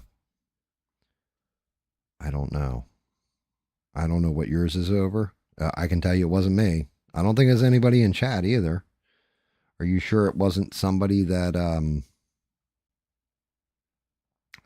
might have subbed that was just random and was like, I'm not feeling his music anymore? Because that happens. Like, there's plenty of people that watch my show outside of the one incident that are like, he was cool. I like watching his show or whatever. All right, I'm unsubbing. I don't know if it's something like that. I don't think you think it's something nefarious? I mean, you're upset about it. I get it. And trust me, I don't blame you. I lose a subscriber. I really look inward and go, why did I lose this person? And in certain cases, I'm like, oh, that's why I lost it. Well, you know what? Sorry, not sorry. I just wasn't your cup of tea. I thank you for being there for as long as you were, for watching my shit and supporting me when you did. You got to go your own way. You enjoy your own way. I'm going to keep going on my way.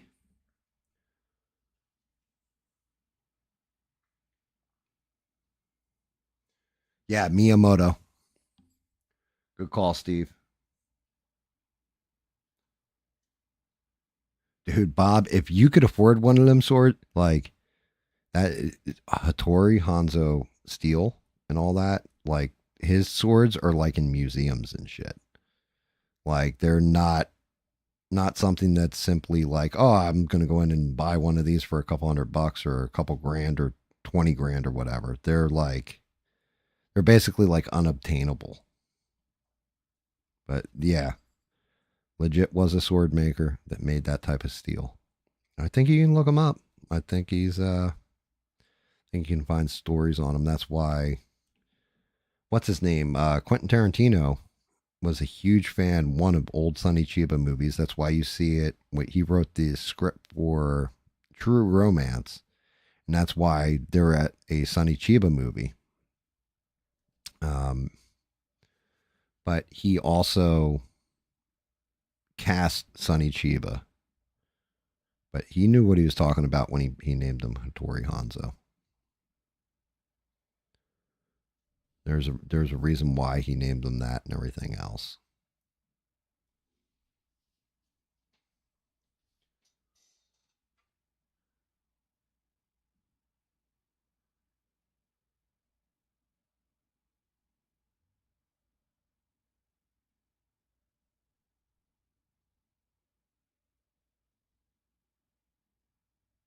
No, I mean, look, if somebody unsub to you for political reasons or whatever, then they're petty and just be done with them and move on. If they unsub to you because they didn't like your music, they could at least leave me feedback. Like, if you're like, GAM, you cuss too much on your stream. GAM, I don't like your political takes or whatever. Okay, cool. Let me know. You know what I mean?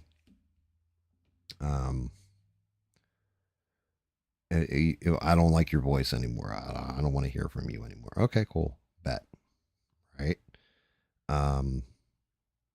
But there's a lot of reasons. And then I'm not going to lie either. You also have what's known as a YouTube purge that happens. And I've seen this happen to creators where people will all of a sudden somebody will have like 5,000 subs and they go down to 4,500 and they're like, what the fuck? Everybody hates my channel. What did I say last time? My content hasn't changed and all this. And it turns out that YouTube every now and again will go through and do house cleaning on your profile. And because then they're paying out to people, bigger creators and smaller creators, that people are subbed to them just to be subbed to them and not actually watching their content. So this way it kind of, you're not cheating the system, if that makes sense. And I can tell you now, YouTube has been using some kind of new AI. So I don't know if that had anything to do with it.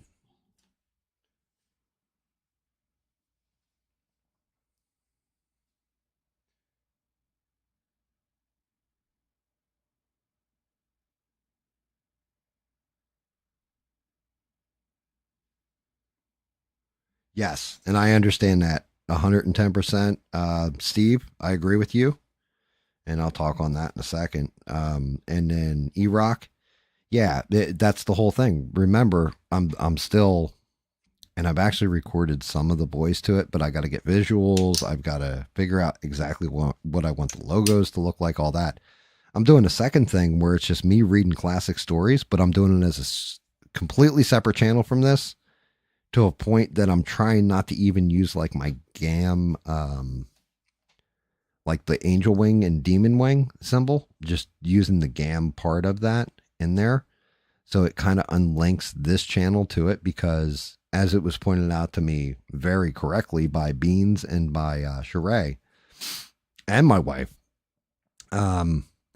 if I were to go ahead and put it on this channel, anybody that watched it and then watched my normal live stream that wasn't like somebody who's always in my live stream, like say I pick up somebody that's from California that's a complete Kool-Aid head, they might skip my videos because they see my other shit that's linked to it and not agree with my politics. So I try to keep creator space, and like I'd have to faction it off, which is part of the problem.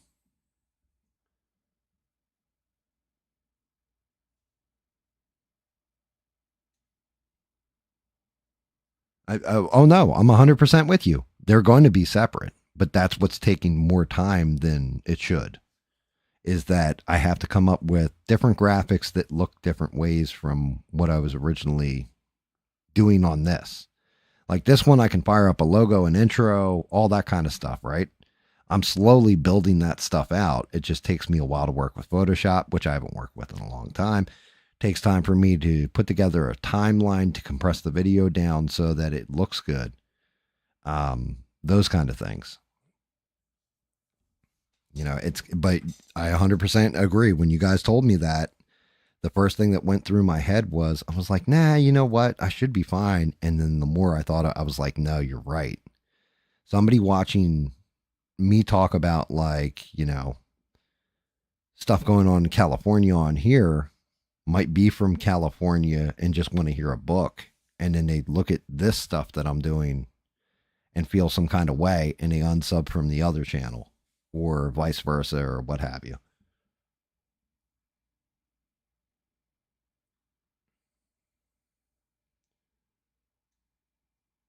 Yeah, but Eugene, the whole thing is that, okay, so I'm sitting here with a microphone talking shit for 8 hours, 6 hours, whatever, 4 hours at a tick. A lot of stuff's going to come out of my mouth and rub people the wrong way, right? You're not doing that. You're just making your music and throwing it up. So unless somebody's really following you around, you know, now I'm not going to lie, there are people that, like I have had people, and like I said, everybody know, most of the older chat knows, I'm not going to bring it up again, that kind of thing. But everybody knows there's been people that have actively said, hey, don't watch him, don't follow him, unsub from him, shit like this. I've had to deal with that, you know, and shout out to those people, and I wish nothing but the best for them, and best of luck on your future endeavors, sir. But you know, and I'm not going to be petty and take that kind of shot back because I'm not that person. But that happens too. And yes, it is hard in music because you have a lot of people that throw stuff out there, and it's even more difficult now because you have AI that people are putting out. Like, they're not composing anything or doing any music themselves. They're going to an AI program, popping it in, and then popping a video with a couple pictures in the background or something. They didn't compose it themselves. They didn't work hard on it, all that kind of stuff. So that sucks. That's disheartening for a creator.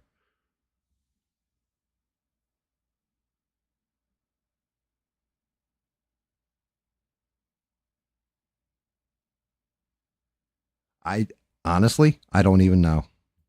Steve, that's fine.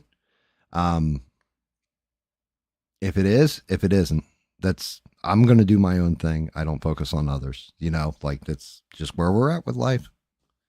Got to focus on you. It's like me looking at ABL and saying, damn, I wish I had his subscribers, you know, or something like this.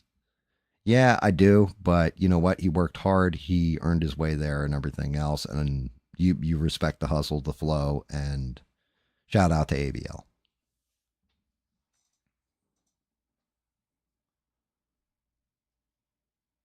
And yeah, Eugene. And that's just it. Like, the whole thing is, Eugene, if one other person is enjoying your music, listen, Sheree will tell you this. Beans will tell you this. Anybody that's been here since the beginning will tell you this about me streaming. If I got one person watching me, hell, Smurf will tell you this because I've told him this offline, and not so you know I'm not blowing smoke.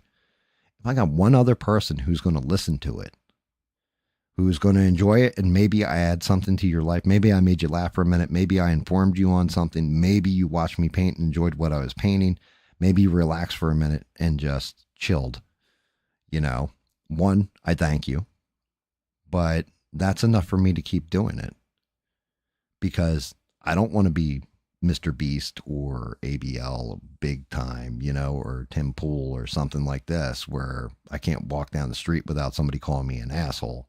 Well, maybe not ABL, but the other two. You know what I mean? Or feeling some kind of way or all this. I don't want fame. I just want to enjoy myself and help somebody else maybe have a good day. You know, as simple as that. And if I can do that, fuck it. I'm going to keep doing it as long as one other person is enjoying it. Now, if nobody's watching or whatever, then it's basically like I'll probably still be doing it because I'm throwing it out there for people to maybe have a nice day at one point or another when they watch it eventually. Shout out to Stranded, by the way. It's been a little while. We know she's sleepy time, and we got to give her a shout out. So if that'll happen through the show, but shout out to you, Stranded. You're amazing.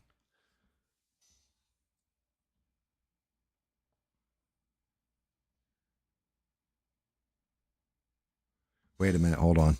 Yeah, I'm seeing it now, Bob. I'm seeing it now, damn it.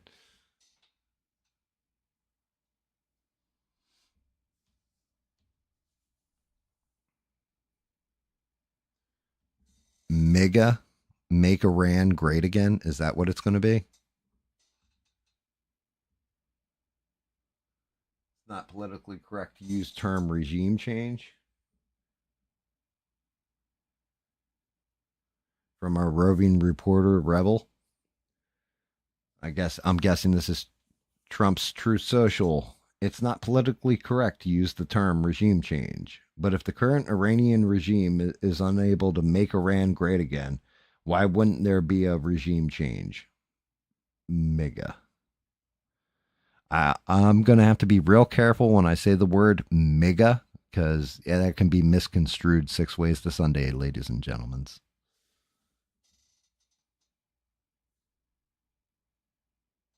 Well, good, Beans. I draw something epic and post it in our Discord. You do some really good art.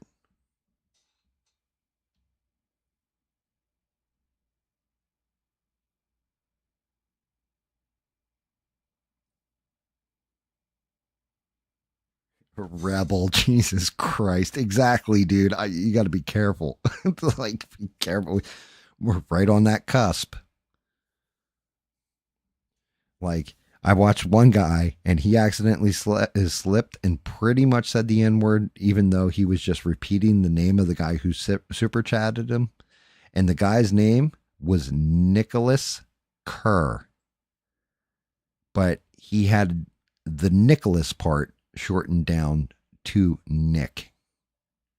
And like he said it fast and it was like, he's like, oh shit, what did I just say? Like as soon as he read the super chat, I was like, oh, got him.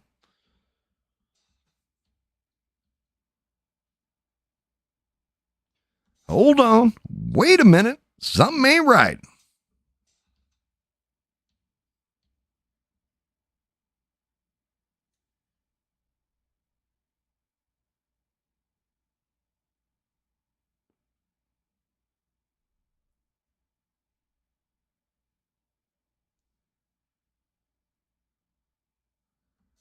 Well, right. But the whole thing is, and this is, it goes back to it, man. Terrifies the shit out of me when you start talking about regime change and all that. Now you're talking about having a hand in it. You've opened the way. You took out their nukes, right? Iran's bombing the hell out of them. They're already mad as... You got to be careful because that stuff can blow back. You create a power vacuum, and then the person who gets in there is much worse than the person that already was. Now, granted, could go the other way. Maybe the Shah of Iran's son takes over or something. And it goes back to where they're Western friendly, I guess is the way of saying it. And they do away with the Sharia law and all this kind of nonsense. It's a roll of the dice. So you got to be careful with that. And the other thing is the average American, if they think that this was all done to change the regime over there, is going to immediately equate that shit directly to Iraq and what happened there. And everybody can just look at the history of it and be like, oh Christ, we're back in this bullshit again. So honestly, sometimes shutting your mouth is the better part. So sometimes they need to take away Trump's like ability to tweet or whatever and just shut him up. because it's not going to play the way I think he thinks it's going to play.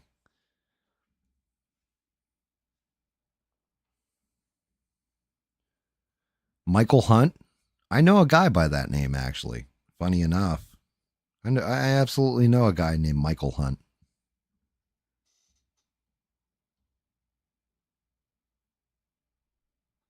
Sheree Beans, you guys ever hear of a guy named Michael Hunt?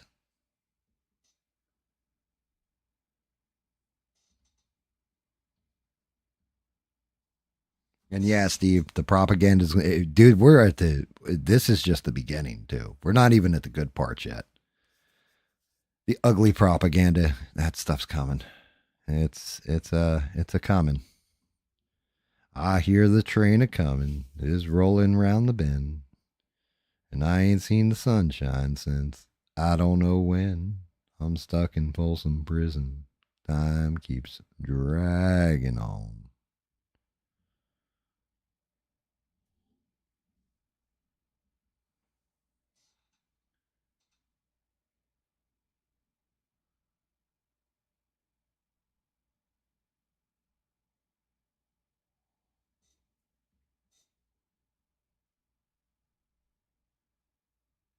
Okay. Well, here's the thing, Eugene. I don't know about like personal problems, living problems, all that other stuff. But when it comes to YouTube, what's your major problem? You're more upset because you think it's somebody that you directly know has unsubbed from you, or like you got to flesh this out a little bit more for us, buddy, so we kind of can grasp it. Like, you want people to enjoy your music, see your vision, and all that kind of stuff, right? But what's your ultimate goal? Just to have people listen to your music. It doesn't matter if you have one subscriber or 1,000 is kind of my point of view on it. Because if you got, 100 people that listen to your music, you got 10 people subscribed to you, and you got 1 million views on your music. Would you rather that, or would you rather have 1 million people subscribe to you and 2 views on your music? You have to look at what is your overall goal and reach, in my opinion.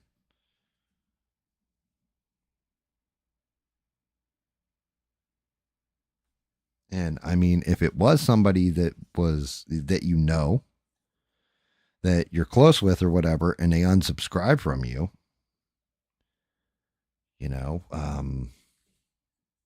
for example, here, I give shout outs all the time to the different people that are regulars in the chat. Like when Bob's not here, you guys have heard me shout out Bob. You definitely have heard me shout out Stranded. Shout out to you, Stranded. Duke Raoul, we don't know where he's at right now. Hoping he's doing well and everything's good with him.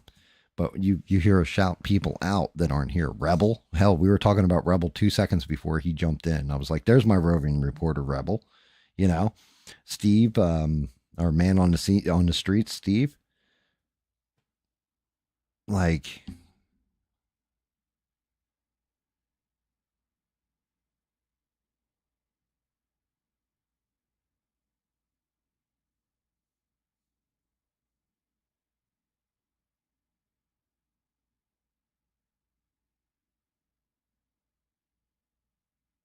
Victor Wooten.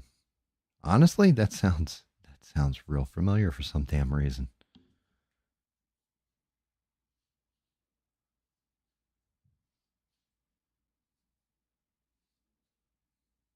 But yeah, I mean, my big thing is I can't help you, Eugene, or help you work through something if I don't completely understand what your mass issue is. Like, if you're upset that somebody is kind of like dumped you because you had a viewpoint on something, is it you're upset that it's one less person to listen to your music that was enjoying it? Like, which is the part?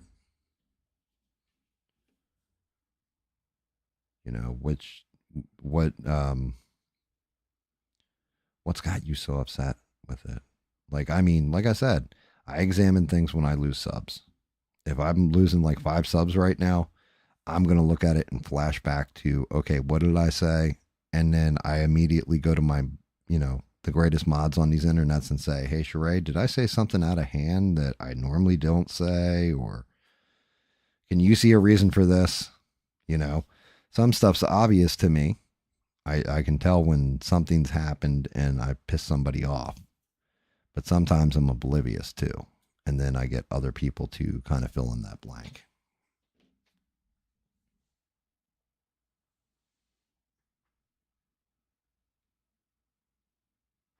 Oh, okay. If you're just venting, you're just venting.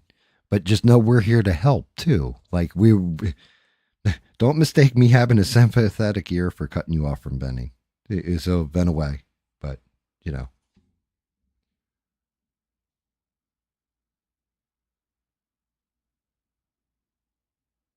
Oh God. You open for him and he's one of the greatest bass players.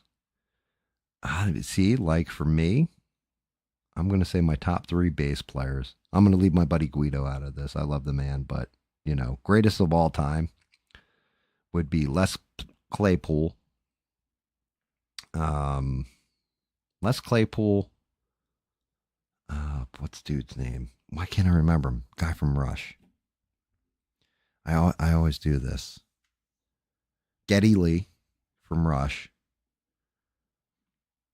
And probably I can never say his last name right. It's like Trejulia, dude from Metallica or was in Metallica. Probably the 3 greatest ones, in my opinion.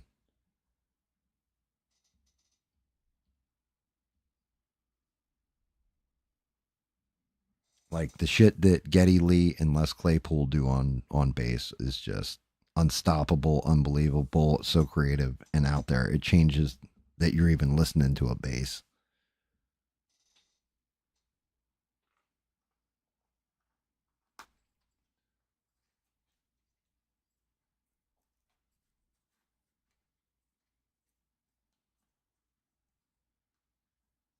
I could believe it. I mean, like I said, I think in a way, a lot of it's subjective opinion. Just, I know a lot of people, including my best friend, were always like, yeah, it's a toss up between Geddy Lee and Les Claypool, who's the greatest. Yeah, I mean, there's a lot of people. So that's just it. There's a lot of people that are badass, and I really think it's more of a subjective question, you know? Um, because then you have the, well, what if they had lived like Cliff Burton? What if Cliff Burton had lived? You know what I mean? You look at something like Orion, and it's like maybe he could have been one of the greatest of all time.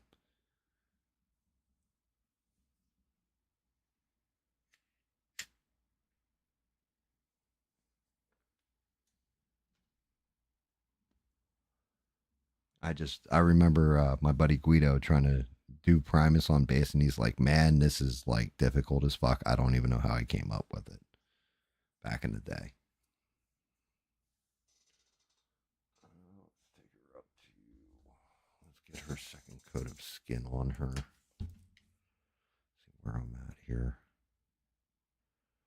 Yeah, I do. I think different people have different musical tastes. I don't know. I don't know because, again, guys, I'm a musician, or I'm not a musician. I just know what I like to hear. Yeah, I can light tone it and then darken this up.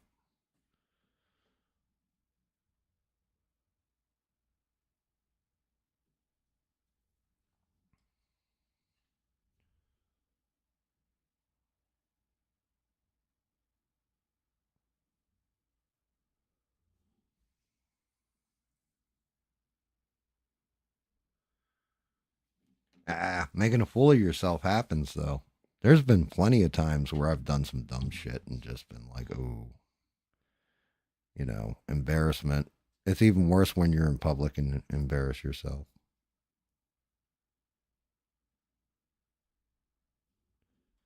Like, especially if you're like, when I was DJing, I remember one time actually, funny enough, it was the day Rick James died. And I did my mix, like my shuffle between of You Can't Touch This and Super Freak. And at the end of the song, I grabbed the microphone and I went, Rick James is dead, bitch. And like two guys at the bar were dead laughing, and everybody else looked at me like I just drugged the needle across the record that, and I was like, oh, yeah, that one didn't land.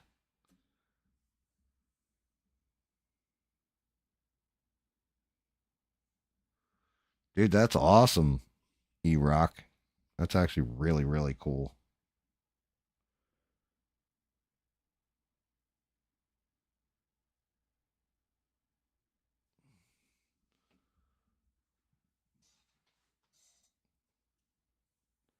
I think the only thing I've really ever been first at it. Well, no, I was like the fourth person in history to ever just directly whiz on an electric fence after watching an episode of Ren and Stimpy, just to see what would happen. Don't whiz on the electric fence.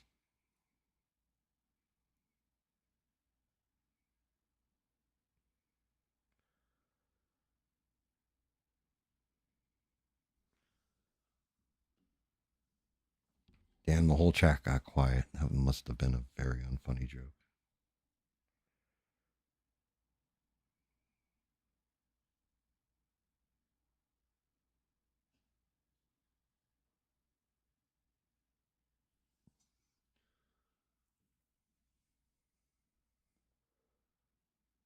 You were the first in Tim Pool's comment section.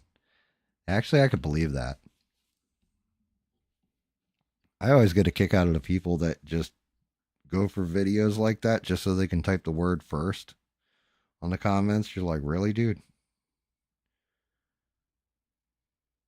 Like, I know we all play around on like ABL stream trying to be last as far as chat goes. Like, I was the last one to say something.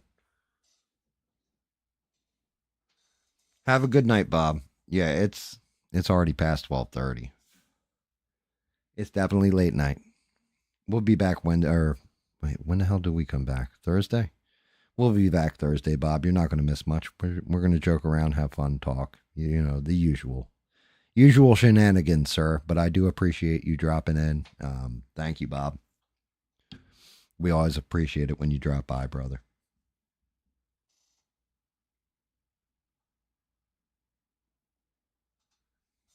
Anything going on X, Rebel, or Steve? Anything like interesting, new, other than MIGA? I'm going to say, so this way I don't accidentally slip and, you know, especially with a cigarette in my mouth, that might not be good. You're getting past that MI kind of sound. I'll call it MIGA.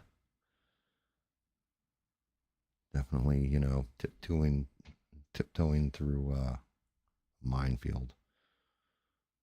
When I say that.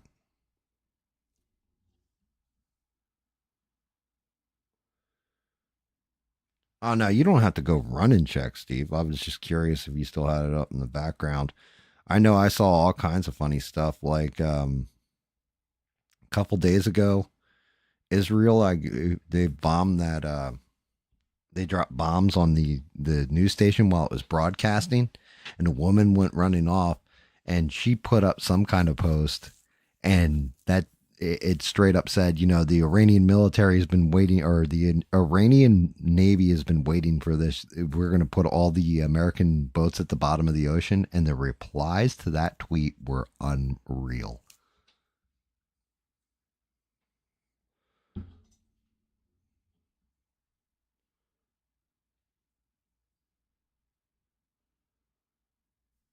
You too, Eugene.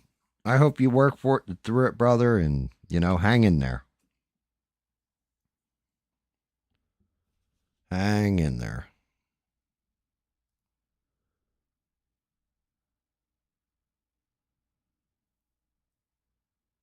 But we appreciate you, Eugene. Hang tough, buddy.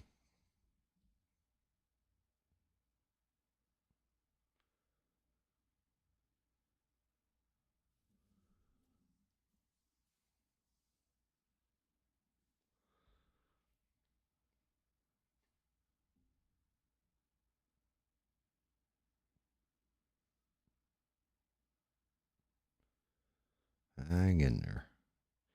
So all we all can do is hang in there at this fucking point. Jesus Christ. Regime change in Iran. Wonder who convinced them of that shit. Marco Rubio? Was it BB? Like, why all of a sudden did that switch? Because if that's the case, that has me a little worried. I'm not going to lie, because when you start talking about regime change, remember, it's all, everybody's reported. BB wanted to take out, BB wanted to take out the Ayatollah Khomeini, right? Wanted to take him out, and Trump kept saying, nope, nope, don't hit him, don't hit him, don't hit him. I wonder if this is the, go ahead, hit him. That has me a little worried.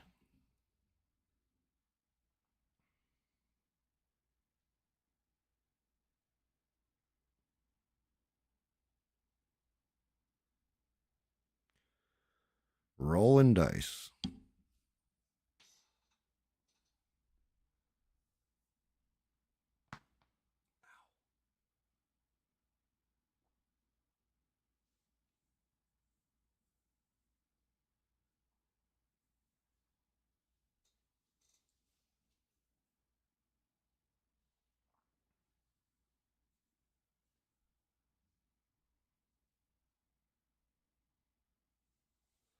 See, that's the big thing is Trump versus Massey. That's been going on for a while now. But like I said, I really respect the hell out of Massey too, because his principles haven't changed the entire time. So he calls balls and strikes. Actually, kind of, I appreciate him. You know, it's like Rand Paul. Actually, Ron Paul was much better, much more effective in my opinion. But Rand Paul isn't too far off that mark either.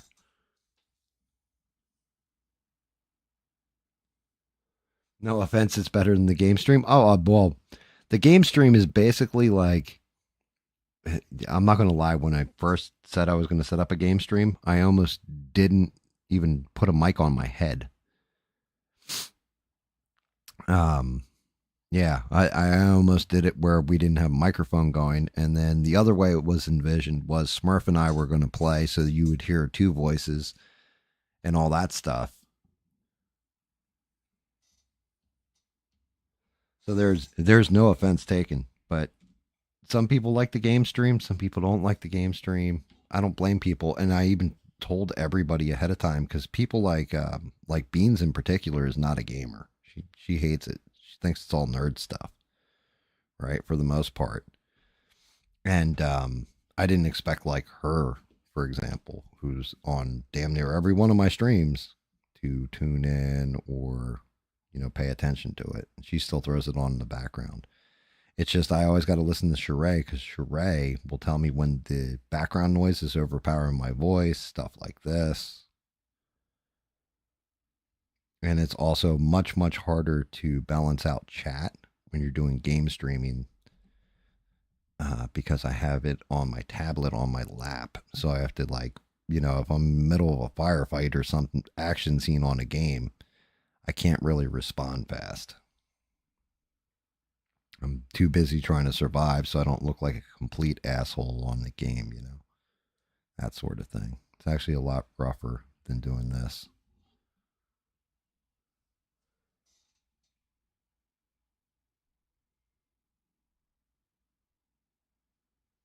Wow. So LA County Sheriff put out a post sympathetic to Iran and then retracted it when he started getting ripped. I mean, look, I'm not sympathetic to Iran. I just want us to stay the fuck out of other people's shit. Is that too much to ask?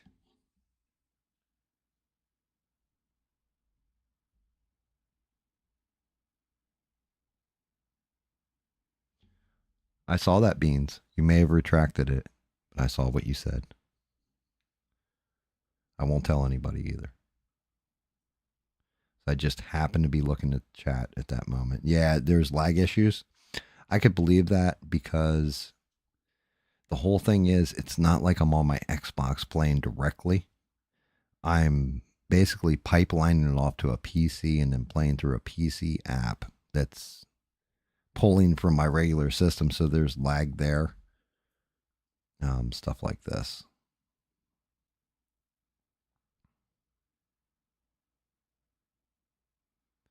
I mean, honestly, I don't even know why I started the damn game stream, but as reality was, a Sunday show and a Thursday show should be enough, or a Sunday stream and a Thursday stream should be enough. Don't really need a Friday stream too. As a matter of fact, I tried switching up from Thursdays to Fridays at one point for the painting stream.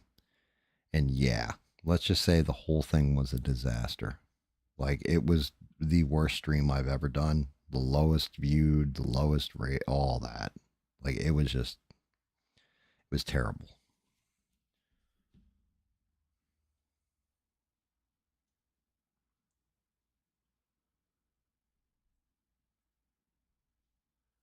Yeah, the gaming stream is hectic.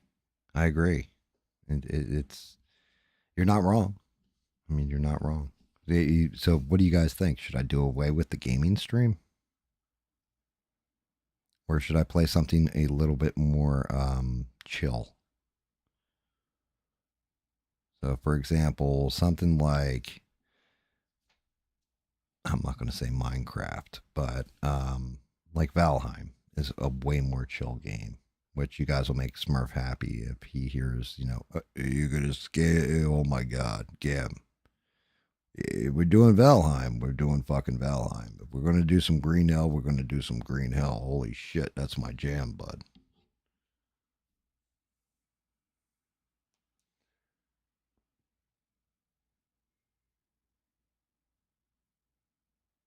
Oh my God. Dude, that's hysterical. Who has your PS5? Joel, Mr. Please send me money so I can sit here on the couch. And that still pisses me off when I hear about that. That guy can go straight to hell. I'm not going to lie for that one. Like, unbelievable.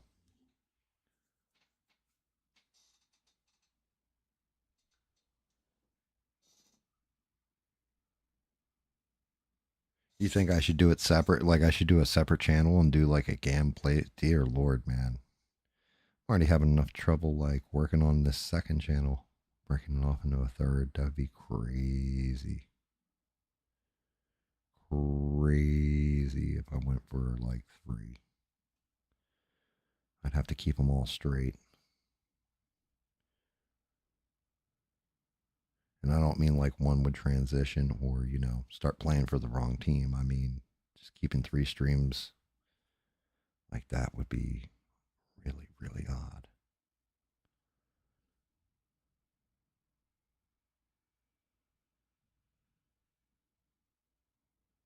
Definitely be rough.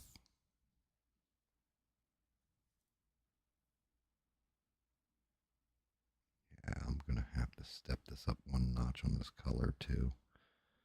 I have to go over it again because she's coming out kind of China white.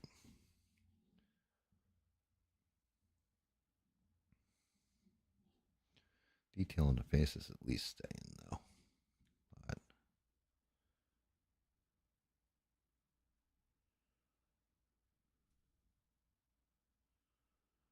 getting in here on this little face is a pain in my ass with the way they did her hair. Couldn't do it off on the side and just show the whole face. Nope. I don't know if he did like blowout lines or something in here in the model. She looks like she's got a dirty Sanchez. Dear Lord.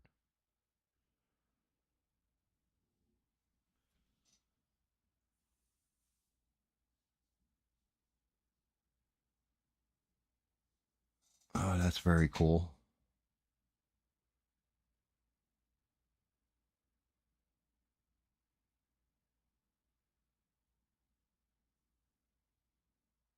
I still need to go. Whose stream are you going to go troll?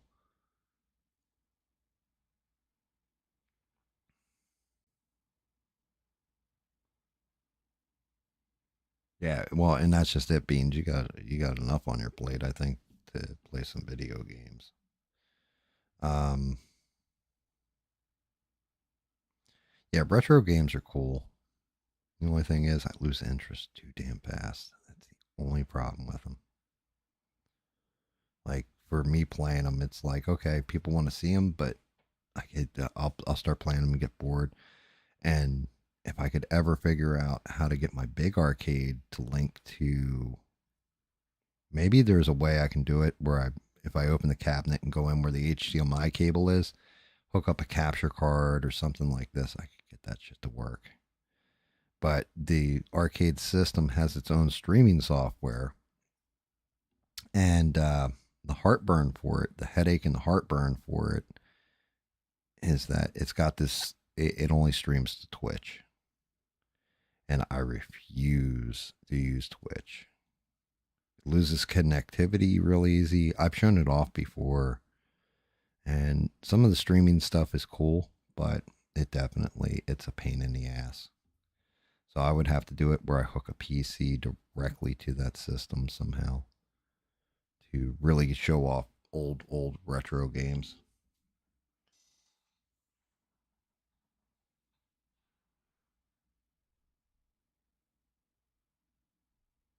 Yeah, and there are some good games out there too.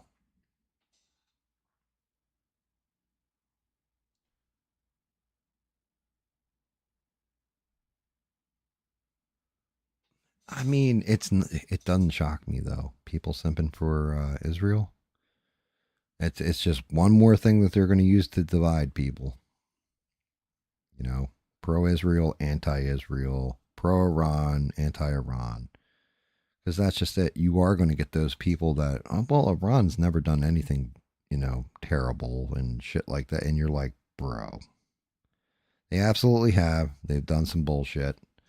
Israel has definitely done some bullshit. The US has done some bullshit. The UK has done some bullshit. Everybody does some bullshit. Every government. You can criticize, you look at somebody's past, and you can definitely find shit that they've done fucked up in one way or another.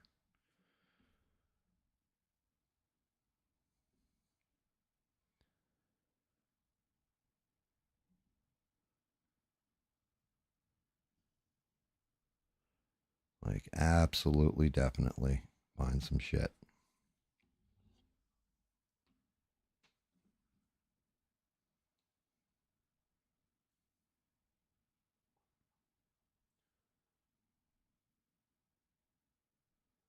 Oh, Smurf, you like the that game I bought for you?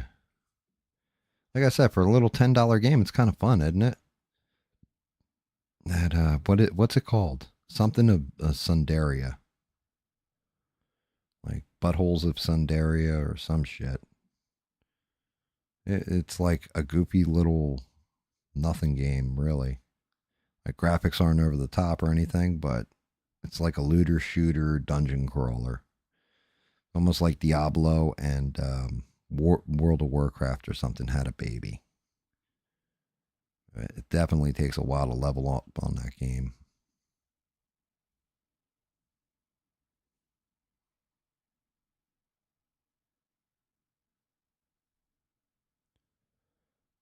Something to Sundaria. But yeah, I thought it was fun. I didn't think it was like a terrible last one. Smurf's like, I just want to play something with you, Gam. Come on, for fuck's sake. Like you're always saying, hey, Smurf, why don't we play some games together? You even get me one, and now you're going to blow me off tonight because you're going to pass the fuck out after this stream. Which I'm having a hard enough time getting my damn hands working to paint, let alone game.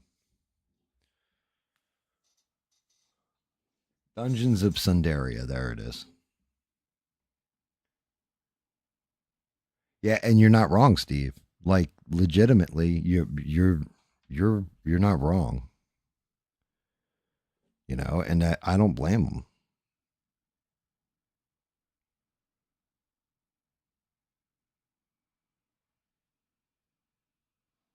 Like that is one of the brutal parts with my mouth running constantly online and stuff like that. I definitely like I said, Talked to Smurf till well into the morning, then went and washed dishes and all this stuff and did a bunch of housework. Put on years later. Didn't even get through it. Like, didn't even get through probably like 45 minutes of it. Turned it off. I was like, ah, shit, I'm tired. I'm whooped. Then watched news coverage and all this stuff so that tonight I could talk about, what I had seen, which pretty much I think everybody else is kind of watching at this point because it's the only thing going on. Like, everybody wants to know where we're at in the world stage. Are we going to World War III? Is it, it's almost like an exciting episode of TV where it's like, tune in next time when we'll find out. Did Iran fire back some missile strikes at U.S. troops? Does Donald Trump turn from an orange to a lemon? Find out on the next turbulent episode of As the Earth Turns.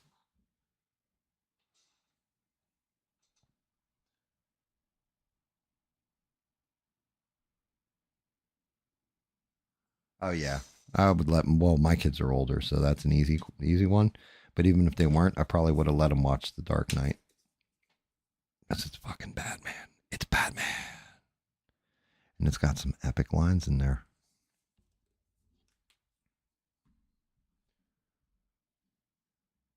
Be honest with you, kids nowadays, hell, even just look at something like Gears of War, right? Kind of an archaic game, but you were sawing people in half and all that. Man, I had moms bringing their kids in and getting Grand Theft Auto for them. After we would sit there and read, you know, stuff like this. You have prostitutes in there, like all this kind of language. This happens in one scene, like, because I made sure my guys would tell a mom everything in that game when their kid came in begging, because most moms don't pay attention to what their kids are playing, to be honest with you. I'm not saying all moms, I'm saying a good chunk of them did not pay attention to whatever the kid brought up. They wanted it. So anytime we were going to sell a copy of Grand Theft Auto off to somebody who was obviously a kid, it's like, you need your mom to get this. What is it? It's got prostitution in here. It's got this. Oh my God, you can't have that. In a lot of cases, once you told them. But there was plenty of moms who were just like, yeah, he sees worse on TV. Like, okay, lady.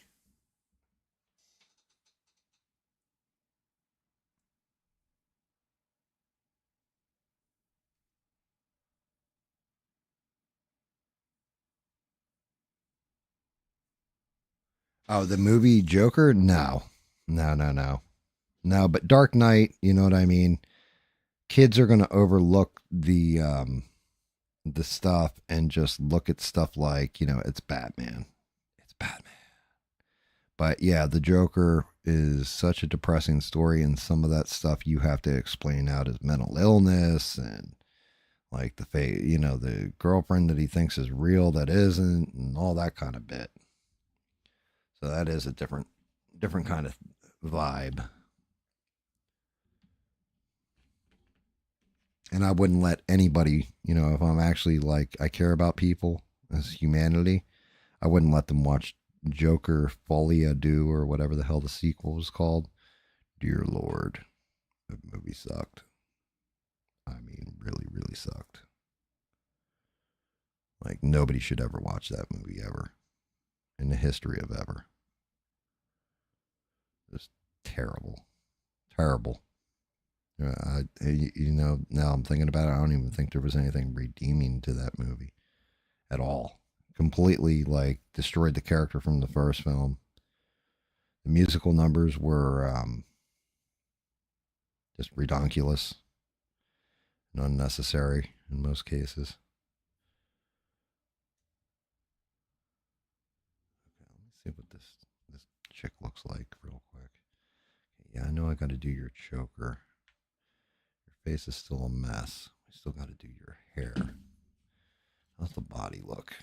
Make sure your butthole goes on the right way. Let's see, with an arm on your hip.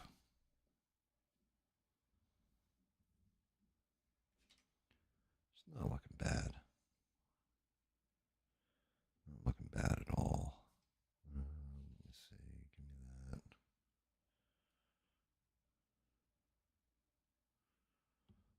Slingshot's not bad. It's not looking terrible. I'm going to tighten up all this skin, though. I still got to do her hair, too, which is going to be the bitch.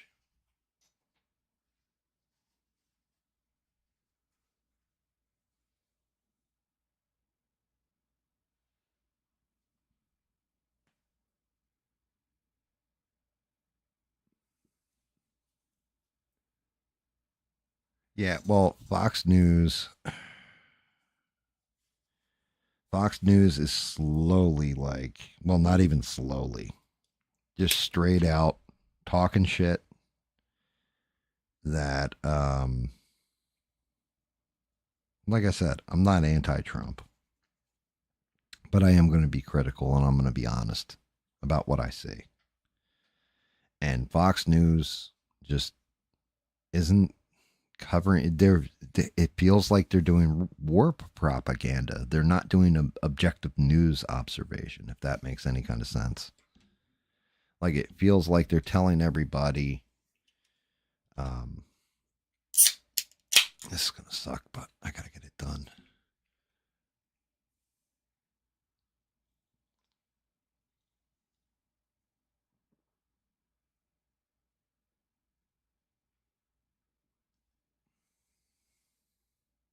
Well, Star is Born is a remake of an old movie, right?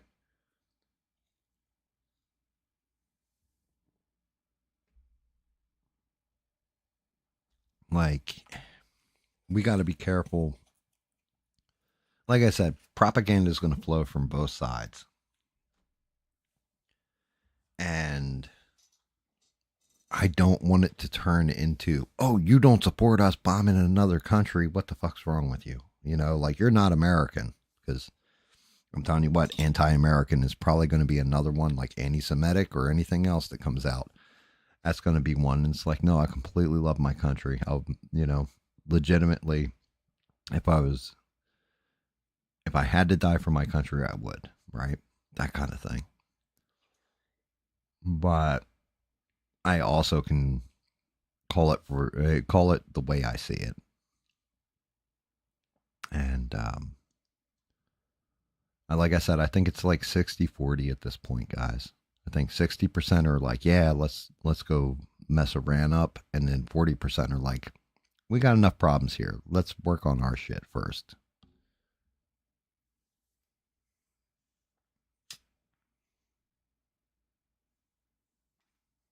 And that's where I'm at. I'm like, yeah, we'll solve homelessness. In this, like 20 million extra people in a country that may or may not be contributing or destroying our society. Come to a deal where our government doesn't run out of money and everybody gets a tax cut. Don't go over to Iran and start talking about how you're going to fix shit there. I don't want to hear it. I want to hear about America. America.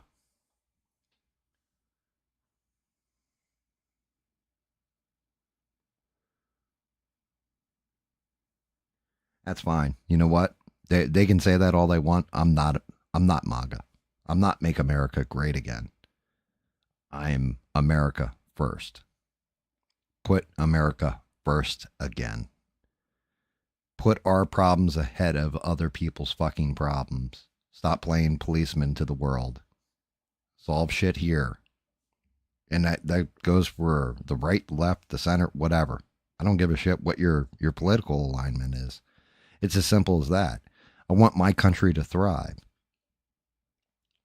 I want to see the American people thrive. It sucks that we have Uyghur slaves in China, for example. I'm not going to go out there and protest it. You know why? Because we got people that are sold into slavery here on an underground sex trade. Shit like this.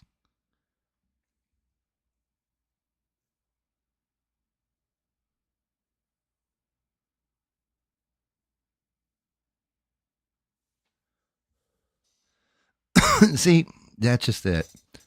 I don't think we're at a total civil war, but you're going to have a lot of infighting that's going to split the party. And it's not good for Trump. It's not good for the future, because if you're not unified around okay, you know, I don't agree with you and I disagree with you and we're cool still.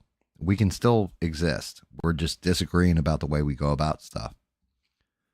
You're still unified in, everybody should still be unified in the fact, but I don't want that shit. I can sit here on a microphone, criticize Donald Trump. You know, like I said, I still want to see the intel. I can't even criticize him yet because I haven't seen intel. Show me the fucking intel. That's all I'm asking for, right? You know, don't say trust me. I'm not going to just trust you. No, it doesn't work that way. Sorry, buddy. Not going to do it. Not going to do it. Wouldn't be prudent at this juncture to do it. You know, I'm not just going to take people's words for it and all that stuff. Show me what you guys were looking at. Explain to me why you feel this way. And then let's come to some kind of consensus. You know, like, I'll call you out either way. Whether you know, I feel it was wrong, feel it was right. It doesn't matter. The decision's not mine, it's yours. But I'm going to call you a dick for it or not.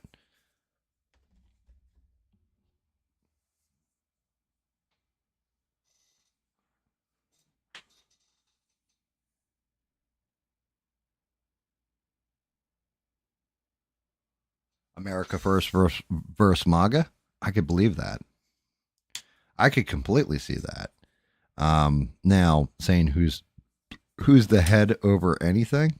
Well, honestly, Donald Trump's our president.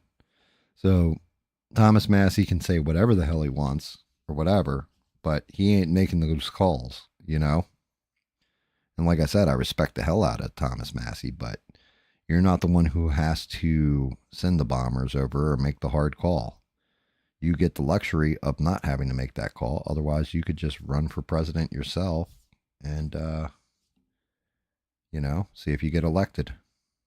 Which, hey, good on him if he does. I don't think he wants to do that.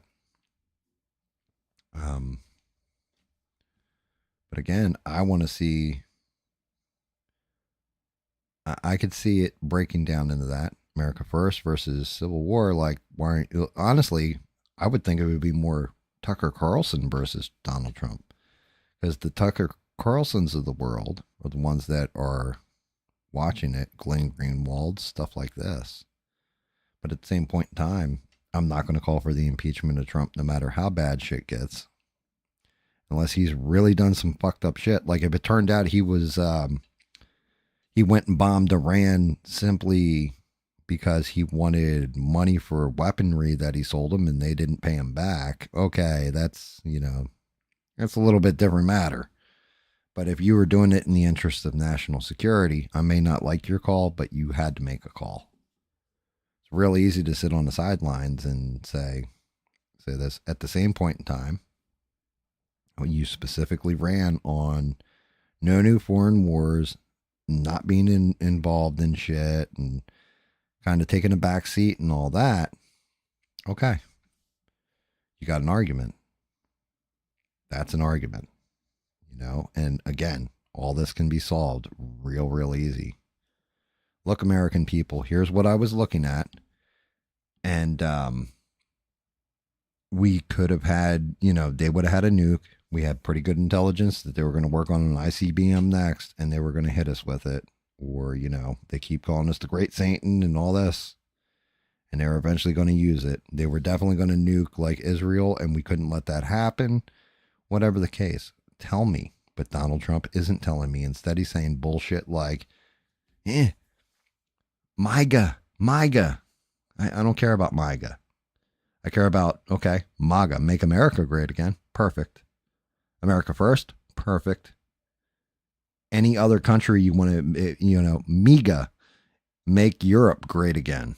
No, I don't want to hear make Europe great again. I want to hear America, because I don't give a shit about these other places.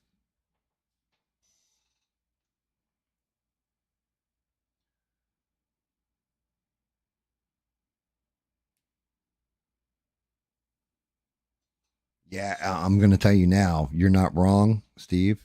I don't think people are just going to get over it.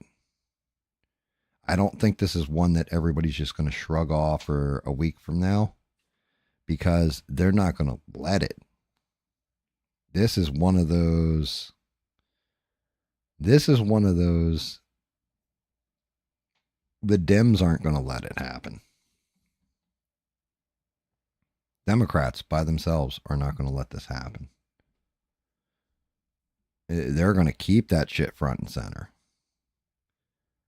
And it's going to piss everybody off as time goes. Because the whole thing is, you got to remember, the thing with Trump is, it's a coalition. So it's not just a bunch of right wingers and all this. You got people in there that literally voted for Trump and supported him because no new foreign wars. I won't attack another country. We're gonna end all this bullshit in the Middle East. Very isolationist. I'm semi-isolationist. I'm not completely isolationist. I do agree we need to have ourselves in the world stage in a way. But there are people that voted for Trump because they really believed he was going to be a complete isolationist. And I'm not going to lie, all this shit could have been avoided if they just let Netanyahu kind of get his ass kicked.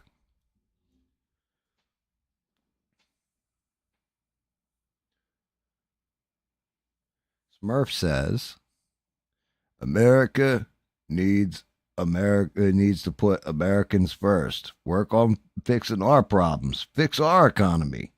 We always help or get involved with every other country that just can't seem to help ourselves, and we can't seem to help ourselves, huh?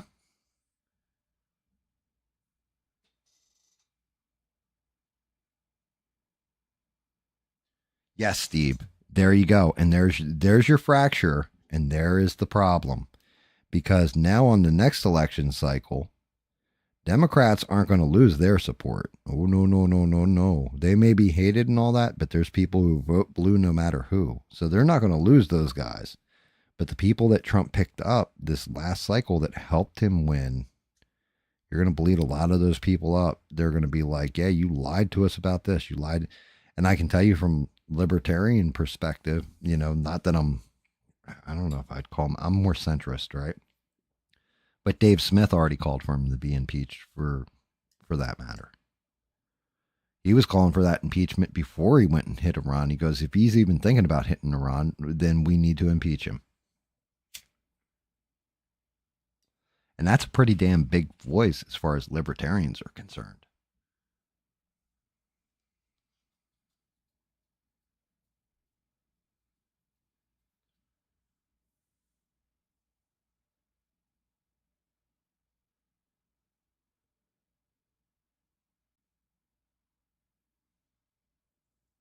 Yeah, well, Candace, look, Candace is definitely going to catch fire now, right? If she wasn't before, she was just slightly, like doing a slight uptick. She's going to catch fire.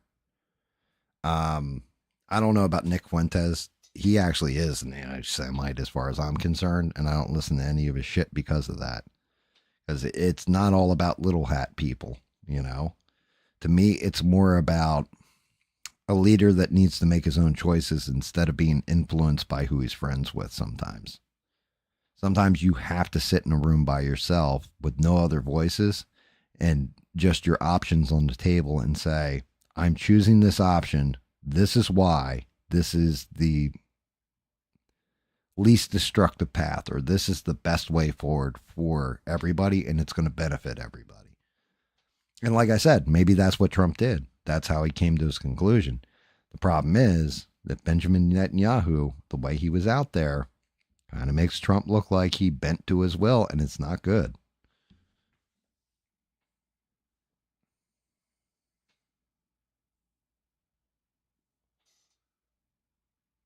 Yeah, I kind of do too, Beans. That's a good call. Gifts. But then the whole chat would be nothing but gifts, and I'd have to respond to each one laughing my ass off.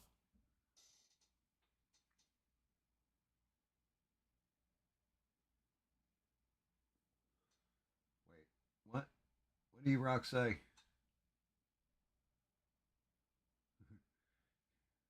Yo, the asshole is back. That's funny.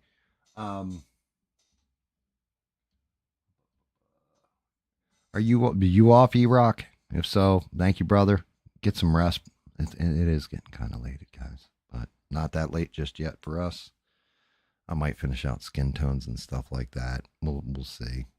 My hands is not working quite well.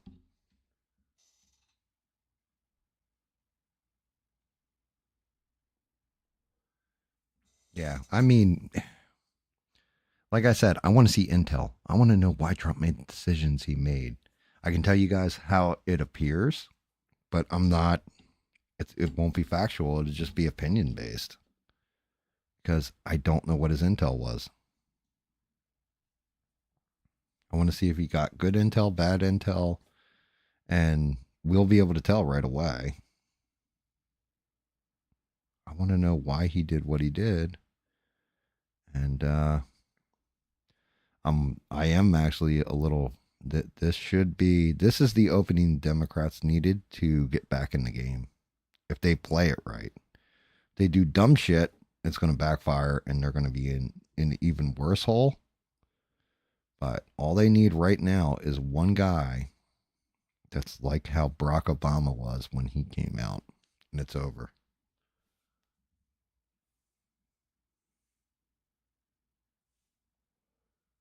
Oh shit, dude, a 10-hour drive. E-Rock, go get some rest. Why are you even on the stream talking to us and saying goodbye and stuff? Go get some rest, brother. Please drive safe tomorrow. I'll be back next Thursday talking shit and painting shit. So you're not going to miss anything. But yeah, man, go get some rest. And please drive safe.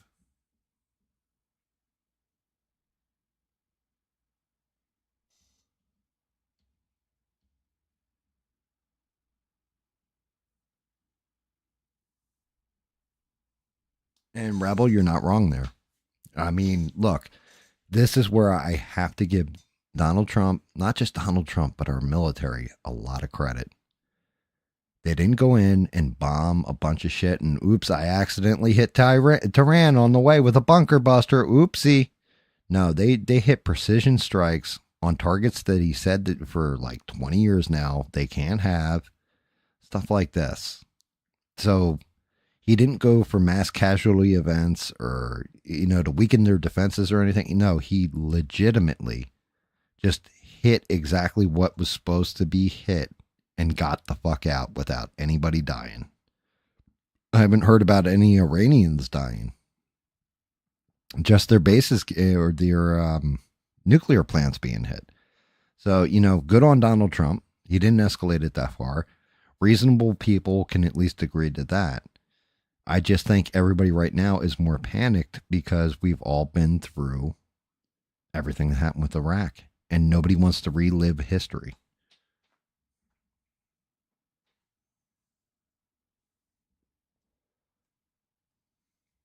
I mean, now if we find out that Netanyahu from the beginning had this all planned out because he is that asshole who will come out and say something like that.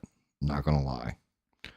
Donald Trump and I had this plan the entire time and blah, blah, blah, blah, blah. Dude, that's when shit will go from bad to a lot worse.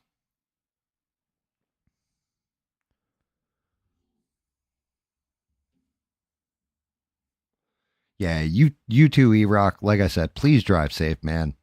We really enjoy you here. Don't want to see anything happen to you, even if you're not here. We appreciate the hell out of you. So get some rest.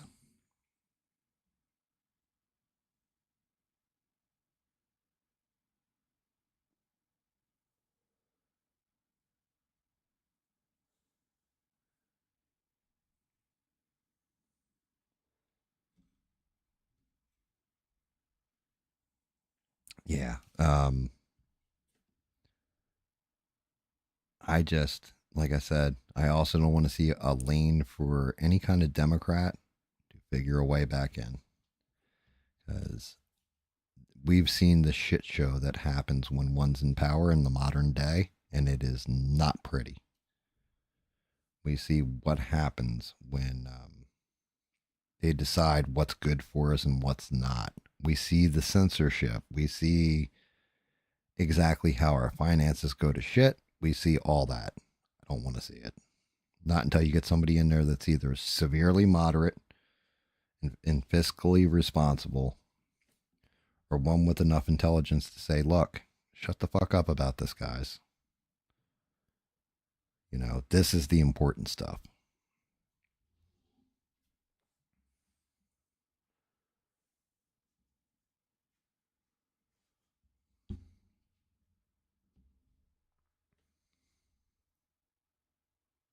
We don't want, I don't want to see the country get worse. I want to see it get better. I want to see everybody that's got kids. I want to see their kids grow up happy, healthier, and better than we ever had it. Even if you don't got kids, I want to see you do better, have more money in your pockets, and enjoy life. And do fun shit. And create fun shit. And have a good time.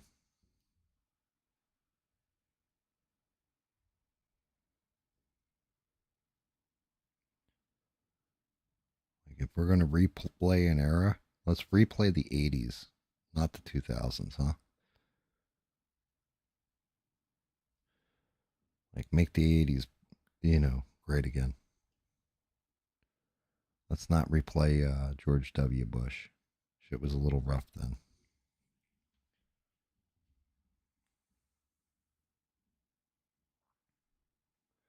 Oh, that was actually, that's a very smart move. I'm not going to lie. Make sure that you stock up on a couple of extra racks of that beans, because then you can sell it, you know, if it becomes scarce. Nobody likes wiping with leaves.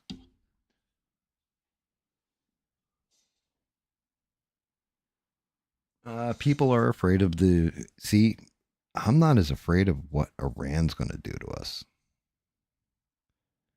I'm not, because they're barely holding their own against Israel. That's why I'm not afraid.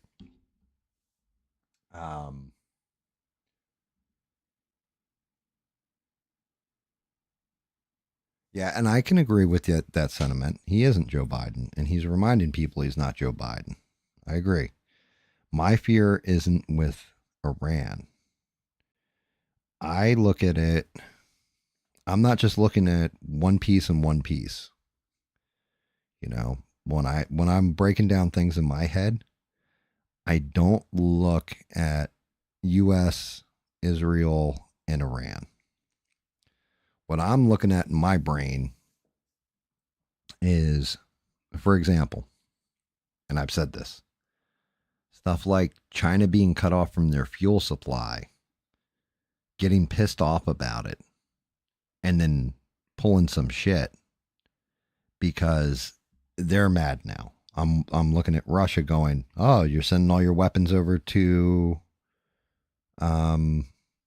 Israel instead of Ukraine. Well, time to go full press hardcore on Ukraine then, because now they're a little bit less defended.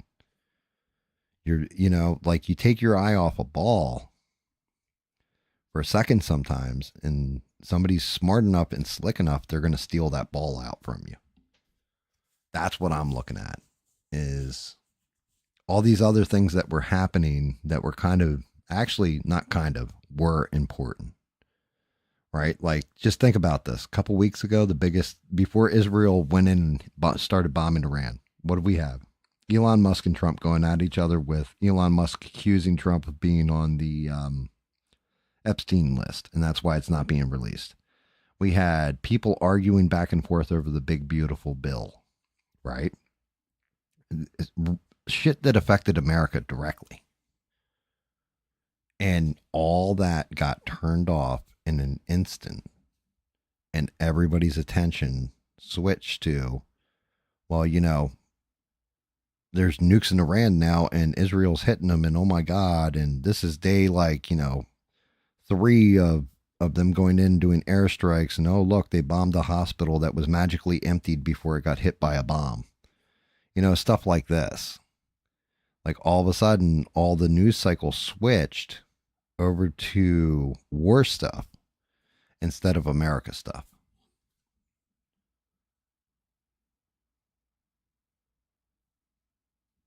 If you wipe with an aloe leaf, you better make sure you open that sucker up so you get the good stuff, because you wipe with those spines on there, you're definitely going to tear something.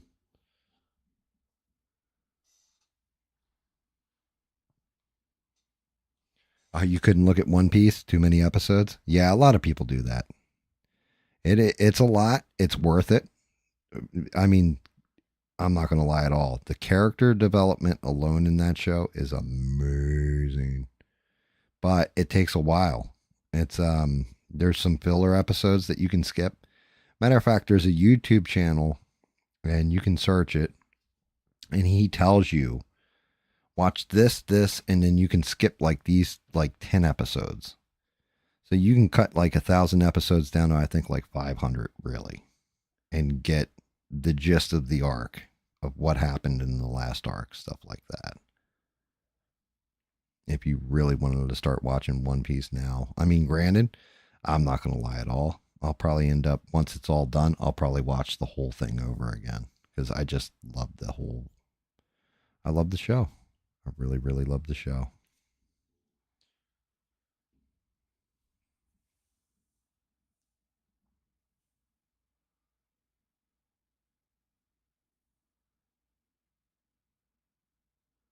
Yeah, well, and he's not going to do it in 4 years. Spoiler alert. We're not going to get that accomplished in 4 years. It's going to take, Trump said that on the campaign trail back in 2020. If they get it, they're going to destroy the country. They're going to this, that, and the other thing. And they said, nope. You're lying, sir. We're all locked down because of COVID. We're angry, grr. And yeah, we watched how everything that Trump said was basically, that's why he's got those hats that say Trump was right. Because that's the way that shit went. That's exactly how that played out. Everything he said was going to happen pretty much happened.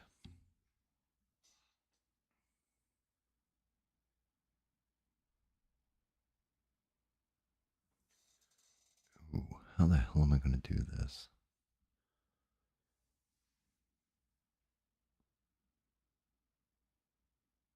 Yeah, I agree too, Beans. The whole thing is if you back down on enough stuff and you don't actually take definitive action, well, then people are just going to keep pushing. You know what I mean? So, yeah, in a way, you're right. And like I said, targeted strikes on nuclear plants, not a defense of us going and hitting another country. But yeah, I get it. I get the advocacy and I see where it's good. It's just really, we need to wait and see how it plays out. That's kind of where I'm at with it. And my big thing is more the intel. It's always going to be, for me, it's always going to be show me the goddamn intel. Show me that this was the way.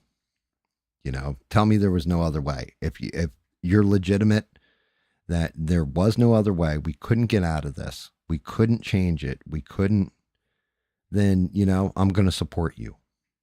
But if you did this to basically kiss Bibi Netanyahu's ass, or, hey, he asked me for a favor or some shit, I'm not going to forgive you for that. That's that shit that nobody wants.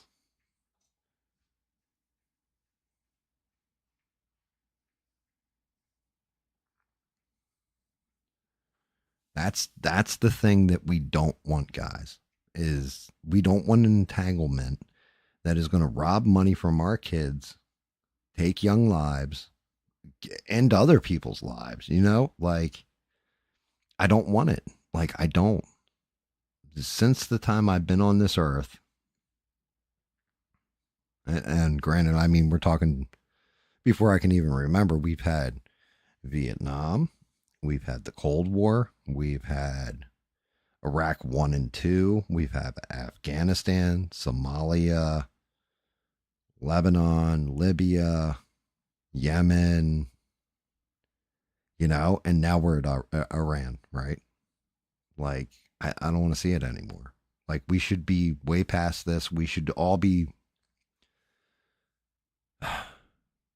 It's just America itself. I feel like we should be angling for the stars and getting off this rock instead of destroying it slowly.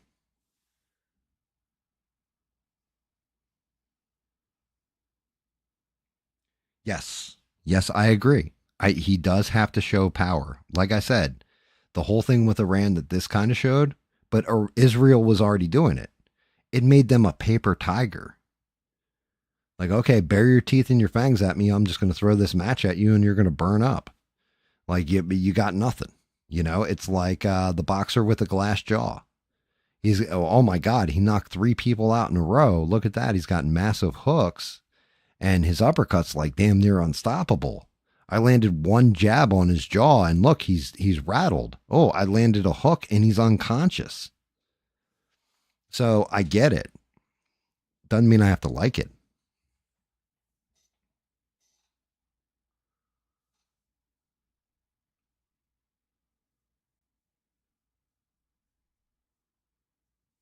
No, that's just it. Okay, so we look at like Russia falling, all that. It was kind of good, but then you got the Balkanized states and all the bullshit that came with it. Iraq fell. What did you get? You got us trapped over there for a little bit, and then we went back in. That created, all these splinter cells of different factions fighting for the power vacuum. That's why I'm not for the regime changes, because I look at that power vacuum and it's like, it's kind of the same thing during the American Revolution, right? Our guys would take out their commanding officers to throw the soldiers in disarray, to a point where the English commanders would parlay with us and say, hey, look, you got to stop killing because we can't control them at that point, and they go nuts. And then more people are getting injured this way. Not just our troops, but like civilians.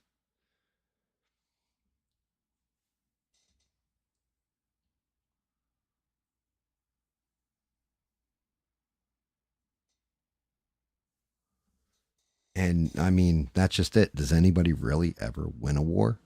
If we were going over there to take the land in the oil fields, like in Iraq, we didn't. We left it all there.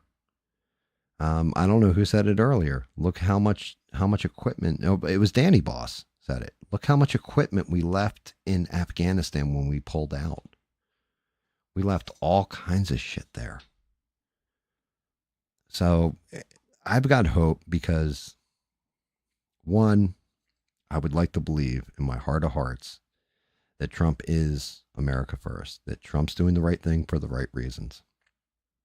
I'm not going to defend the man till I know the intelligence, though. But I would like to believe, this is just what GAM would like to believe. I would also like to believe that the people of Iran will overthrow Ayatollah Khomeini now that he looks weak, and replace him with somebody that they respect and they want to follow. I would like to believe that. I would like to believe that Israel is doing everything for goodwill to man. God damn it, I can't say altruistic.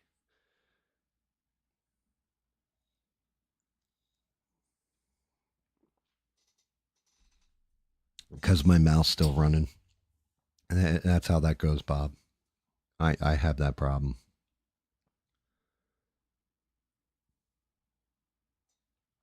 I would like to believe a lot of things, but doesn't make it any truer or false. I need hard fact. Just because I've been fooled when I was younger.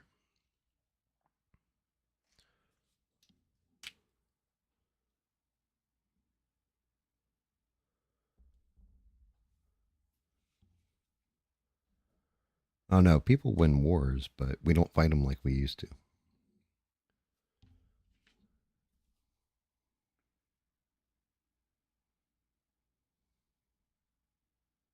We really don't. Like I said, we don't fight to conquer lands and stuff like this. So I hope this all plays out in a good way. And I hope it ends up where everybody comes out smelling like a rose. Shit's proven necessary. Like, oh yeah, we had to do it because this is what was going to happen. There was an imminent threat of danger to the world. but I'm also not going to hold my fucking breath till I see facts. I can tell you one person that I'm not going to believe if they come out and tell me anything is probably Ben Shapiro or Mark Levin or anybody that was gung-ho to get us into this. Because now we are in it. Whether we want to be or not, we're kind of in it.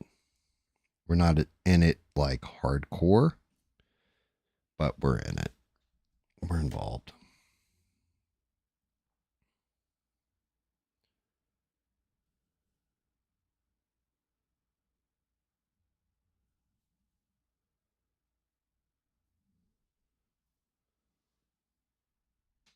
It's only 12:30 here.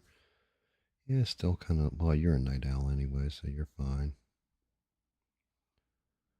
Me, I'm like, my brain is basically soup at this point. I think I'm running off energy drinks and piss and vinegar and just I must have an extra motor somewhere in my body that runs my mouth because my mouth's just flying. And I'm still like dragging ass.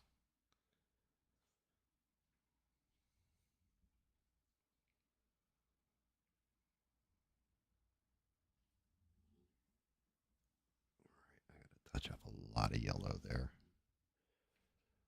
So we got down here too.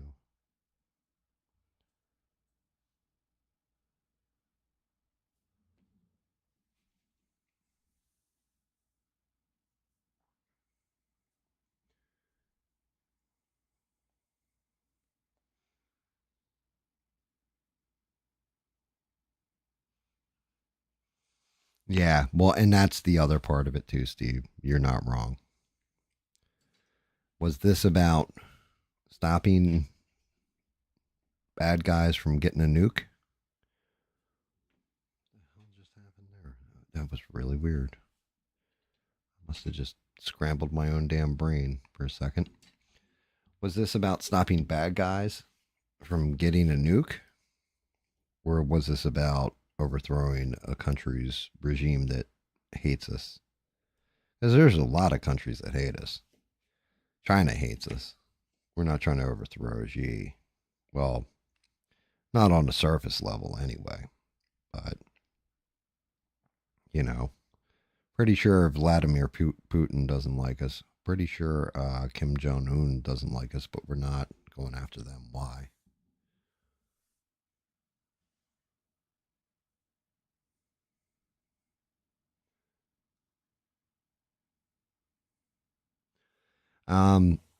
That's what I'm waiting for too, Steve.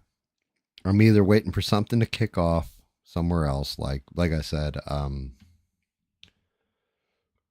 oh God, what's their names? China to like go hit Taiwan or something like this because we don't have that military coverage. Or I'm waiting for that. I'm waiting to see if I'm waiting for the other shoe to drop. Because if Iran does do something stupid, and it will be fucking stupid, I'm telling you now, the assets we have over there, they better aim for a ship that's out at sea. Something like this. Because all those bases, like, let's say they go for our air base in Qatar. Do you think Qatar, like, is going to put up with that? Do you think the UAE is going to put up with that? Because you just hit our shit on their soil. So now what happens? Now Qatar says, oh, no, I don't think so. We let them park this shit here. We just gave them a $400 million fucking plane. I'm sorry, we're shoving rockets right up your ass, Iran. And then now you've got other factions coming in, and it's not going to be good.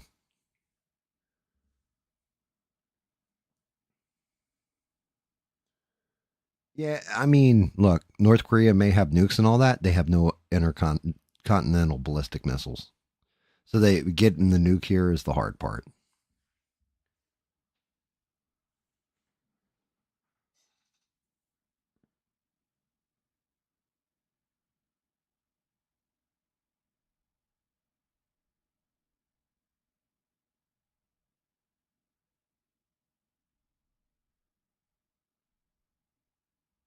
Yes, I agree, Beans. I was talking about that earlier. Them shutting that down, the biggest person they're cutting off is China, which is going to piss China off. Like, yo, we need our oil. We need oil now. You give us oil. Oh, this all American fault. We blow them up. Without oil, there can't be any Oriental Pearl Queen. And we know how people get. That means all Chinese women are going to look older. And the Chinese husbands are going to get all angry. And then it's going to be a reason for them to come at us. Just saying, guys. Just saying.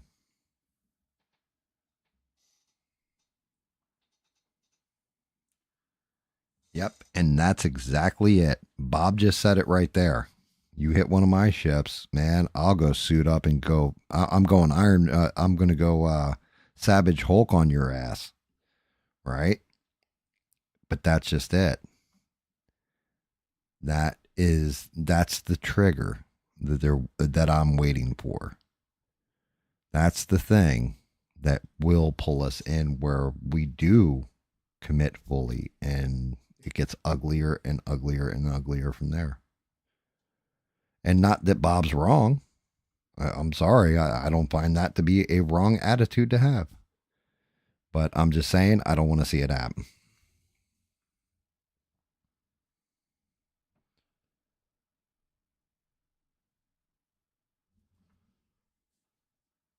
And once again, that comes back to I don't want to see people losing their children. Everybody that's on that damn thing, on whatever battleship, somebody's son, daughter, father, husband, whatever. Mother. Forgot we have women's in the militaries too. I can't leave them out.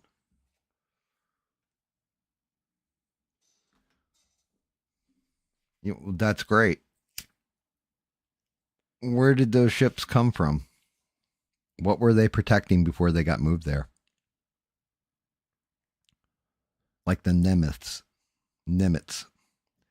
Which is funny because, anytime I kept hearing the Nimitz has been moved from Taiwan over to, the Middle East. And I'm like, why do I know that name? Like it just kept coming up. I'm like, the Nimitz. And I'm like, my brain's jogging, couldn't figure it out. And I finally locked it down. Commander David Fravor. That was the boat he was on when they saw the UFOs and got like the Go Fast video and all that, was the Nimitz.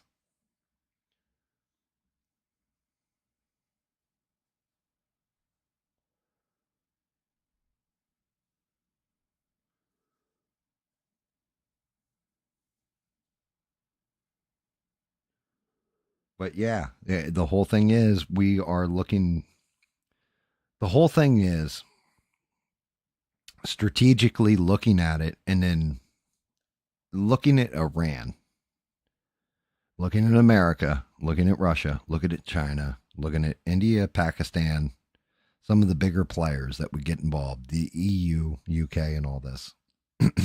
What are we defending, originally with these ships that have all been pulled to the Middle East? We were defending Taiwan. It was support for this place. It was support for that place. So now, if you can change the strategic board, it's the same as moving pawns on a chessboard, right? You're creating openings for your opponent to capture your king. Now, I'm not saying downfall of America or anything. What I'm saying is you've just changed the strategy on the board for guys like Xi or for Putin. You have changed the chessboard where you're not as focused where your defense actually needs to be. It's not good.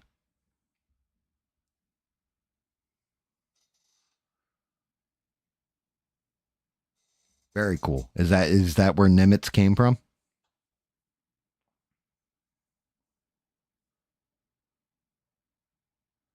It is prime time for a false flag. I don't think they'd try and pull like the Gulf of Tonkin, like one of those to get us fully invested. I don't know. I don't see them doing that. But you're not wrong, Steve. That's Look, our government's done shit like that before, but we were definitely more into war than we are right now. And Trump doesn't strike me as the type of leader who even wants this war. I think that's why his voice cracked when he said God the other day. I think this was a difficult decision. I think it had gravity to it, and I think he made it because it was the only decision he could make. I really want to believe that in my heart of hearts. I also want to see the intel.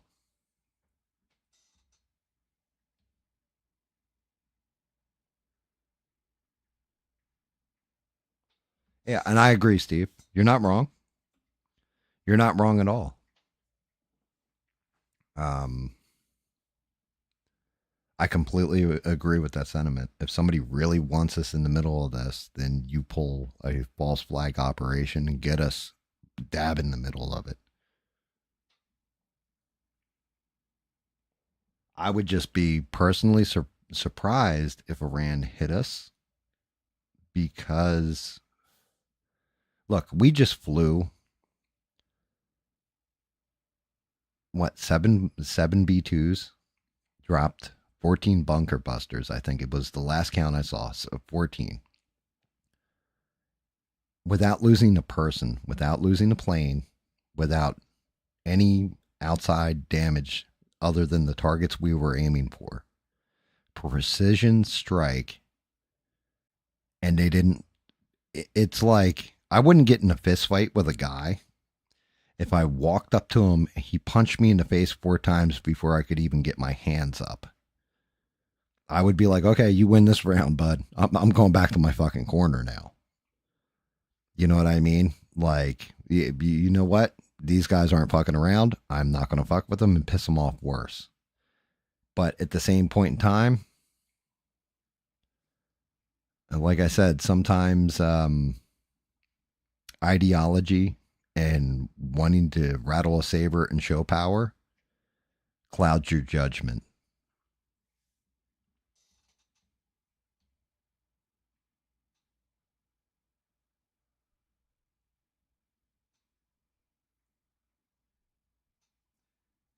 I didn't see them as all looking like hostages, especially not JD Vance, right? Marco Rubio always kind of looks like that. He looks like, dude, Marco Rubio, no matter how old he gets, he looks like a kid that's put on his dad's suit. I don't know why. That's just always what I take from Marco Rubio. Pete Hegseth, he looked more like, okay, well, let's kick on this TV personality persona. I'm not just reading the news, I'm making it now. Oh shit. Like he kind of had like an oh shit face to him. Like, oh boy, there's going to be a lot of questions and stuff. I better be on my A game. Trump, however, like I said, he looked like a man that was struggling with the gravity of the situation, that had sat down and weighed the options of, I didn't want to fucking do this. This was the only way, which is why I want to see the intel, and I'm not just pissing on Trump right now.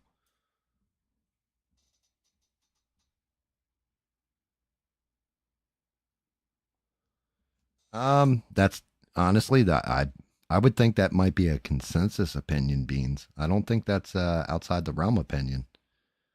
I think it would be the same people.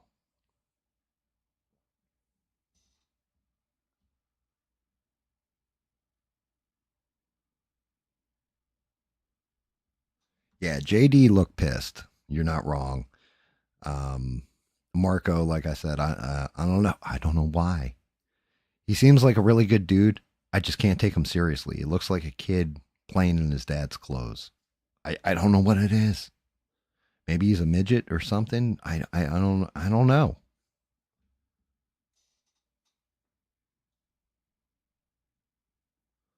Oh yeah, I know Trump's got to be terrified of that stuff. I mean, look, when we're taking down Chinese cells that, we're smuggling fungi into universities, and they go and nailed like that nightclub, like I was saying earlier. They went and all kinds of Chinese nationals. You've got factions that will do things. Like, for all we know, maybe that attack won't come from Iran. Maybe it'll be Chinese nationals that do it, but do it and make it look like Iran. You might have something like that happen too.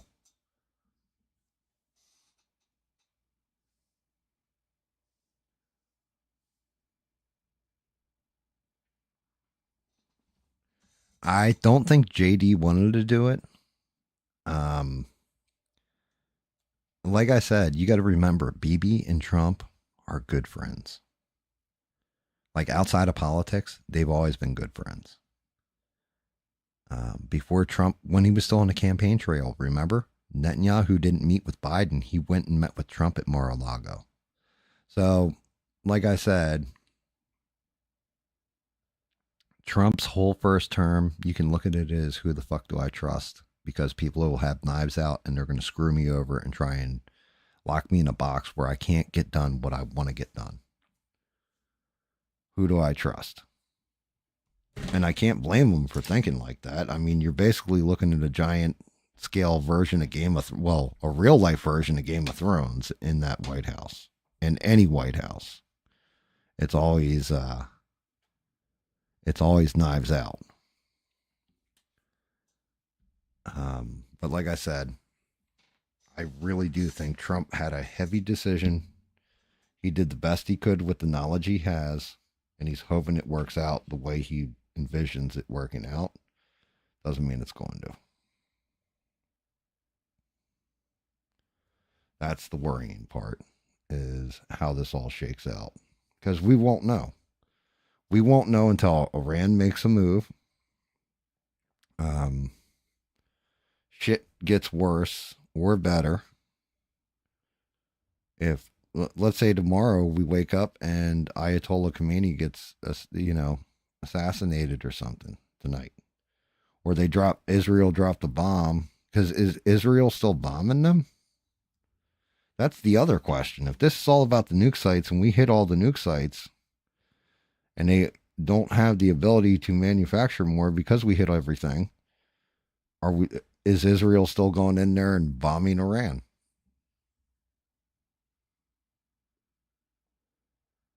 Yeah, I think you're right too, Bob. I wouldn't trust anybody. Not after the first go around and the shit they pulled.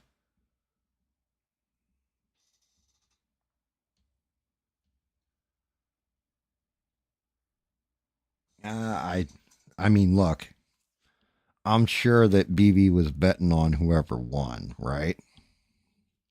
But two things can be true at the same time. He probably read the tea leaves, was like, Trump's going to win. I'm going to suck up to him.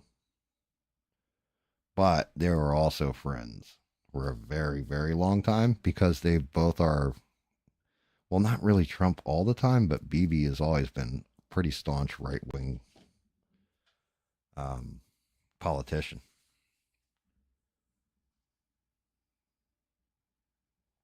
And yeah, installing Trump, I don't think they installed him. I think they were hoping beyond a shadow of a doubt that they could pull. They wouldn't have spent $1 billion just to install Trump. They would have held back all the loot and everything else. And we're just praying like, hey, we can propagate and pull propaganda and get Kamala across the finish line. Like, we only got a couple months to do it, but come on, we can do this, guys. How do we get this woman across the finish line? Calling one of the greatest filmmakers of all time, Steven Spielberg.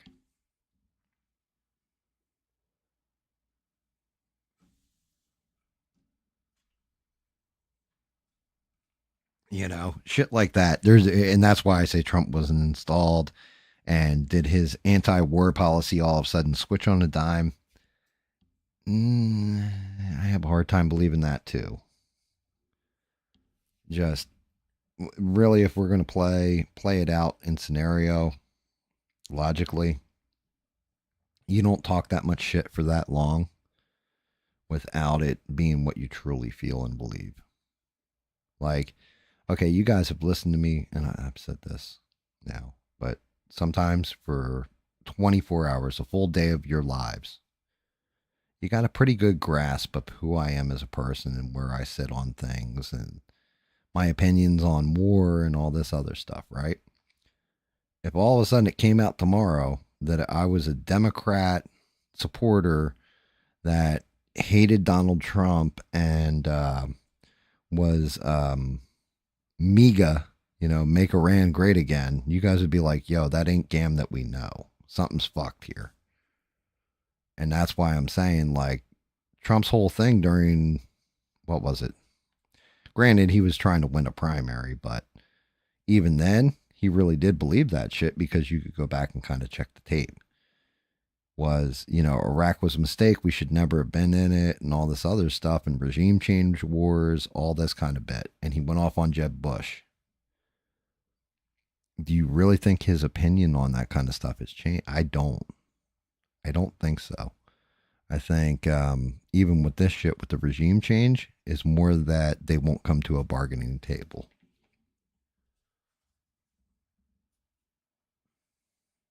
Have a great night, my roving reporter Rebel. We appreciate the hell out of you. Thank you for keeping us updated on everything going on X. And hopefully you enjoyed the show. You had fun.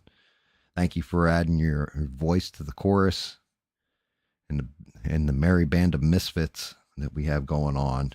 And speaking your piece. We appreciate you.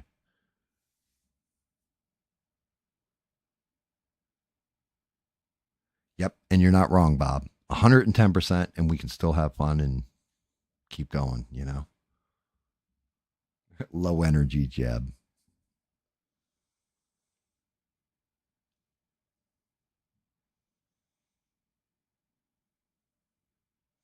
Yeah, and that's just it, Steve. What I'm saying too, hey, maybe I could be completely wrong. Show me the fucking intel. Right? I'm just pontificating or speculating, brainstorming as it were, so that we kind of look at all options and from all sides and all points of view. So this way, whatever it turns out to be, not that we were right when we said it, but we're prepared for any angle this shit takes.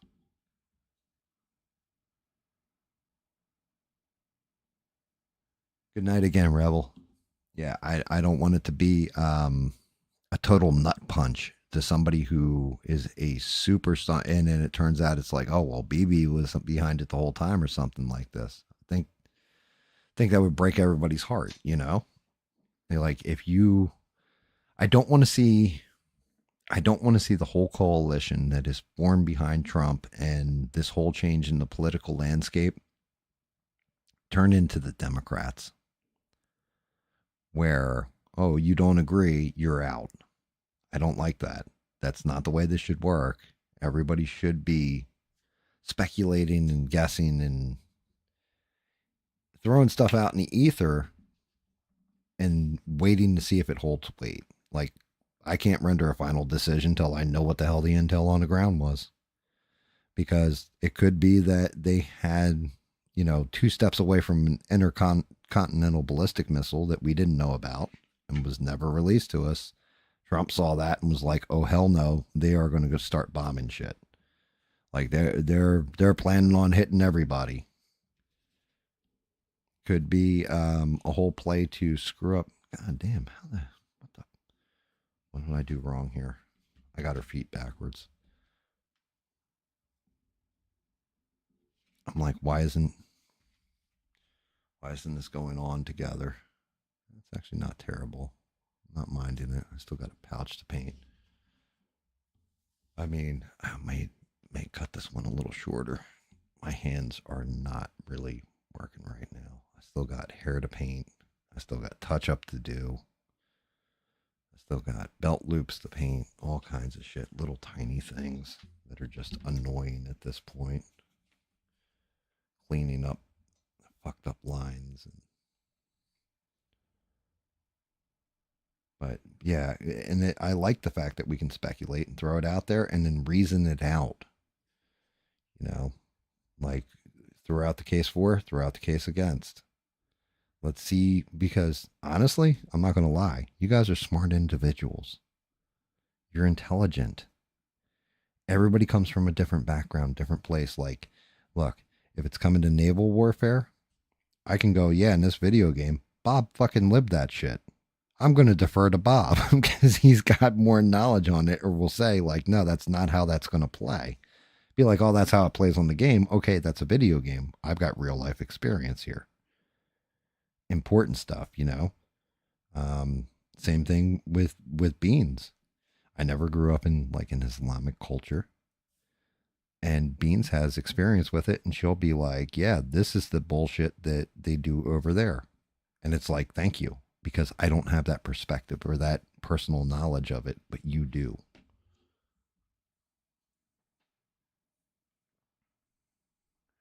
Johnny Cage, do the old split. Do the old split nut punch.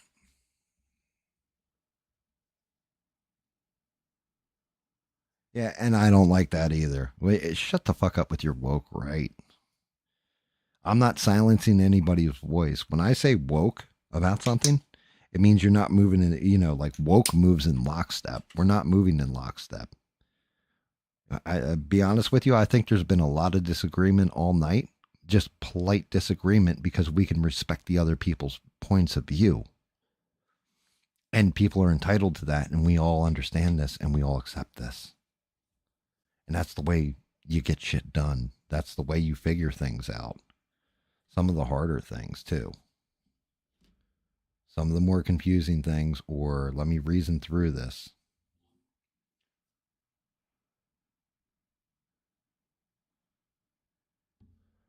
And like I said, I think if I wasn't talking to intelligent human beings, I wouldn't read the chat. I would just run off at the mouth and just keep spitting different stuff out.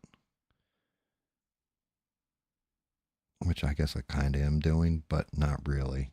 I'm reading what you guys are writing and then reacting to it. Reacting to what's being said and saying, I can see it, but here's the devil's advocate for that argument. If you're just like Beans has a great point, you have to show your strength. You can't always just talk shit all the time. Sometimes you got to punch somebody you got to Johnny Cage somebody, as Six just said. And, show them you're not fucking around. Okay. Yeah, I agree. You're not wrong. You're not soft.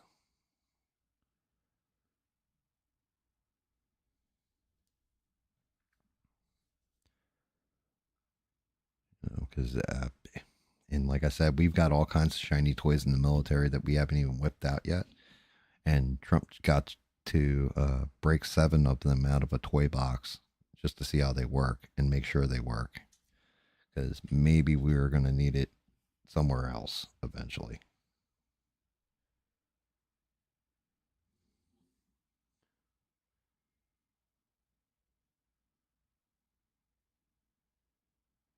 Yeah, Bob. And that's just it. Exactly. You can disagree with my point of view. I can disagree with yours. Don't try and tell me what I have to think. That's not how this. That's called dictatorship or authoritarianism. Like, oh no, I'm the authority. I'm the expert. I know more than you. No, we're pontificating. So you're 100% right, Bob. You are 100% right in that one. Everybody's entitled to their own point of view. That's why I always go back to this, but that's the most important thing that we have in the Constitution is our right to free speech and expression. As long as it's not impinging on somebody else's. The right to say your, not even your truth, but any kind of truth. Even if you're wrong, you're allowed to think and say what's on your mind. Should be that way.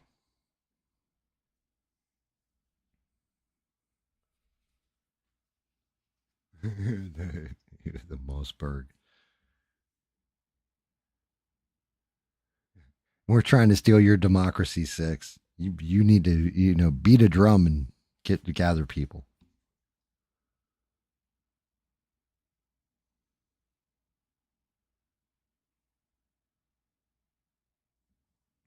2 a.m. Think I should call it, Sheree? Honestly. Let me reassemble her real quick. Because, yeah, my hands are fucked.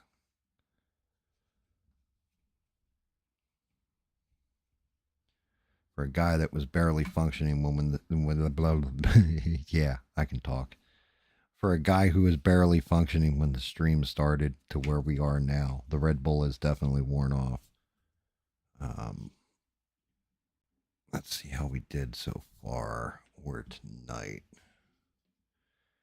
Damn it, man. I really wanted to get that hit done. I'm going to have to. Well, that's good. It gives me something to do Thursday.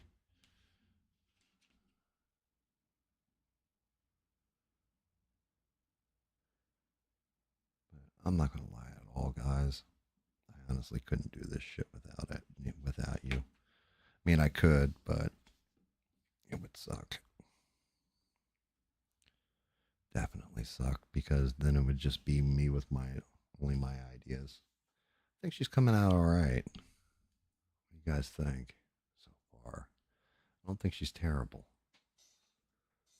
I mean, once the hair goes red or coppery or what have you, I think she's coming out all right.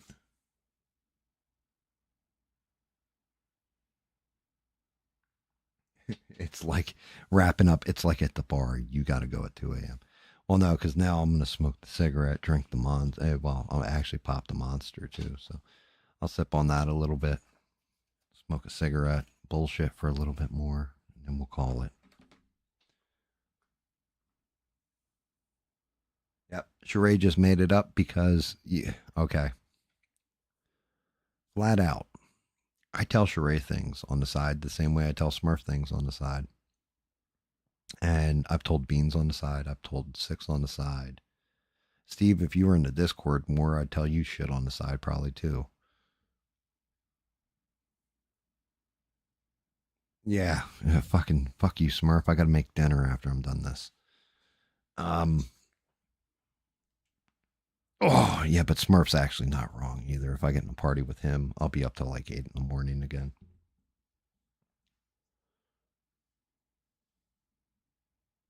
But the whole thing is, one of those things I always say to Sheree is, man, I got to cut these back. Man, I got to cut these back. Man, I got to call hard cutoffs. I got to start doing it, right? And I've told Smurf the same thing, but I've also told Smurf, in the beginning, I'm not painting and I'm just sitting there talking. And 2 hours go by and then I start painting.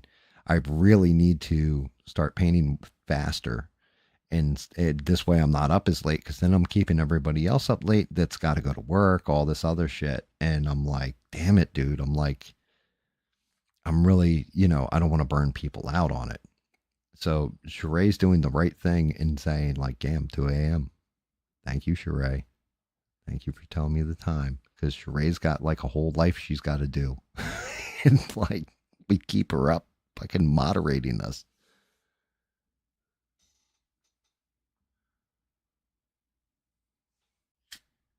Yeah. Like Smurf said, freaking paint already, Gams. Stop running your dick liquor and get to painting, man.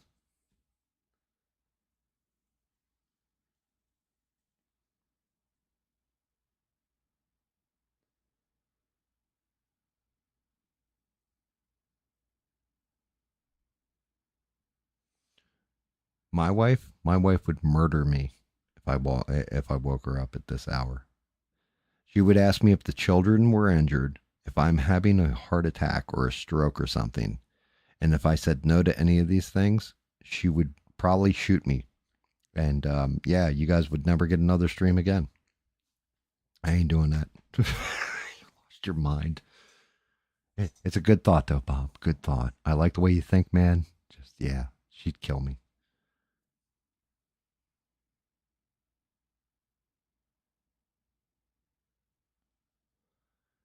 No, I appreciate that, Steve. The other thing is, I actually, I burned my candle down pretty far this time, like this week. Thursday into Friday into Saturday into Sunday. I really burnt the candle, man.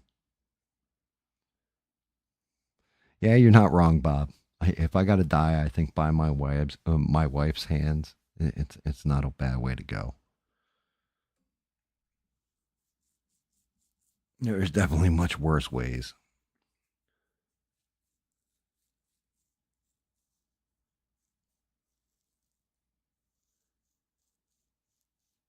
Yeah, it's shit. We're coming up.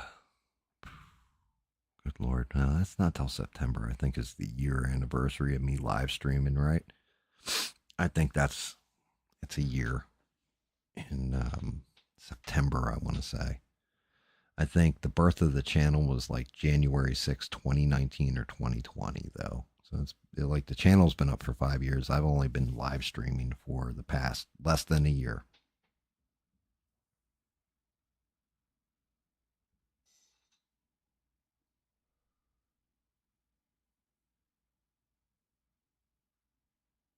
Oh, Sheree, that's sweet.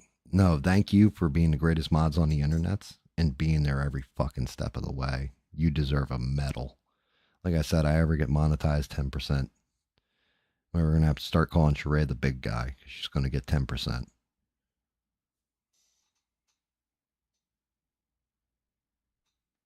Yeah, now sell it, Gam. Sell that goddamn artwork you're doing there, bud. I enjoy your streams and shit, but sell that stuff off. Make a little bit on the sides.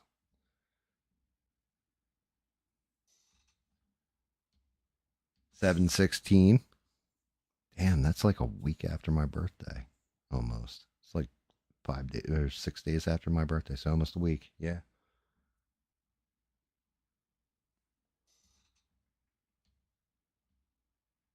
Yeah, Bob. Man, and God bless you for that too. Whatever God you worship, may He bless you for that one, because that do it for my wife too. I just I don't ever want to have to. I can't imagine. I can't.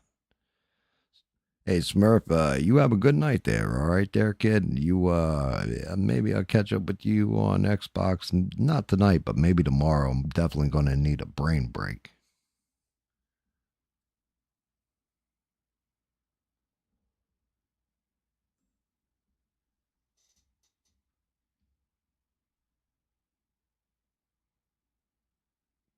And yeah, seriously, Bob, like I don't even want to imagine it. I can't. I mean, me, I refuse to imagine it until it happened. And God bless you for that, man. Like, seriously. I'm not religious or anything, but whatever God you believe in, may He bless you for that one. That takes a strong person, very strong person. So thank you.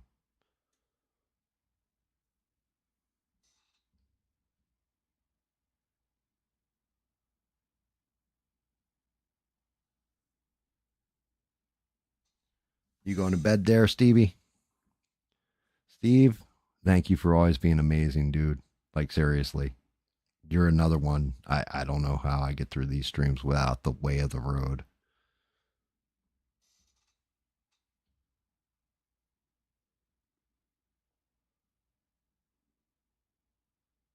Yeah, and yeah, Bob, exactly. I understand. I can't imagine the toll.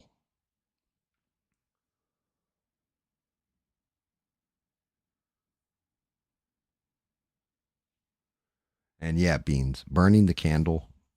So burning the candle at both ends, right? If you have a candle, you have a wick that runs all the way through it. So when you burn a candle normally, you have your wick, right? Coming out the top. Candle burns down slow here.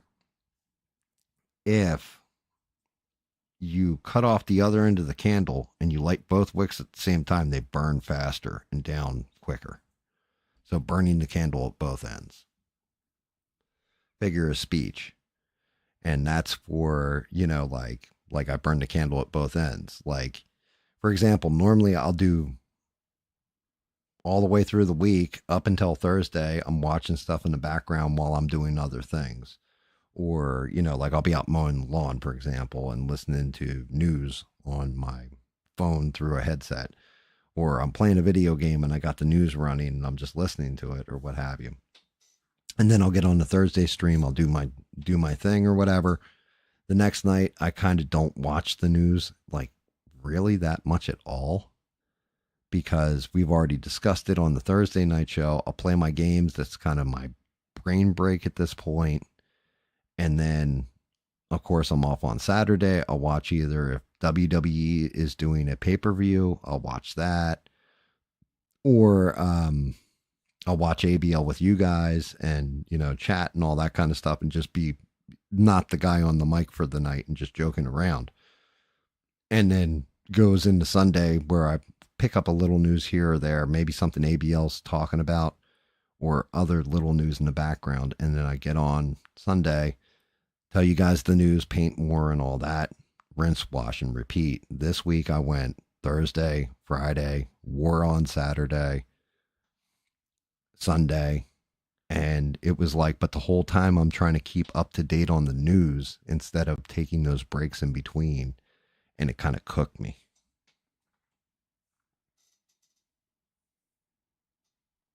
Good night, Steve. Thank you again, man.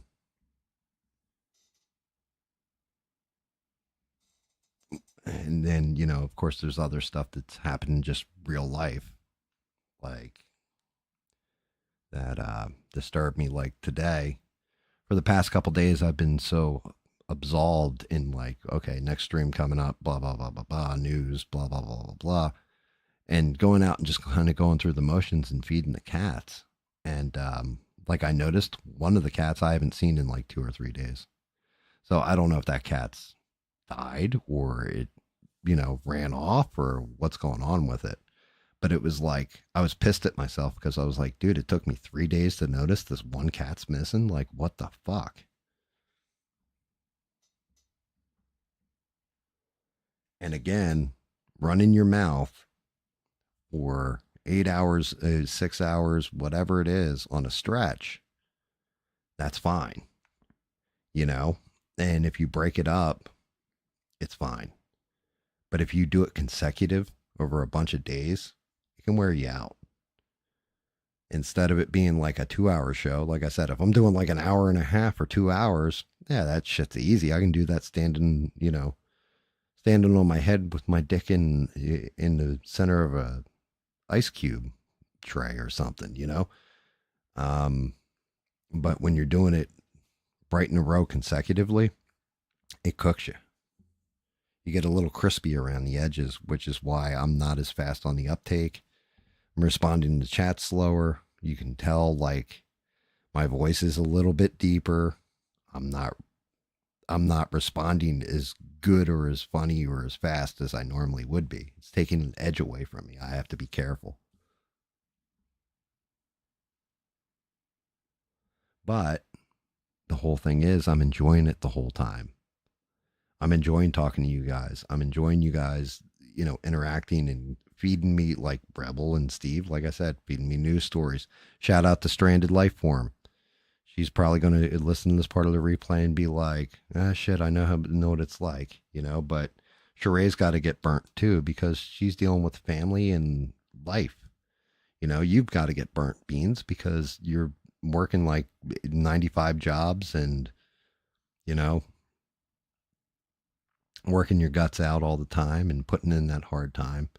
Six is over there putting out bangers on the drums. Bob's into his second 12-pack because of me. Like, just we're all like going through it.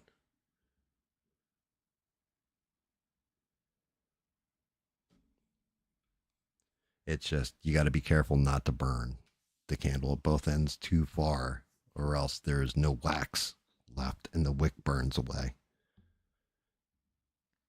And if I'm going to be anything, I might as well be John Wick. Because, yeah, although don't call me Baba Yaga. Baba Yaga is actually like an old hag witch from Slavic lore. So I don't know why they called him Baba Yaga.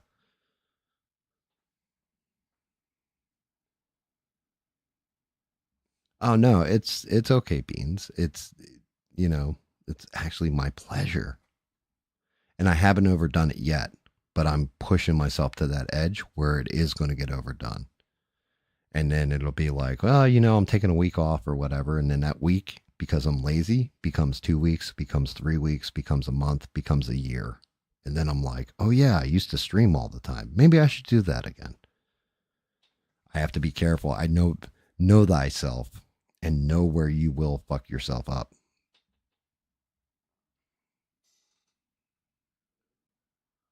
God damn it, Bob. Take a little toke for me, would you, brother? I'd appreciate that one. You're a good man, Bob. Thank you for listening and hopping in here and having fun with all of us. And welcome to the merry band of misfits.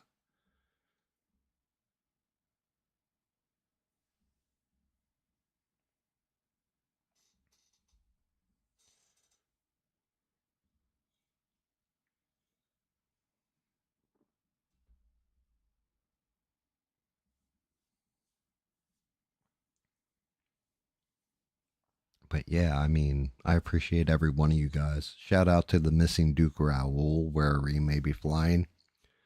No, sir, Duke, that I am calling you a cocklooker at this moment.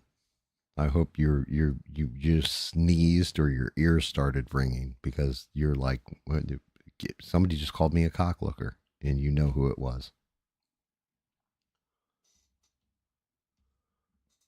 But I am grateful to all you guys because no bullshit. What? How's it said? No cap. No cap. You guys like have tuned in all 4 nights. You guys have sat here all 4 nights. You guys have listened all 4 nights. You guys have participated all 4 nights. You guys have thrown different opinions at me all 4 nights. I appreciate every last one of you.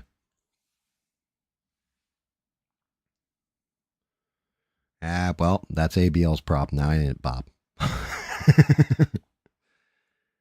But thank you guys. Like, I really do appreciate every one of you. Shout out to Sheree, the greatest mods on these interwebs. Because I'm not going to lie, you keep me out of trouble. You keep me even keel. You keep me in line. And you tell me when I'm giving away hustler secrets, you know, that I shouldn't be saying so that I can correct it and say allegedly and shit. So I'm not getting myself in any kind of trouble. Shout out to little Leo, who tunes in even though we're not talking about dinosaurs or Doom, guys. I appreciate him too.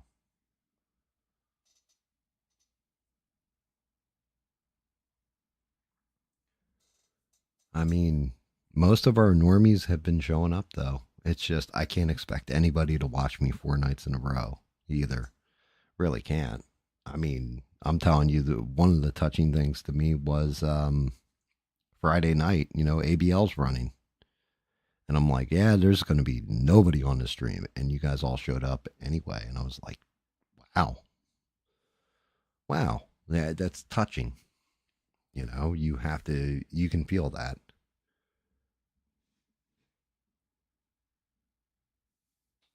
But yeah, I think this would be a good way to end it.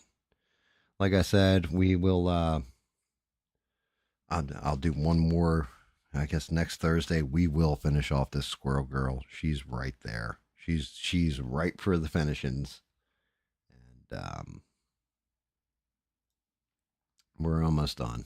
We just got to do some touch-ups, a little bit of cleanup.